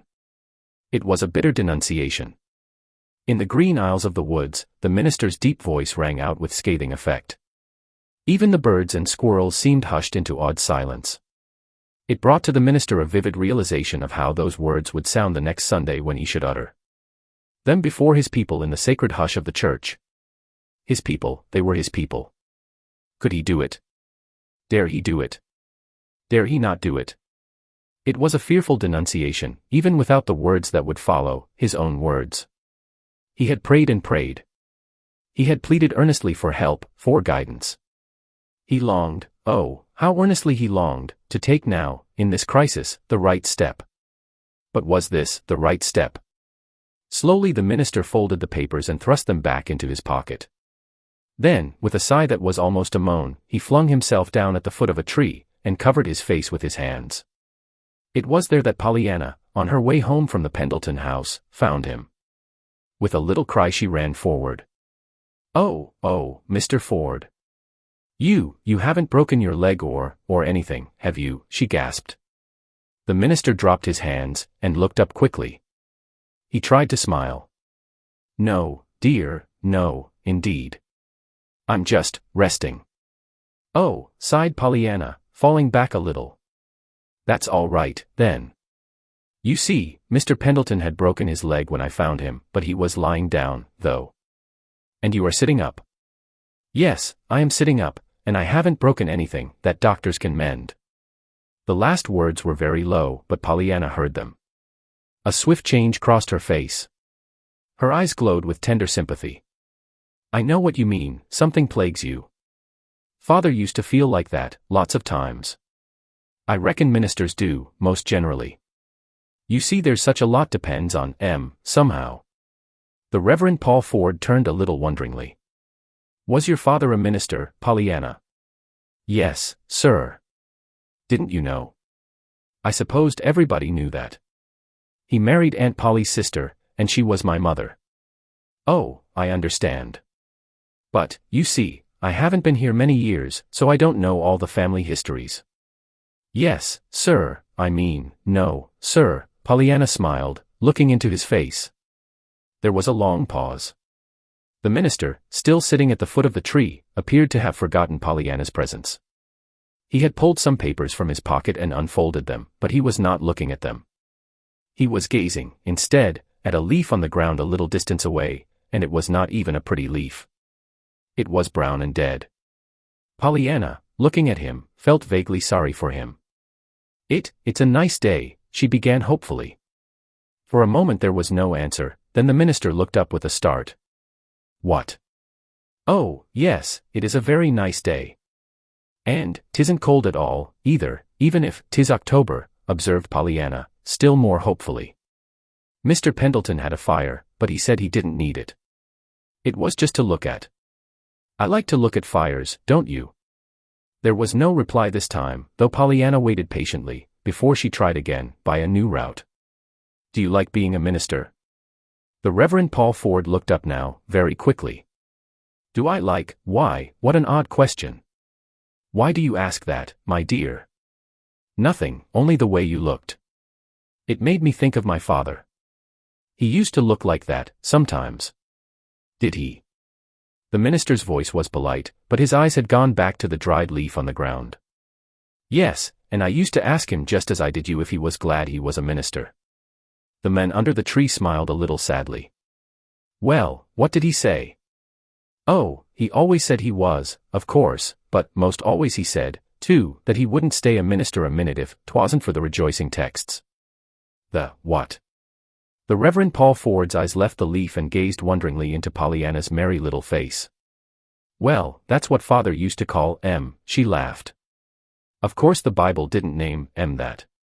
But it's all those that begin, be glad in the Lord, or rejoice greatly, or shout for joy, and all that, you know, such a lot of M. Once, when Father felt specially bad, he counted M. There were 800 of M. 800. Yes, that told you to rejoice and be glad, you know, that's why Father named M the rejoicing texts. Oh. There was an odd look on the minister's face. His eyes had fallen to the words on the top paper in his hands, but woe unto you, scribes and Pharisees, hypocrites. And so your father, liked those rejoicing texts, he murmured. Oh, yes, nodded Pollyanna, emphatically. He said he felt better right away, that first day he thought to count M. He said if God took the trouble to tell us 800 times to be glad and rejoice, he must want us to do it, some. And Father felt ashamed that he hadn't done it more. After that, they got to be such a comfort to him, you know, when things went wrong, when the ladies' aiders got to fight, I mean, when they didn't agree about something, corrected Pollyanna, hastily. Why, it was those texts, too, Father said, that made him think of the game. He began with me on the crutches, but he said 'twas the rejoicing text that started him on it. And what game might that be? Asked the minister. About finding something in everything to be glad about, you know. As I said, he began with me on the crutches. And once more Pollyanna told her story, this time to a man who listened with tender eyes and understanding ears. A little later Pollyanna and the minister descended the hill, hand in hand. Pollyanna's face was radiant. Pollyanna loved to talk, and she had been talking now for some time. There seemed to be so many things about the game, her father, and the old home life that the minister wanted to know. At the foot of the hill their ways parted, and Pollyanna down one road, and the minister down another, walked on alone.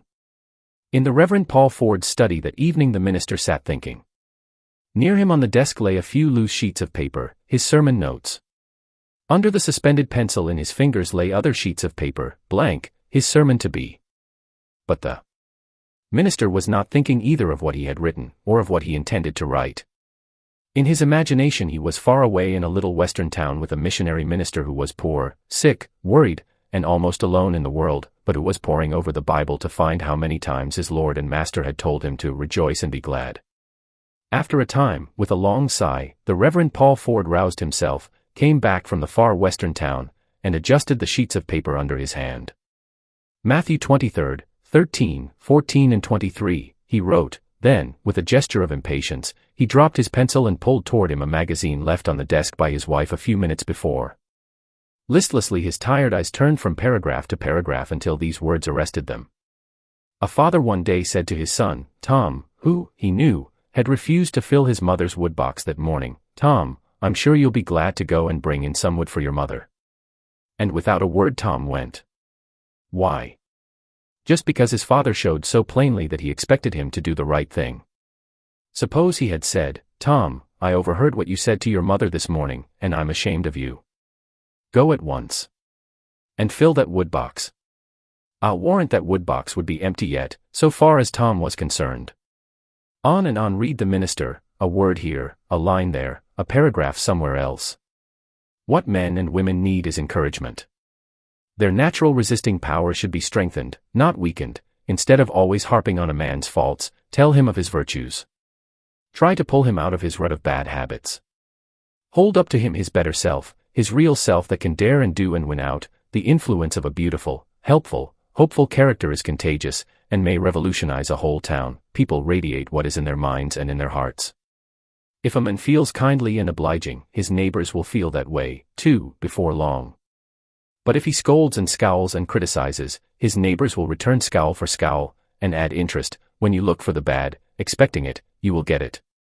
When you know you will find the good, you will get that. Tell your son Tom you know he'll be glad to fill that wood box, then watch him start, alert and interested. The minister dropped the paper and lifted his chin. In a moment he was on his feet, tramping the narrow room back and forth, back and forth. Later, some time later, he drew a long breath, and dropped himself in the chair at his desk. God helping me, I'll do it, he cried softly.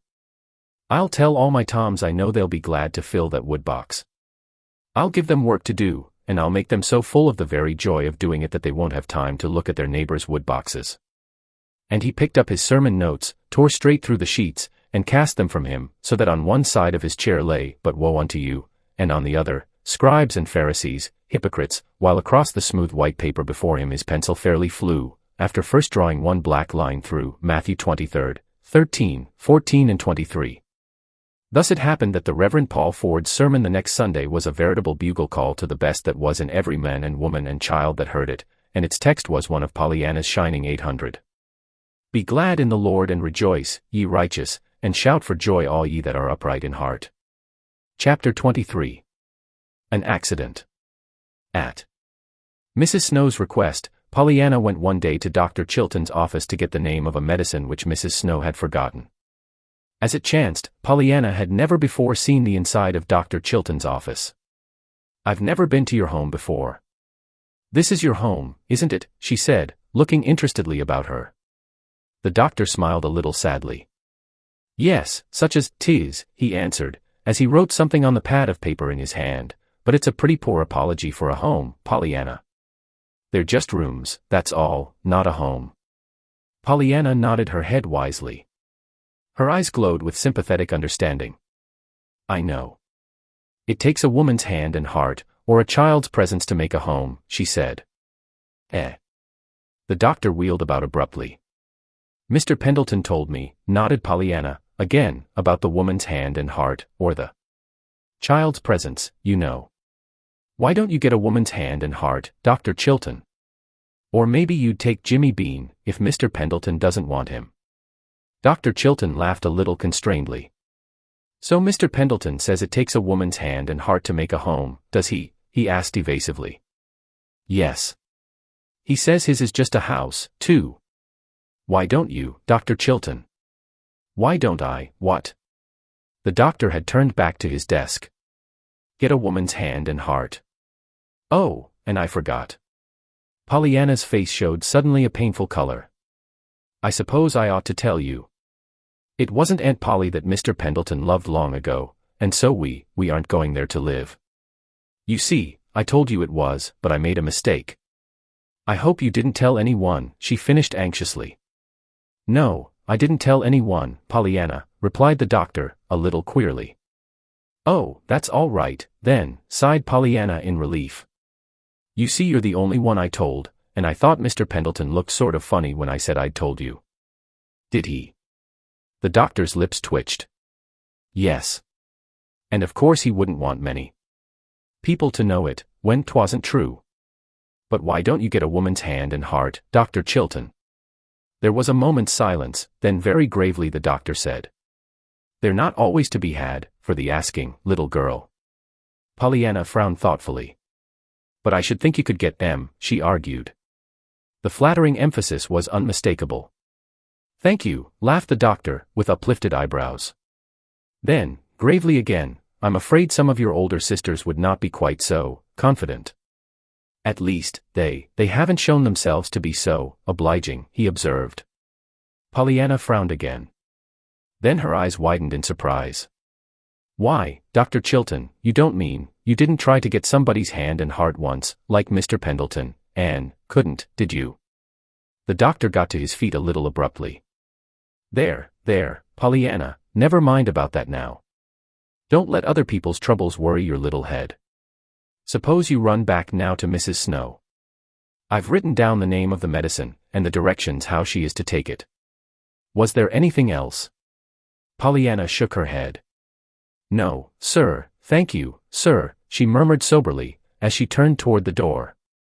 From the little hallway she called back, her face suddenly alight, anyhow, I'm glad 'twasn't my mother's hand and heart that you wanted and couldn't get, Dr. Chilton. Goodbye. It was on the last day of October that the accident occurred. Pollyanna, hurrying home from school, crossed the road at an apparently safe distance in front of a swiftly approaching motor car. Just what happened, no one could seem to tell afterward. Neither was there any one found who could tell why it happened or who was to blame that it did happen. Pollyanna, however, at 5 o'clock, was borne, limp and unconscious, into the little room that was so dear to her. There, by a white-faced Aunt Polly and a weeping Nancy, she was undressed tenderly and put to bed, while from the village, hastily summoned by telephone, Dr. Warren was hurrying as fast as another motor car could bring him. And he didn't need to more and look at her aunt's face. Nancy was sobbing to old Tom in the garden, after the doctor had arrived and was closeted in the hushed room. He didn't need to more and look at her aunt's face to see that TWA ain't no duty that was eaten her. Your hands don't shake. And your eyes don't look as if you was trying to hold back the angel o' death himself, when you're just doing your duty, Mr. Tom. They don't. Is she hurt, bad? The old man's voice shook. There ain't no tellin', sobbed Nancy. She lay back that whiten, still she might easy be dead, but Miss Polly said she wa'n't dead, and Miss Polly had oughter know, if any one would. She kept up such a listenin' and a feelin' for her heartbeats and her breath. Couldn't he tell anything what it done to her, that old Tom's face worked convulsively. Nancy's lips relaxed a little. I wish you would call it something, Mr. Tom, and something good and strong, too. Drat it. To think of it's runnin' down our little girl. I always hated the evil smellin' things, anyhow, I did. But where is she hurt? I don't know, moaned Nancy. There's a little cut on her blessed head, but 'tain't bad, that ain't, Miss Polly says. She says she's afraid it's infernally she's hurt. A faint flicker came into old Tom's eyes. I guess you mean internally, Nancy, he said dryly. She's hurt infernally, all right, plague. Take that automobile, but I don't guess Miss Polly'd be usin' that word, all the same. Eh? Well, I don't know, moaned Nancy, with a shake of her head as she turned away.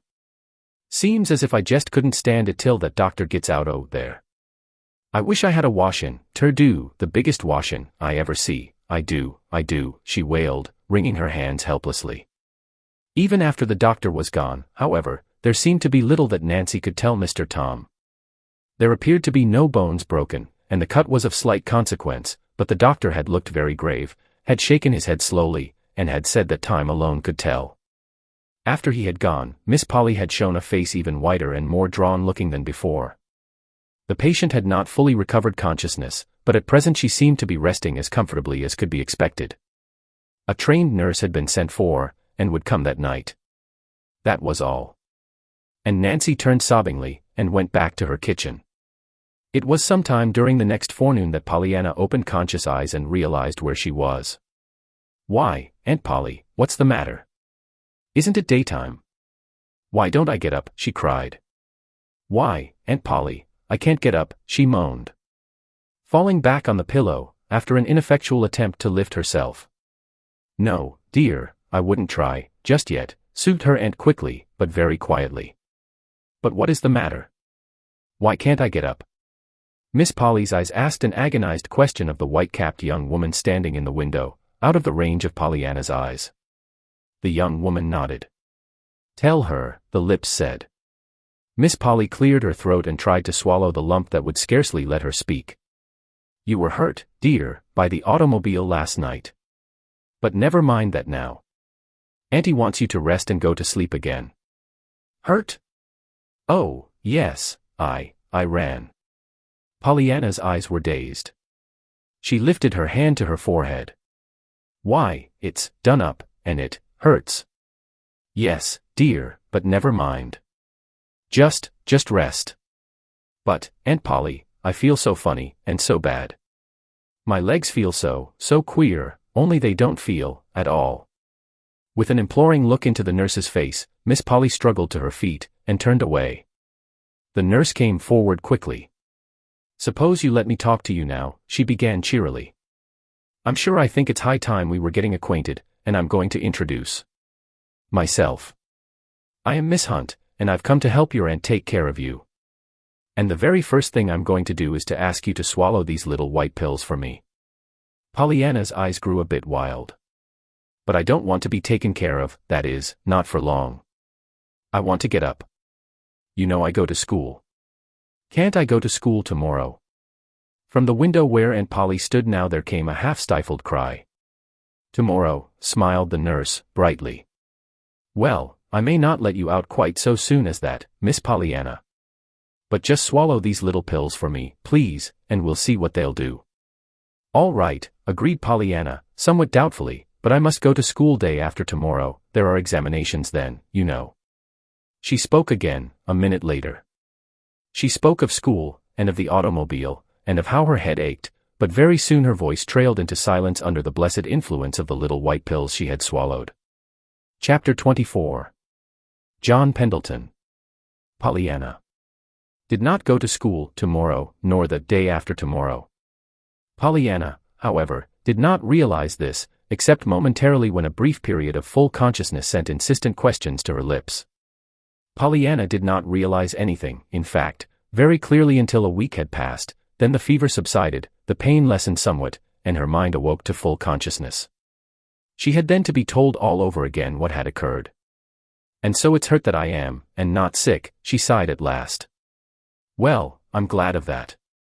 Gee, glad, Pollyanna? Asked her aunt, who was sitting by the bed. Yes. I'd so much rather have broken legs like Mr. Pendleton's than lifelong invalids like Mrs. Snow, you know. Broken legs get well, and lifelong invalids don't. Miss Polly, who had said nothing whatever about broken legs, got suddenly to her feet and walked to the little dressing table across the room. She was picking up one object after another now, and putting each down, in an aimless fashion quite unlike her usual decisiveness. Her face was not aimless looking at all, however, it was white and drawn.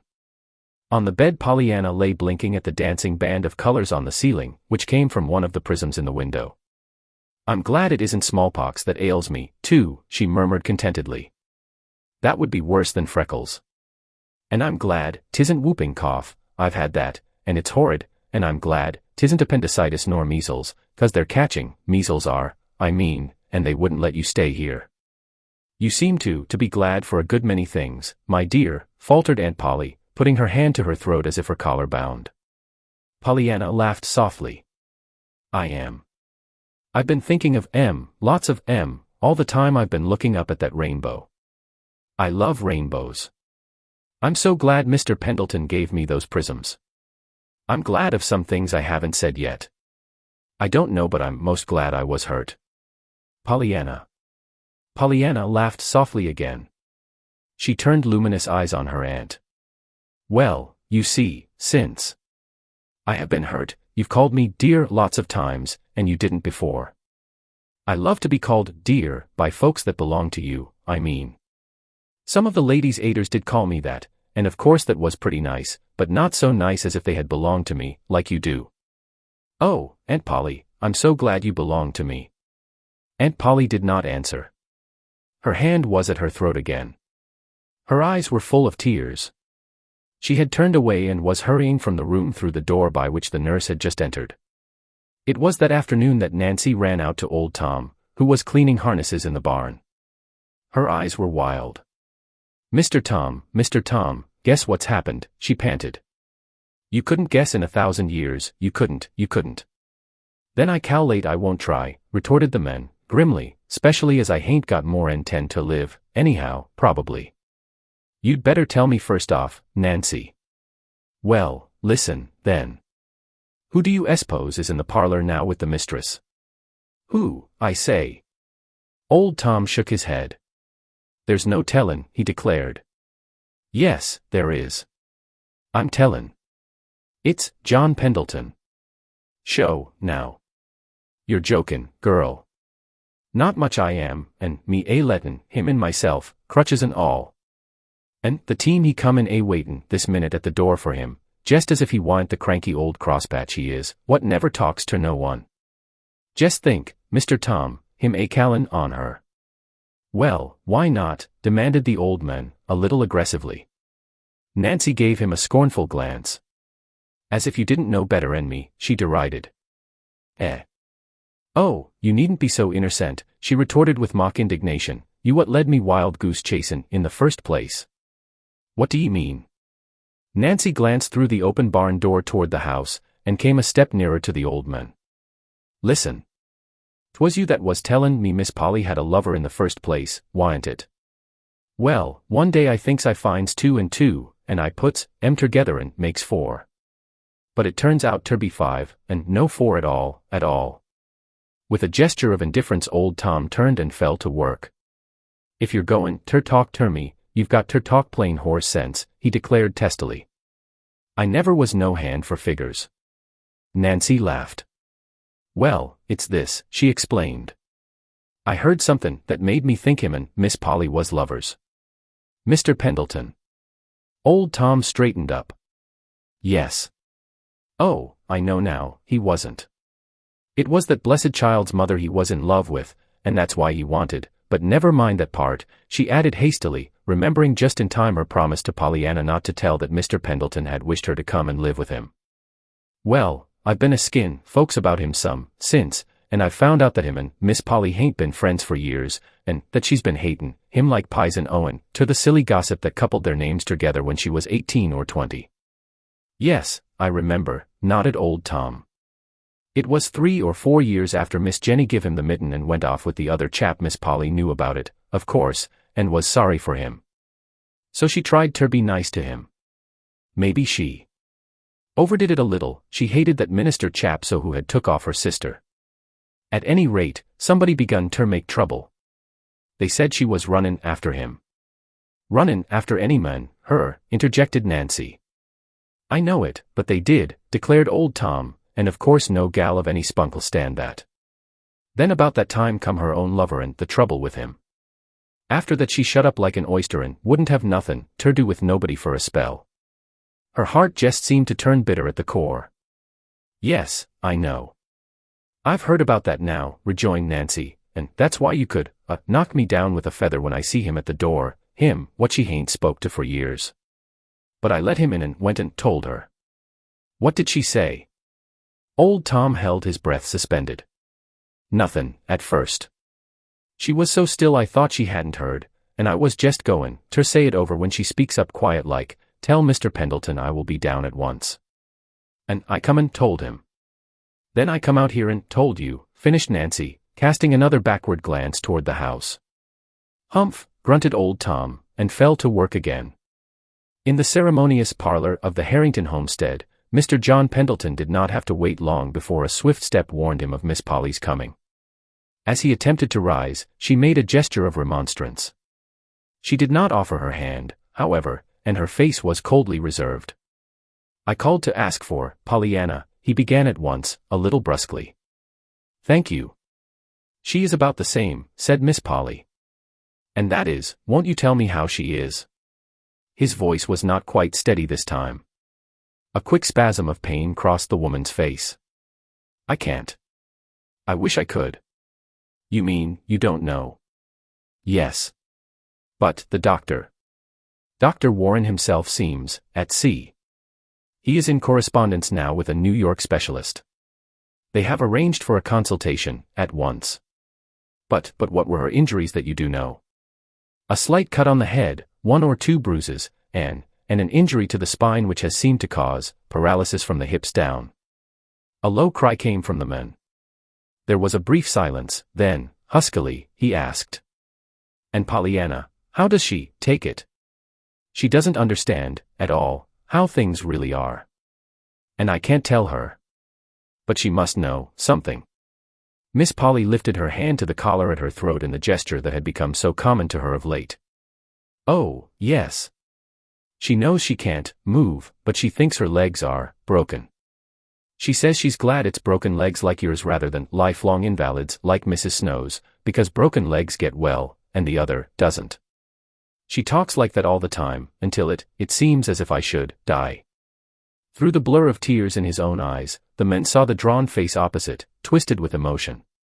Involuntarily his thoughts went back to what Pollyanna had said when he had made his final plea for her presence. Oh, I couldn't leave Aunt Polly, now. It was this thought that made him ask very gently, as soon as he could control his voice. I wonder if you know, Miss Harrington, how hard I tried to get Pollyanna to come and live with me. With you, Pollyanna. The man winced a little at the tone of her voice, but his own voice was still impersonally cool when he spoke again. Yes. I wanted to adopt her, legally, you understand, making her my heir, of course. The woman in the opposite chair relaxed a little.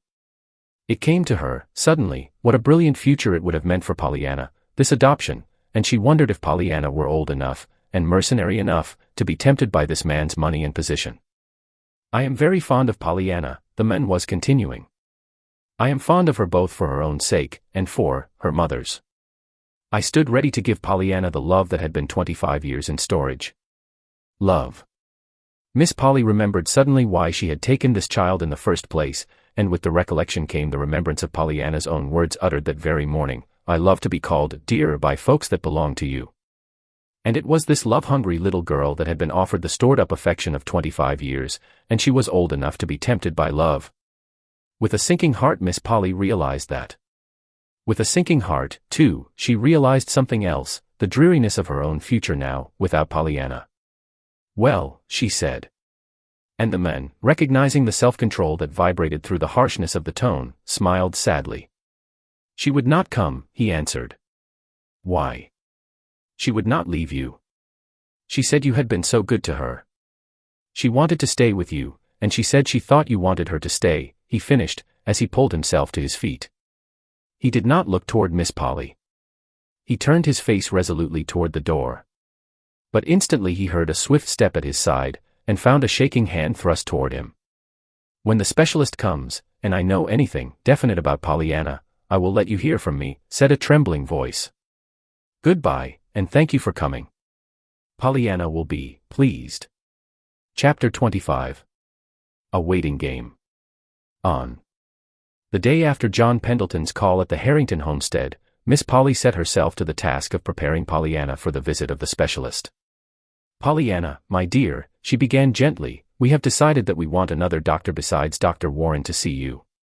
Another one might tell us something new to do, to help you get well faster, you know.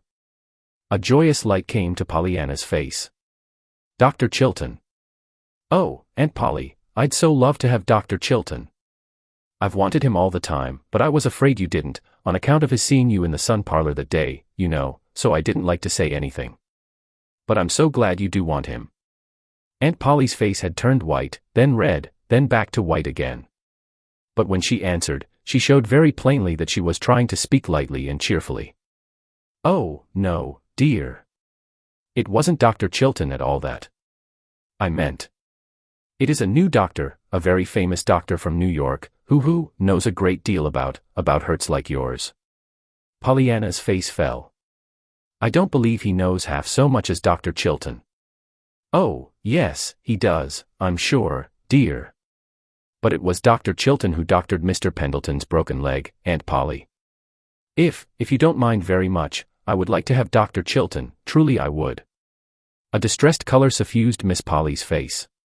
For a moment she did not speak at all, then she said gently, though yet with a touch of her old stern decisiveness. But I do mind, Pollyanna. I mind very much. I would do anything, almost anything for you, my dear, but for reasons which I do not care to speak of now, I don't wish Dr. Chilton called in on this case. And believe me, he cannot know so much about your trouble, as this great doctor does, who will come from New York tomorrow. Pollyanna still looked unconvinced. But, Aunt Polly, if you loved Dr. Chilton. What, Pollyanna? Aunt Polly's voice was very sharp now. Her cheeks were very red, too. I say, if you loved Dr. Chilton, and didn't love the other one, sighed Pollyanna, seems to me that would make some difference in the good he would do, and I love Dr. Chilton. The nurse entered the room at that moment, and Aunt Polly rose to her feet abruptly, a look of relief on her face. "I am very sorry, Pollyanna," she said, a little stiffly, "but I'm afraid you'll have to let me be the judge, this time. Besides, it's already arranged. The New York doctor is coming tomorrow." As it happened, however, the New York doctor did not come tomorrow. At the last moment a telegram told of an unavoidable delay owing to the sudden illness of the specialist himself. This led Pollyanna into a renewed pleading for the substitution of Dr. Chilton, which would be so easy now, you know. But as before, Aunt Polly shook her head and said, "No, dear," very decisively, yet with a still more anxious assurance that she would do anything but that, to please her dear Pollyanna. As the days of waiting passed, one by one, it did indeed seem that Aunt Polly was doing everything but that she could do to please her niece. "I wouldn't believed it, you couldn't made me believe it," Nancy said to old Tom one morning.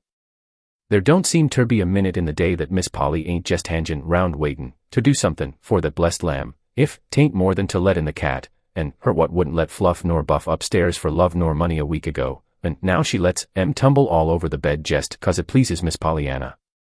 And when she ain't doin' nothin' else, she's movin' them little glass danglers round to different winders in the room so the sun'll make the rainbows dance, as that blessed child calls it. She sent Timothy down ter Cobb's greenhouse 3 times for fresh flowers, and that besides all the posies fetched inter her, too. And the other day, if I didn't find her sittin' for the bed with the nurse actually doin' her hair, and Miss Pollyanna lookin' on and bossin' from the bed, her eyes all shinin' and happy. And I declare to goodness, if Miss Polly hain't wore her hair like that every day now, jest ter please that blessed child." Old Tom chuckled. "Well, it strikes me Miss Polly herself ain't lookin' none the worse for wearin' them air curls round her forehead," he observed dryly. "Course she ain't," retorted Nancy, indignantly. "She looks like folks, now. She's actually almost—" "Careful, now, Nancy," interrupted the old man, with a slow grin. "You know what you said when I told ye she was handsome once." Nancy shrugged her shoulders. "Oh, she ain't handsome, of course, but I will own up she don't look like the same woman, what with the ribbons and lace jiggers Miss Pollyanna makes her wear round her neck." "I told ye so," nodded the man. "I told ye she wa'n't old." Nancy laughed. "Well, I'll own up she hain't got quite so good an imitation of it, as she did have, for Miss Pollyanna come. Say, Mr. Tom, who was her lover? I hain't found that out, yet, I hain't. "Hain't ye?" asked the old man, with an odd look on his face. "Well, I guess he won't then, from me." "Oh, Mr. Tom, come on, now," wheedled the girl. "Ye see, there ain't many folks here that I can ask." "Maybe not. But there's one, anyhow, that ain't answerin'," grinned old Tom. Then, abruptly, the light died from his eyes. "How is she, ter-day, the little gal?" Nancy shook her head. Her face, too, had sobered. "Just the same, Mr. Tom. There ain't no special difference, as I can see, or anybody, I guess. She jest lays there and sleeps and talks some, and tries ter smile and be glad, 'cause the sun sets or the moon rises, or some other such thing, till it's enough to make your heart break with atchin. I know, it's the game, bless her sweet heart," nodded old Tom, blinking a little. "She told you, then, too, about that game?" "Oh, yes. She told me long ago." The old man hesitated, then went on, his lips twitching a little. "I was growlin' one day 'cause I was so bent up and crooked, and what do ye s'pose the little thing said? I couldn't guess. I wouldn't think she could find anythin' about that ter be glad about. She did. She said I could be glad, anyhow, that I didn't have ter stoop so far ter do my weedin'. 'Cause I was already bent part way over." Nancy gave a wistful laugh. "Well, I ain't surprised, after all. You might know she'd find somethin'. We've been playin' that game, since almost the first, 'cause there wa'n't no one else she could play it with, though she did speak of her aunt. Miss Polly." Nancy chuckled. "I guess you hain't got such an awful different opinion o' the mistress than I have," she bridled. Old Tom stiffened. "I was only thinkin' 'twould be some of a surprise to her," he explained with dignity. "Well, yes, I guess 'twould be, then," retorted Nancy. I ain't sayin' what 'twould be now. I'd believe anythin', oh, the mistress now, even that she'd take ter playin' it herself. But hain't the little gal told her, ever? She's told every one else, I guess. I'm hearin' of it everywhere, now, since she was hurted, said Tom. Well, she didn't tell Miss Polly, rejoined Nancy. Miss Pollyanna told me long ago that she couldn't tell her, 'cause her aunt didn't like ter have her talk about her father, and 'twas her father's game, and she'd have ter talk about him if she did tell it. So she never told her. Oh, I see, I see. The old man nodded his head slowly. They was always bitter against the minister chap, all of 'em, 'cause he took Miss Jenny away from 'em. And Miss Polly, young as she was, couldn't never forgive him, she was that fond of Miss Jenny, in them days. I see, I see. 'Twas a bad mess, he sighed as he turned away. Yes, 'twas, all round, sighed Nancy in her turn, as she went back to her kitchen. For no one were those days of waiting easy. The nurse tried to look cheerful, but her eyes were troubled. The doctor was openly nervous and impatient. Miss Polly said little, but even the softening waves of hair about her face, and the becoming laces at her throat, could not hide the fact that she was growing thin and pale. As to Pollyanna, Pollyanna petted the dog, smoothed the cat's sleek head, admired the flowers and ate the fruits and jellies that were sent in to her, and returned innumerable cheery answers to the many messages of love and inquiry that were brought to her bedside. But she, too, grew pale and thin, and the nervous activity of the poor little hands and arms only emphasized the pitiful motionlessness of the once active little feet and legs now lying so woefully quiet under the blankets. As to the game, Pollyanna told Nancy these days how glad she was going to be when she could go to school again, go to see Mrs. Snow, go to call on Mr. Pendleton, and go to ride with Dr. Chilton, nor did she seem to realize that all this gladness was in the future, not the present. Nancy, however, did realize it, and cry about it, when she was alone. Chapter 26. A Door Ajar. Just a week from the time Dr. Mead, the specialist, was first expected, he came. He was a tall, broad-shouldered man with kind gray eyes, and a cheerful smile. Pollyanna liked him at once, and told him so. You look quite a lot like my doctor, you see, she added engagingly. Your doctor? Dr. Mead glanced in evident surprise at Dr. Warren, talking with the nurse a few feet away. Dr. Warren was a small, brown-eyed man with a pointed brown beard. Oh, that isn't my doctor, smiled Pollyanna, divining his thought. Dr. Warren is Aunt Polly's doctor. My doctor is Dr. Chilton. Oh, said Dr. Mead, a little oddly, his eyes resting on Miss Polly, who, with a vivid blush, had turned hastily away. Yes. Pollyanna hesitated, then continued with her usual truthfulness. You see, I wanted Dr. Chilton all the time, but Aunt Polly wanted you. She said you knew more than Dr. Chilton. Anyway about broken legs like mine. And of course if you do, I can be glad for that. Do you? A swift something crossed the doctor's face that Pollyanna could not quite translate. Only time can tell that, little girl, he said gently, then he turned a grave face toward Dr. Warren, who had just come to the bedside. Every one said afterward that it was the cat that did it. Certainly, if Fluffy had not poked an insistent paw and nose against Pollyanna's unlatched door, the door would not have swung noiselessly open on its hinges until it stood perhaps a foot ajar, and if the door had not been open, Pollyanna would not have heard her aunt's words. In the hall the two doctors, the nurse, and Miss Polly stood talking. In Pollyanna's room Fluffy had just jumped to the bed with a little purring meow of joy when through the open door sounded clearly and sharply Aunt Polly's agonized exclamation. Not that. Doctor, not that. You don't mean, the child will never walk again. It was all confusion then. First, from the bedroom came Pollyanna's terrified, Aunt Polly, Aunt Polly. Then Miss Polly, seeing the open door and realizing that her words had been heard, gave a low little moan and, for the first time in her life, fainted dead away. The nurse, with a choking she heard, stumbled toward the open door. The two doctors stayed with Miss Polly. Dr. Mead had to stay, he had caught Miss Polly as she fell. Dr. Warren stood by, helplessly. It was not until Pollyanna cried out again sharply and the nurse closed the door, that the two men, with a despairing glance into each other's eyes, awoke to the immediate duty of bringing the woman in Dr. Mead's arms back to unhappy consciousness. In Pollyanna's room, the nurse had found a purring gray cat on the bed vainly trying to attract the attention of a white-faced, wild-eyed little girl.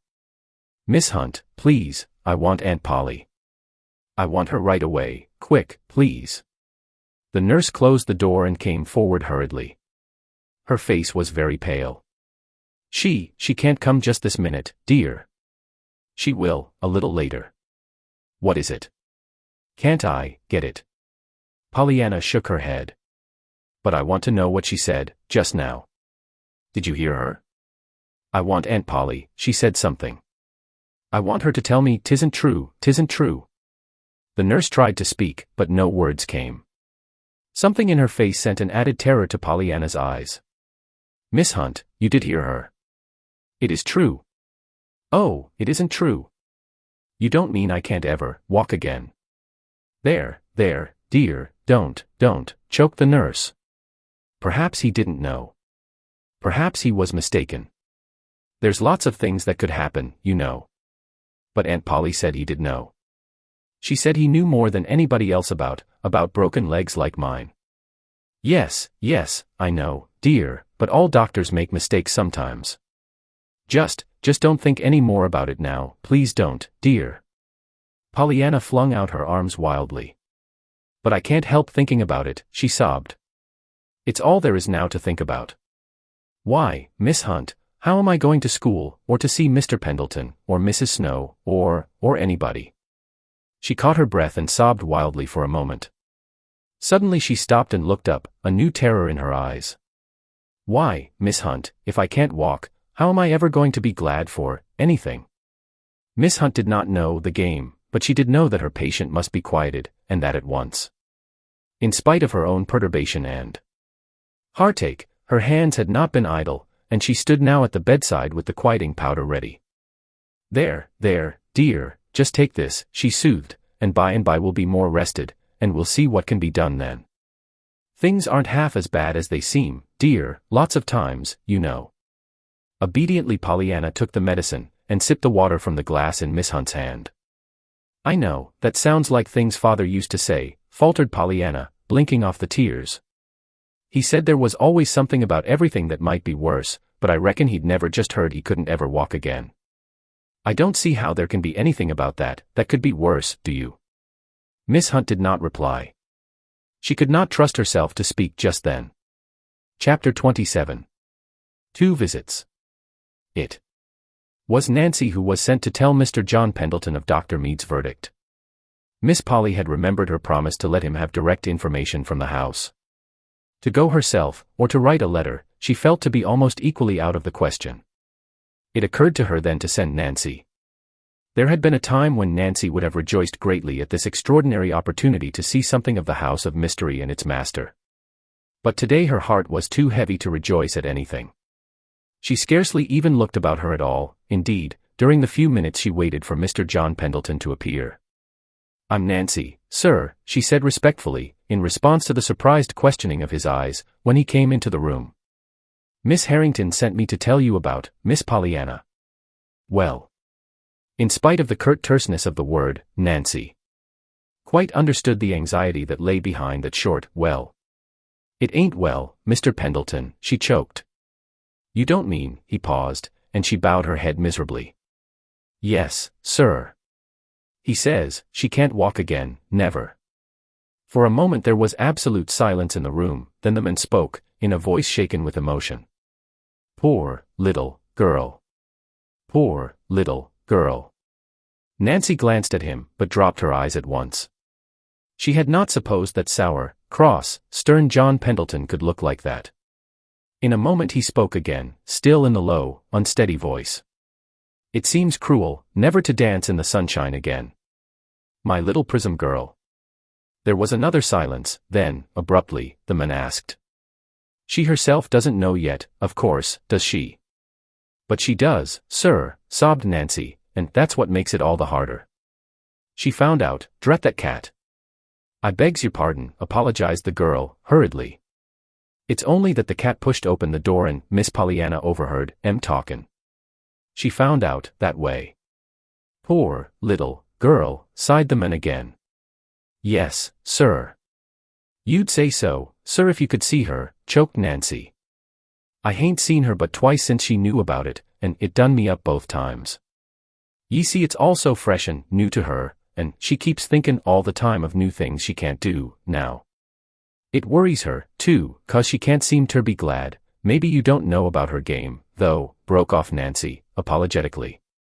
The glad game? Asked the man. Oh, yes, she told me of that. Oh, she did. Well, I guess she has told it generally ter most folks. But ye see, now she can't play it herself, and it worries her. She says she can't think of a thing, not a thing about this not walkin' again, to be glad about. Well, why should she? Retorted the man, almost savagely. Nancy shifted her feet uneasily. That's the way I felt, too, till I happened to think it would be easier if she could find something, you know. So I tried to remind her. To remind her. Of what? John Pendleton's voice was still angrily impatient.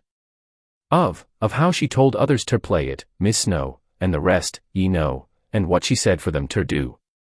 But the poor little lamb just cries, and says it don't seem the same, somehow. She says it's easy ter tell lifelong invalids how ter be glad, but 'tain't the same thing when you're the lifelong invalid yourself, and have ter try ter do it. She says she's told herself over and over again how glad she is that other folks ain't like her, but that all the time she's sayin' it, she ain't really thinkin' of anythin' only how she can't ever walk again. Nancy paused, but the man did not speak. He sat with his hands over his eyes. Then I tried to remind her how she used to say the game was all the nicer to play when it was hard, resumed Nancy, in a dull voice. But she says that, too, is different, when it really is hard. And I must be goin', now, sir, she broke off abruptly. At the door she hesitated, turned, and asked timidly. I couldn't be tellin' Miss Pollyanna that you'd seen Jimmy Bean again, I suppose, sir, could I? I don't see how you could, as I haven't seen him, observed the man a little shortly. Why? Nothin', sir, only, well, ye see, that's one of the things that she was feelin' bad about, that she couldn't take him ter see you, now. She said she'd taken him once, but she didn't think he showed off very well that day, and that she was afraid you didn't think he would make a very nice child's presents, after all. Maybe you know what she means by that, but I didn't, sir. Yes, I know what she means. All right, sir. It was only that she was wantin' ter take him again, she said, so's ter show ye he really was a lovely child's presents. And now she can't, drat that automobile. I begs your pardon, sir.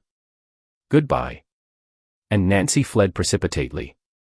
It did not take long for the entire town of Beldingsville to learn that the great New York doctor had said Pollyanna Whittier would never walk again, and certainly never before had the town been so stirred. Everybody knew by sight now the piquant little freckled face that had always a smile of greeting, and almost everybody knew of the game that Pollyanna was playing. To think that now never again would that smiling face be seen on their streets, never again would that cheery little voice proclaim the gladness of some everyday experience. It seemed unbelievable, impossible, cruel. In kitchens and sitting rooms, and over backyard fences women talked of it, and wept openly. On street corners and in store lounging places the men talked, too, and wept, though not so openly. And neither the talking nor the weeping grew less when fast on the heels of the news itself, came Nancy's pitiful story that Pollyanna, face to face with what had come to her, was bemoaning most of all the fact that she could not play the game, that she could not now be glad over anything. It was then that the same thought must have, in some way, come to Pollyanna's friends. At all events, almost at once, the mistress of the Harrington homestead, greatly to her surprise, began to receive calls from people she knew, and people she did not know, calls from men, women, and children, many of whom Miss Polly had not supposed that her niece knew at all. Some came in and sat down for a stiff 5 or 10 minutes. Some stood awkwardly on the porch steps, fumbling with hats or handbags, according to their sex. Some brought a book, a bunch of flowers, or a dainty to tempt the palate. Some cried frankly.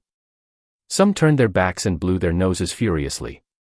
But all inquired very anxiously for the little injured girl, and all sent to her some message, and it was these messages which, after a time, stirred Miss Polly to action. First came Mr. John Pendleton. He came without his crutches today. I don't need to tell you how shocked I am, he began almost harshly. But can nothing be done? Miss Polly gave a gesture of despair. Oh, we're doing, of course, all the time. Dr. Mead prescribed certain treatments and medicines that might help, and Dr. Warren is carrying them out to the letter, of course. But Dr. Mead held out almost no hope. John Pendleton rose abruptly, though he had but just come. His face was white, and his mouth was set into stern lines. Miss Polly, looking at him, knew very well why he felt that he could not stay longer in her presence. At the door he turned. "I have a message for Pollyanna," he said. "Will you tell her, please, that I have seen Jimmy Bean and that he's going to be my boy hereafter? Tell her I thought she would be glad to know. I shall adopt him, probably." For a brief moment Miss Polly lost her usual well-bred self-control. "You will adopt Jimmy Bean," she gasped. The man lifted his chin a little. "Yes. I think Pollyanna will understand. You will tell her I thought she would be glad." "Why, of course," faltered Miss Polly. "Thank you," bowed John Pendleton, as he turned to go. In the middle of the floor Miss Polly stood, silent and amazed, still looking after the men who had just left her. Even yet she could scarcely believe what her ears had heard. John Pendleton adopt Jimmy Bean. John Pendleton, wealthy, independent, morose, reputed to be miserly and supremely selfish, to adopt a little boy, and such a little boy. With a somewhat dazed face Miss Polly went upstairs to Pollyanna's room. "Pollyanna, I have a message for you from Mr. John Pendleton. He has just been here. He says to tell you he has taken Jimmy Bean for his little boy. He said he thought you'd be glad to know it." Pollyanna's wistful little face flamed into sudden joy. "Glad. Glad. Well, I reckon I am glad. Oh, Aunt Polly, I've so wanted to find a place for Jimmy, and that's such a lovely place. Besides, I'm so glad for Mr. Pendleton, too. You see, now he'll have the child's presence." "The what?" Pollyanna colored painfully. She had forgotten that she had never told her aunt of Mr. Pendleton's desire to adopt her, and certainly she would not wish to tell her now that she had ever thought for a minute of leaving her, this dear Aunt Polly. "The child's presence," stammered Pollyanna, hastily. "Mr. Pendleton told me once, you see, that only a woman's hand and heart or a child's presence could make a home. And now he's got it, the child's presence." "Oh, I see," said Miss Polly very gently, and she did see, more than Pollyanna realized. She saw something of the pressure that was probably brought to bear on Pollyanna herself at the time John Pendleton was asking her to be the child's presence, which was to transform his great pile of gray stone into a home. "I see," she finished, her eyes stinging with sudden tears. Pollyanna, fearful that her aunt might ask further embarrassing questions, hastened to lead the conversation away from the Pendleton house and its master. "Dr. Chilton says so, too, that it takes a woman's hand and heart, or a child's presence, to make a home, you know," she remarked. Miss Polly turned with a start. "Dr. Chilton? How do you know that?" "He told me so. 'Twas when he said he lived in just rooms, you know, not a home." Miss Polly did not answer. Her eyes were out the window. "So I asked him why he didn't get a woman's hand and heart, and have a home." "Pollyanna." Miss Polly had turned sharply. Her cheeks showed a sudden color. "Well, I did. He looked so sorrowful." "What did he say?" Miss Polly asked the question as if in spite of some force within her that was urging her not to ask it. "He didn't say anything for a minute, then he said very low that you couldn't always get for the asking." There was a brief silence. Miss Polly's eyes had turned again to the window. Her cheeks were still unnaturally pink. Pollyanna sighed. "He wants one, anyhow, I know, and I wish he could have one." "Why, Pollyanna, how do you know?" "Because, afterwards, on another day, he said something else. He said that low, too, but I heard him. He said that he'd give all the world if he did have one woman's hand and heart." "Why, Aunt Polly, what's the matter?" Aunt Polly had risen hurriedly and gone to the window. "Nothing, dear. I was changing the position of this prism," said Aunt Polly, whose whole face now was aflame. Chapter 28. The Game and Its Players. It was not long after John Pendleton's second visit that Millie Snow called one afternoon. Millie Snow had never before been to the Harrington homestead. She blushed and looked very embarrassed when Miss Polly entered the room. I came to inquire for the little girl," she stammered. "You are very kind. She is about the same." "How is your mother?" rejoined Miss Polly, wearily. "That is what I came to tell you, that is, to ask you to tell Miss Pollyanna," hurried on the girl, breathlessly and incoherently. "We think it's so awful, so perfectly awful that the little thing can't ever walk again, and after all she's done for us, too, for Mother, you know, teaching her to play the game, and all that. And when we heard how now she couldn't play it herself, poor little dear. I'm sure I don't see how she can, either, in her condition, but when we remembered all the things she'd said to us, we thought if she could only know what she had done for us, that it would help, you know, in her own case, about the game, because she could be glad, that is, a little glad." Millie stopped helplessly, and seemed to be waiting for Miss Polly to speak. Miss Polly had sat politely listening, but with a puzzled questioning in her eyes. Only about half of what had been said had she understood. She was thinking now that she always had known that Millie Snow was queer, but she had not supposed she was crazy. In no other way, however, could she account for this incoherent, illogical, unmeaning rush of words. When the pause came, she filled it with a quiet, "I don't think I quite understand, Millie. Just what it is that you want me to tell my niece." "Yes, that's it, I want you to tell her," answered the girl, feverishly. "Make her see what she's done for us. Of course she's seen some things, because she's been there, and she's known Mother is different, but I want her to know how different she is, and me, too. I'm different. I've been trying to play it, the game, a little." Miss Polly frowned. She would have asked what Millie meant by this game, but there was no opportunity. Millie was rushing on again with nervous volubility. "You know, nothing was ever right before, for Mother. She was always wanting different. And, really, I don't know as one could blame her much, under the circumstances. But now she lets me keep the shades up, and she takes interest in things, how she looks, and her nightdress, and all that. And she's actually begun to knit little things, reins and baby blankets for fairs and hospitals. And she's so interested, and so glad to think she can do it, and that was all Miss Pollyanna's doings, you know, 'cause she told Mother she could be glad she'd got her hands and arms, anyway, and that made Mother wonder right away why she didn't do something with her hands and arms. And so she began to do something, to knit, you know. And you can't think what a different room it is now, what with the red and blue and yellow worsteds, and the prisms in the window that she gave her. Why, it actually makes you feel better just to go in there now, and before I used to dread it awfully, it was so dark and gloomy, and Mother was so unhappy, you know. And so we want you to please tell Miss Pollyanna that we understand it's all because of her. And please say we're so glad we know her, that we thought, maybe if she knew it, it would make her a little glad that she knew us. And that's all," sighed Millie, rising hurriedly to her feet. "You'll tell her?" "Why, of course," murmured Miss Polly, wondering just how much of this remarkable discourse she could remember to tell.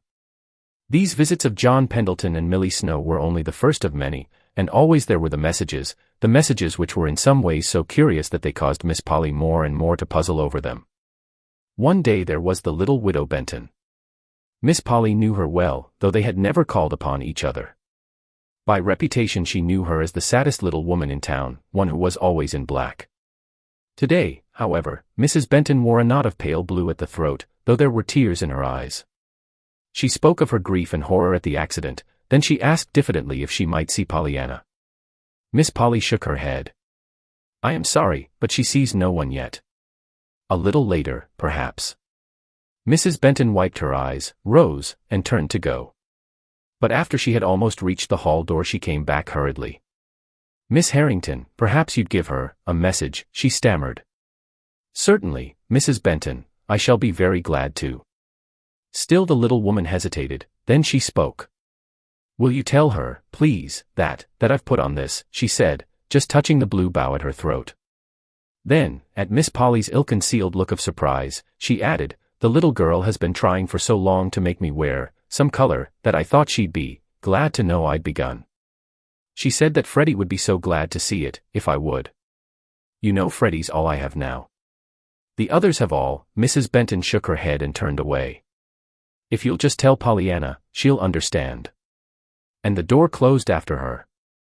A little later, that same day, there was the other widow. At least, she wore widow's garments. Miss Polly did not know her at all. She wondered vaguely how Pollyanna could have known her. The lady gave her name as Mrs. Tarbell. "I'm a stranger to you, of course," she began at once. "But I'm not a stranger to your little niece, Pollyanna. I've been at the hotel all summer, and every day I've had to take long walks for my health. It was on these walks that I've met your niece. She's such a dear little girl. I wish I could make you understand what she's been to me. I was very sad when I came up here," and her bright face and cheery ways reminded me of my own little girl that I lost years ago. I was so shocked to hear of the accident, and then when I learned that the poor child would never walk again, and that she was so unhappy because she couldn't be glad any longer, the dear child, I just had to come to you." "You are very kind," murmured Miss Polly looking down at her hands. "But it is you who are to be kind," demurred the other. I want you to give her a message from me." "Will you?" "Certainly." "Will you just tell her, then, that Mrs. Tarbell is glad now?" "Yes, I know it sounds odd, and you don't understand. But, if you'll pardon me, I'd rather not explain." Sad lines came to the lady's mouth, and the smile left her eyes. "Your niece will know just what I mean, and I felt that I must tell her. Thank you, and pardon me, please, for any seeming rudeness in my call," she begged as she took her leave.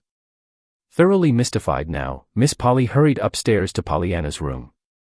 "Pollyanna, do you know a Mrs. Tarbell?" "Oh, yes. I love Mrs. Tarbell. She's sick, and awfully sad, and she's at the hotel, and takes long walks. We go together. I mean, we used to." Pollyanna's voice broke, and 2 big tears rolled down her cheeks. Miss Polly cleared her throat hurriedly. "Well, she's just been here, dear. She left a message for you, but she wouldn't tell me what it meant. She said to tell you that Mrs. Tarbell is glad now." Pollyanna clapped her hands softly. "Did she say that, really? Oh, I'm so glad. But, Pollyanna, what did she mean?" "Why? It's the game, Anne." Pollyanna stopped short, her fingers to her lips. "What game?" "And nothing much, Aunt Polly, that is, I can't tell it unless I tell other things that I'm not to speak of." It was on Miss Polly's tongue to question her niece further, but the obvious distress on the little girl's face stayed the words before they were uttered. Not long after Mrs. Tarbell's visit, the climax came. It came in the shape of a call from a certain young woman with unnaturally pink cheeks and abnormally yellow hair, a young woman who wore high heels and cheap jewelry, a young woman whom Miss Polly knew very well by reputation, but whom she was angrily amazed to meet beneath the roof of the Harrington homestead. Miss Polly did not offer her hand. She drew back, indeed, as she entered the room. The woman rose at once. Her eyes were very red, as if she had been crying. Half defiantly she asked if she might, for a moment, see the little girl, Pollyanna. Miss Polly said no.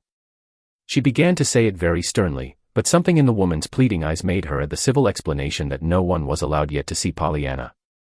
The woman hesitated, then a little brusquely she spoke.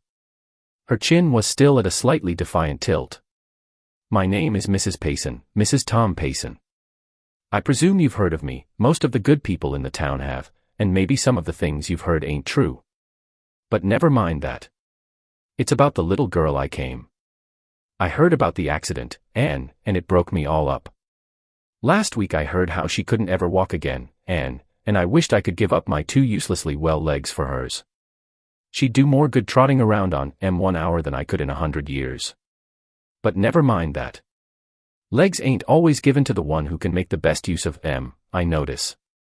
She paused, and cleared her throat, but when she resumed her voice was still husky. "Maybe you don't know it, but I've seen a good deal of that little girl of yours. We live on the Pendleton Hill Road, and she used to go by often, only she didn't always go by. She came in and played with the kids and talked to me, and my man, when he was home. She seemed to like it, and to like us.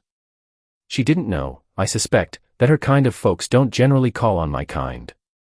Maybe if they did call more, Miss Harrington, there wouldn't be so many of my kind," she added, with sudden bitterness. "Be that as it may, she came, and she didn't do herself no harm, and she did do us good, a lot o' good. How much she won't know, nor can't know, I hope, 'cause if she did, she'd know other things, that I don't want her to know. But it's just this. It's been hard times with us this year, in more ways than one. We've been blue and discouraged, my men and me, and ready for, most anything. We was reckoning on getting a divorce about now, and letting the kids, well, we didn't know what we would do with the kids. Then came the accident, and what we heard about the little girl's never walking again. And we got to thinking how she used to come and sit on our doorstep and train with the kids, and laugh, and just be glad. She was always being glad about something, and then, one day, she told us why, and about the game, you know, and tried to coax us to play it. Well, we've heard now that she's fretting her poor little life out of her, because she can't play it no more, that there's nothing to be glad about. And that's what I came to tell her today, that maybe she can be a little glad for us, 'cause we've decided to stick to each other, and play the game ourselves. I knew she would be glad, because she used to feel kind of bad, at things we said, sometimes. Just how the game is going to help us, I can't say that I exactly see, yet, but maybe 'twill. Anyhow, we're going to try, 'cause she wanted us to. Will you tell her? Yes, I will tell her, promised Miss Polly, a little faintly. Then, with sudden impulse, she stepped forward and held out her hand. And thank you for coming, Mrs. Payson, she said simply. The defiant chin fell. The lips above it trembled visibly. With an incoherently mumbled something, Mrs. Payson blindly clutched at the outstretched hand, turned, and fled. The door had scarcely closed behind her before Miss Polly was confronting Nancy in the kitchen. Nancy. Miss Polly spoke sharply. The series of puzzling, disconcerting visits of the last few days, culminating as they had in the extraordinary experience of the afternoon, had strained her nerves to the snapping point. Not since Miss Pollyanna's accident had Nancy heard her mistress speak so sternly. Nancy, will you tell me what this absurd game is that the whole town seems to be babbling about? And what, please, has my niece to do with it? Why does everybody, from Millie Snow to Mrs. Tom Payson, send word to her that they're playing it? As near as I can judge, half the town are putting on blue ribbons, or stopping family quarrels, or learning to like something they never liked before, and all because of Pollyanna. I tried to ask the child herself about it, but I can't seem to make much headway, and of course I don't like to worry her, now. But from something I heard her say to you last night, I should judge you were one of them, too. Now will you tell me what it all means? To Miss Polly's surprise and dismay, Nancy burst into tears. It means that ever since last June that blessed child has just been makin' the whole town glad, and now they're turnin' round and tryin' ter make her a little glad, too. Glad of what? Just glad. That's the game. Miss Polly actually stamped her foot. There you go, like all the rest, Nancy. What game? Nancy lifted her chin. She faced her mistress and looked her squarely in the eye. I'll tell ye, ma'am. It's a game Miss Pollyanna's father learned her ter play. She got a pair of crutches once in a missionary barrel when she was wantin' a doll, and she cried, of course, like any child would. It seems 'twas then her father told her that there wasn't ever anythin' but what there was somethin' about it that you could be glad about, and that she could be glad about them crutches. Glad for crutches. Miss Polly choked back a sob. She was thinking of the helpless little legs on the bed upstairs. Yes'm.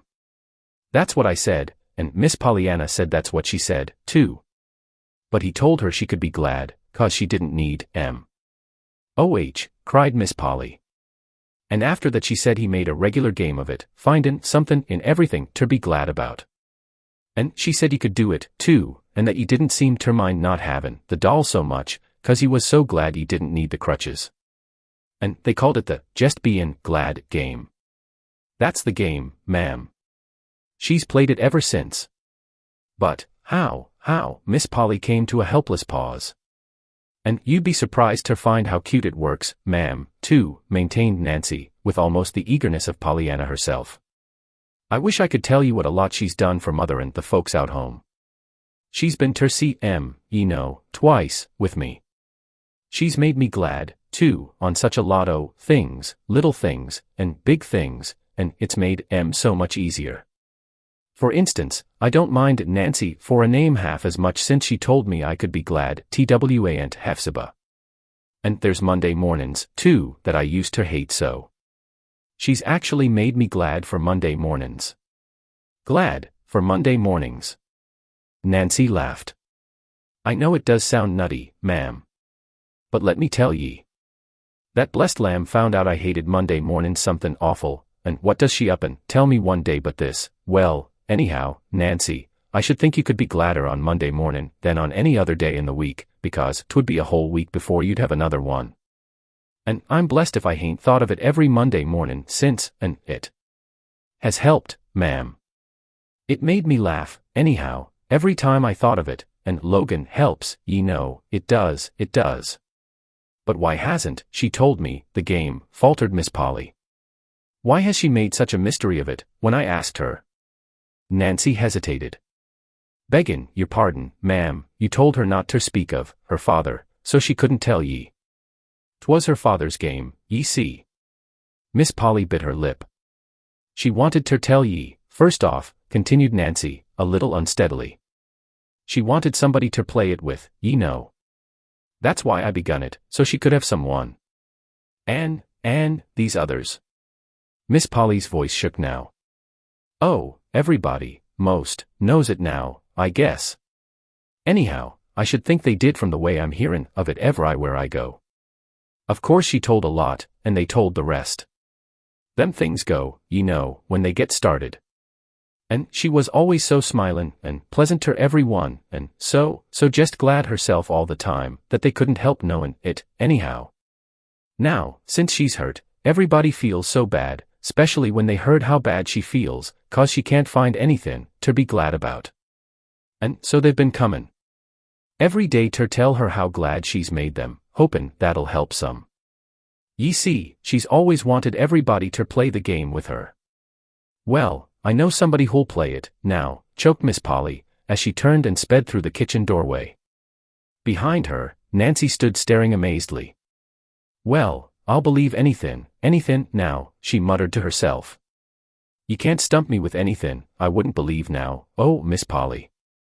A little later, in Pollyanna's room, the nurse left Miss Polly and Pollyanna alone together. And you've had still another caller, today, my dear, announced Miss Polly, in a voice she vainly tried to steady. Do you remember Mrs. Payson? Mrs. Payson? Why, I reckon I do. She lives on the way to Mr. Pendleton's, and she's got the prettiest little girl baby 3 years old, and a boy most 5. She's awfully nice, and so's her husband, only they don't seem to know how nice each other is. Sometimes they fight, I mean, they don't quite agree. They're poor, too, they say, and of course they don't ever have barrels, 'cause he isn't a missionary minister, you know, like, well, he isn't. A faint color stole into Pollyanna's cheeks, which was duplicated suddenly in those of her aunt. But she wears real pretty clothes, sometimes, in spite of their being so poor, resumed Pollyanna, in some haste. And she's got perfectly beautiful rings with diamonds and rubies and emeralds in them, but she says she's got one ring too many, and that she's going to throw it away and get a divorce instead. What is a divorce, Aunt Polly? I'm afraid it isn't very nice, because she didn't look happy when she talked about it. And she said if she did get it, they wouldn't live there anymore, and that Mr. Payson would go way off, and maybe the children, too. But I should think they'd rather keep the ring, even if they did have so many more. Shouldn't you? Aunt Polly, what is a divorce? But they aren't going way off, dear, evaded Aunt Polly, hurriedly. They're going to stay right there together. Oh, I'm so glad. Then they'll be there when I go up to see, oh dear, broke off the little girl, miserably. Aunt Polly, why can't I remember that my legs don't go any more, and that I won't ever go up to see Mr. Pendleton again? There, don't, choked her aunt. Perhaps you'll drive up sometime. But listen. I haven't told you, yet, all that Mrs. Payson said. She wanted me to tell you that they were going to stay together and to play the game, just as you wanted them to. Pollyanna smiled through tear-wet eyes. Did they? Did they, really?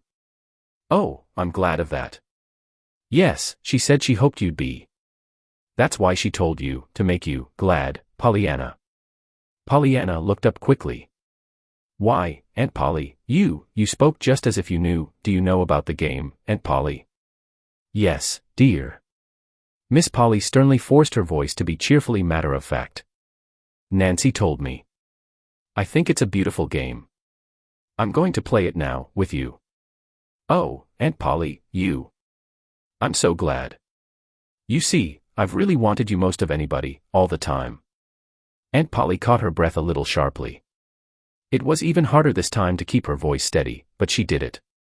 Yes, dear, and there are all those others, too. Why, Pollyanna, I think all the town is playing that game now with you, even to the minister. I haven't had a chance to tell you, yet, but this morning I met Mr. Ford when I was down to the village, and he told me to say to you that just as soon as you could see him, he was coming to tell you that he hadn't stopped being glad over those 800 rejoicing texts that you told him about. So.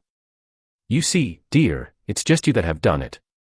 The whole town is playing the game, and the whole town is wonderfully happier, and all because of one little girl who taught the people a new game, and how to play it.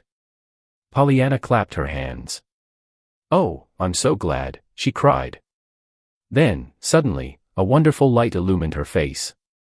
Why, Aunt Polly, there is something I can be glad about, after all. I can be glad I've had my legs, anyway, else I couldn't have done that. Chapter 29. Through an Open Window. 1. By one the short winter days came and went, but they were not short to Pollyanna. They were long, and sometimes full of pain. Very resolutely, these days, however, Pollyanna was turning a cheerful face toward whatever came. Was she not specially bound to play the game, now that Aunt Polly was playing it, too?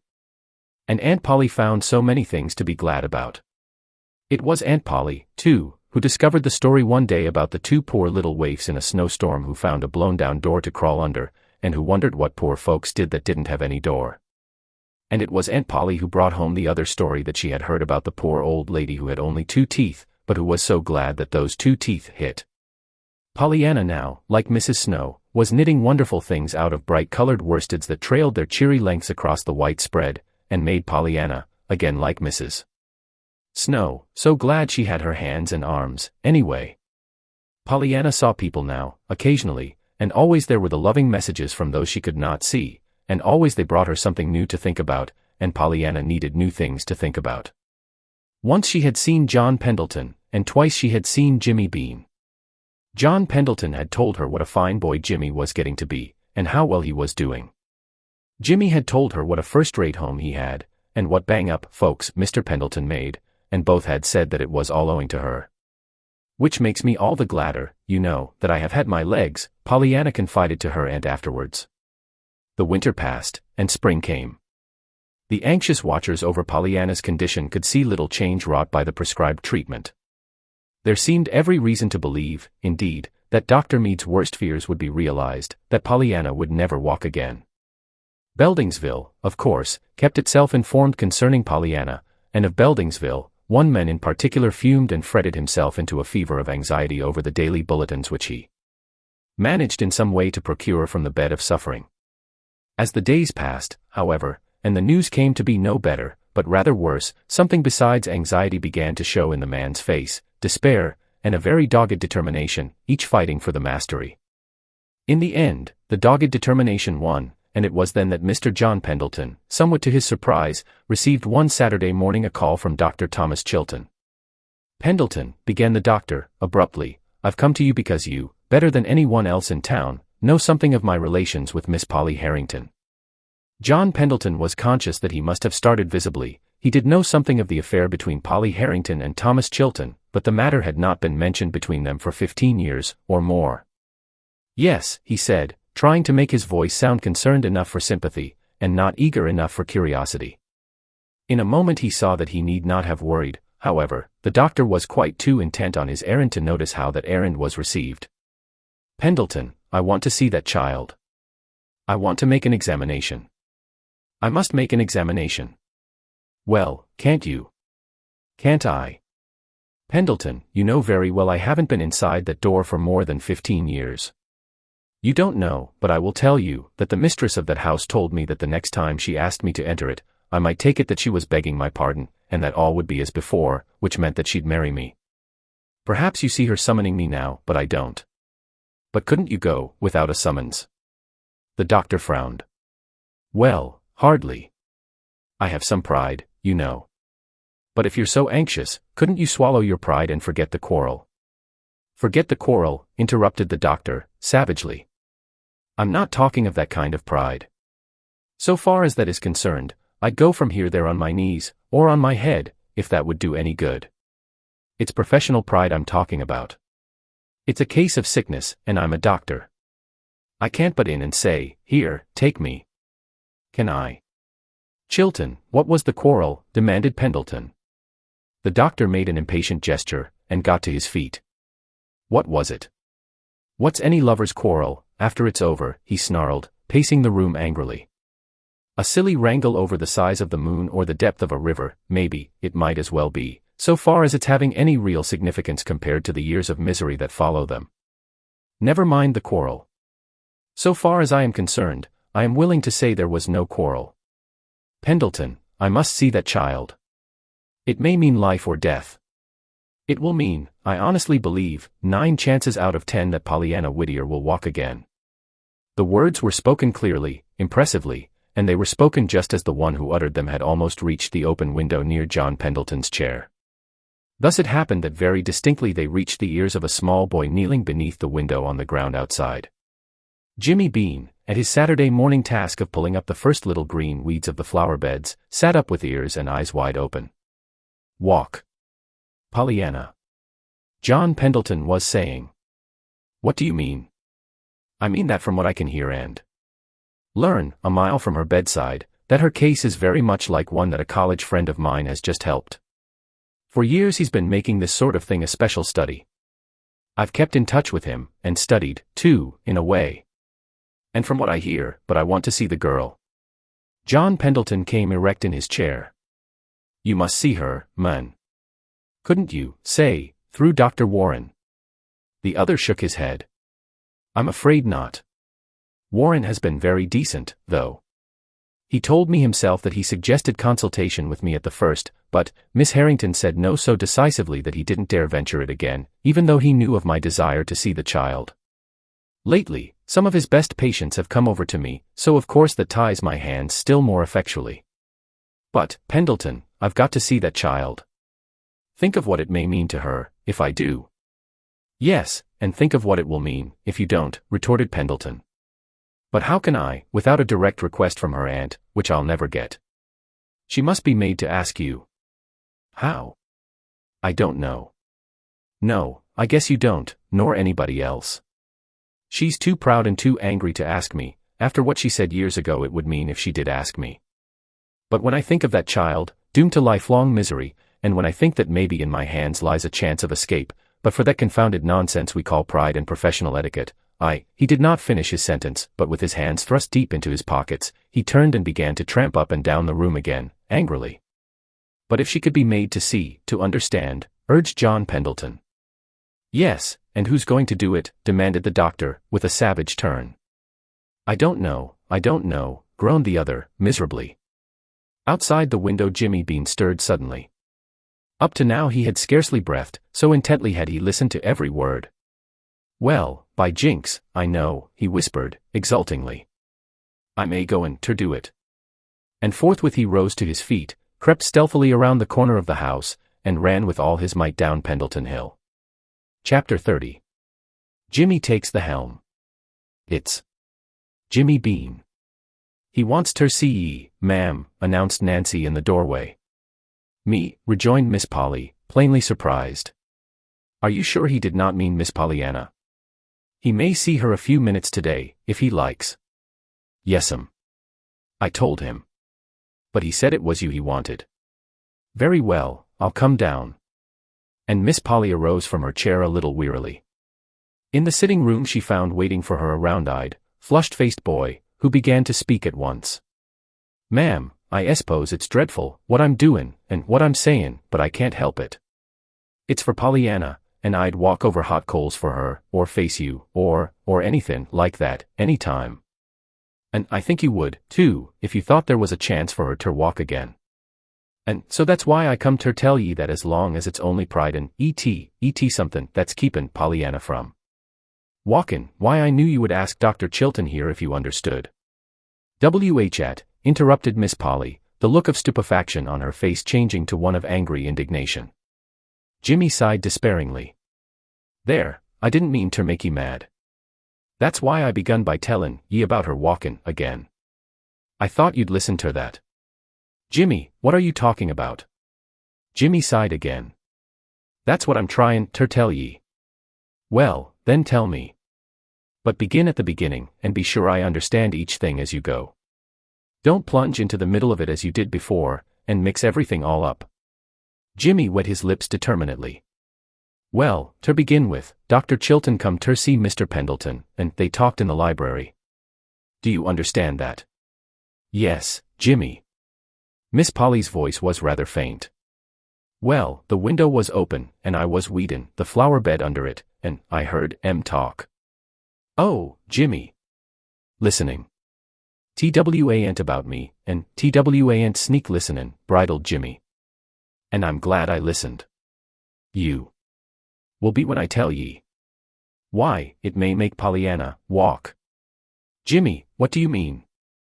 Miss Polly was leaning forward eagerly. There, I told ye so, nodded Jimmy, contentedly. Well, Dr. Chilton knows some doctor somewhere that can cure Pollyanna, he thinks, make her walk, ye know, but he can't tell sure till he sees her. And he wants ter see her something awful, but he told Mr. Pendleton that you wouldn't let him. Miss Polly's face turned very red. But, Jimmy, I couldn't. That is, I didn't know. Miss Polly was twisting her fingers together helplessly. Yes, and that's what I come ter tell ye, so you would know, asserted Jimmy, eagerly. They said that for some reason, I didn't rightly catch what, you wouldn't let Dr. Chilton come, and you told Dr. Warren so, and Dr. Chilton couldn't come himself, without you asked him, on account of pride and professional well, something, anyway. And they was wishin' somebody could make you understand, only they didn't know who could, and I was outside the winder, and I says to myself right away, by jinks, I'll do it. And I come, and have I made ye understand? Yes, but Jimmy, about that doctor, implored Miss Polly, feverishly. Who was he? What did he do? Are they sure he could make Pollyanna walk? I don't know who he was. They didn't say. Dr. Chilton knows him, and he's just cured somebody just like her, Dr. Chilton thinks. Anyhow, they didn't seem ter be doin' no worryin' about him. 'Twas you they was worryin' about, 'cause you wouldn't let Dr. Chilton see her. And, say, you will let him come, won't you, now you understand. Miss Polly turned her head from side to side. Her breath was coming in little uneven, rapid gasps. Jimmy, watching her with anxious eyes, thought she was going to cry. But she did not cry. After a minute she said brokenly. Yes, I'll let Dr. Chilton see her. Now run home, Jimmy, quick. I've got to speak to Dr. Warren. He's upstairs now. I saw him drive in a few minutes ago. A little later Dr. Warren was surprised to meet an agitated, flushed-faced Miss Polly in the hall. He was still more surprised to hear the lady say, a little breathlessly, Dr. Warren, you asked me once to allow Dr. Chilton to be called in consultation, and I refused. Since then I have reconsidered. I very much desire that you should call in Dr. Chilton. Will you not ask him at once, please? Thank you. Chapter 31. A New Uncle. The next time Dr. Warren entered the chamber where Pollyanna lay watching the dancing shimmer of color on the ceiling, a tall, broad-shouldered man followed close behind him. Dr. Chilton, oh, Dr. Chilton, how glad I am to see you, cried Pollyanna. And at the joyous rapture of the voice, more than one pair of eyes in the room brimmed hot with sudden tears. But of course, if Aunt Polly doesn't want. It is all right, my dear, don't worry, soothed Miss Polly, agitatedly, hurrying forward. I have told Dr. Chilton that I want him to look you over, with Dr. Warren, this morning. Oh, then you asked him to come, murmured Pollyanna, contentedly. Yes, dear, I asked him. That is, but it was too late. The adoring happiness that had leaped to Dr. Chilton's eyes was unmistakable, and Miss Polly had seen it. With very pink cheeks she turned and left the room hurriedly. Over in the window the nurse and Dr. Warren were talking earnestly. Dr. Chilton held out both his hands to Pollyanna. Little girl, I'm thinking that one of the very gladdest jobs you ever did has been done today, he said in a voice shaken with emotion. At twilight a wonderfully tremulous, wonderfully different Aunt Polly crept to Pollyanna's bedside. The nurse was at supper. They had the room to themselves. Pollyanna, dear, I'm going to tell you, the very first one of all. Someday I'm going to give Dr. Chilton to you for your uncle. And it's you that have done it all. Oh, Pollyanna, I'm so happy. And so glad, darling. Pollyanna began to clap her hands, but even as she brought her small palms together the first time, she stopped and held them suspended. Aunt Polly, were you the woman's hand and heart he wanted so long ago? You were, I know you were. And that's what he meant by saying I'd done the gladdest job of all, today. I'm so glad. Why, Aunt Polly, I don't know, but I'm so glad that I don't mind, even my legs, now. Aunt Polly swallowed a sob. Perhaps, someday, dear, but Aunt Polly did not finish. Aunt Polly did not dare to tell, yet, the great hope that Dr. Chilton had put into her heart. But she did say this, and surely this was quite wonderful enough, to Pollyanna's mind. Pollyanna, next week you're going to take a journey. On a nice comfortable little bed you're going to be carried in cars and carriages to a great doctor who has a big house many miles from here made on purpose for just such people as you are. He's a dear friend of Dr. Chilton's, and we're going to see what he can do for you. Chapter 32. Which is a letter from Pollyanna. Dear Aunt Polly and Uncle Tom. Oh, I can walk. I did today all the way from my bed to the window. It was 6 steps. My, how good it was to be on legs again. All the doctors stood around and smiled, and all the nurses stood beside of them and cried. A lady in the next ward who walked last week first, peeked into the door, and another one who hopes she can walk next month, was invited into the party, and she laid on my nurse's bed and clapped her hands. Even Black Tilly, who washes the floor, looked through the piazza window, and called me honey, child, when she wasn't crying too much to call me anything. I don't see why they cried. I wanted to sing and shout and yell. Oh, oh, oh. Just think, I can walk. Now I don't mind being here almost 10 months, and I didn't miss the wedding, anyhow. Wasn't that just like you, Aunt Polly, to come on here and get married right beside my bed, so I could see you? You always do think of the gladdest things. Pretty soon, they say, I shall go home. I wish I could walk all the way there. I do. I don't think I shall ever want to ride anywhere anymore. It will be so good just to walk. Oh, I'm so glad. I'm glad for everything. Why, I'm glad now I lost my legs for a while, for you never know how perfectly lovely legs are till you haven't got them, that go, I mean. I'm going to walk 8 steps tomorrow. With heaps of love to everybody, Pollyanna. The end. Thank you for joining us on this literary voyage. Don't forget to subscribe to Book Voyage Audio for more amazing stories. Until next time, happy listening.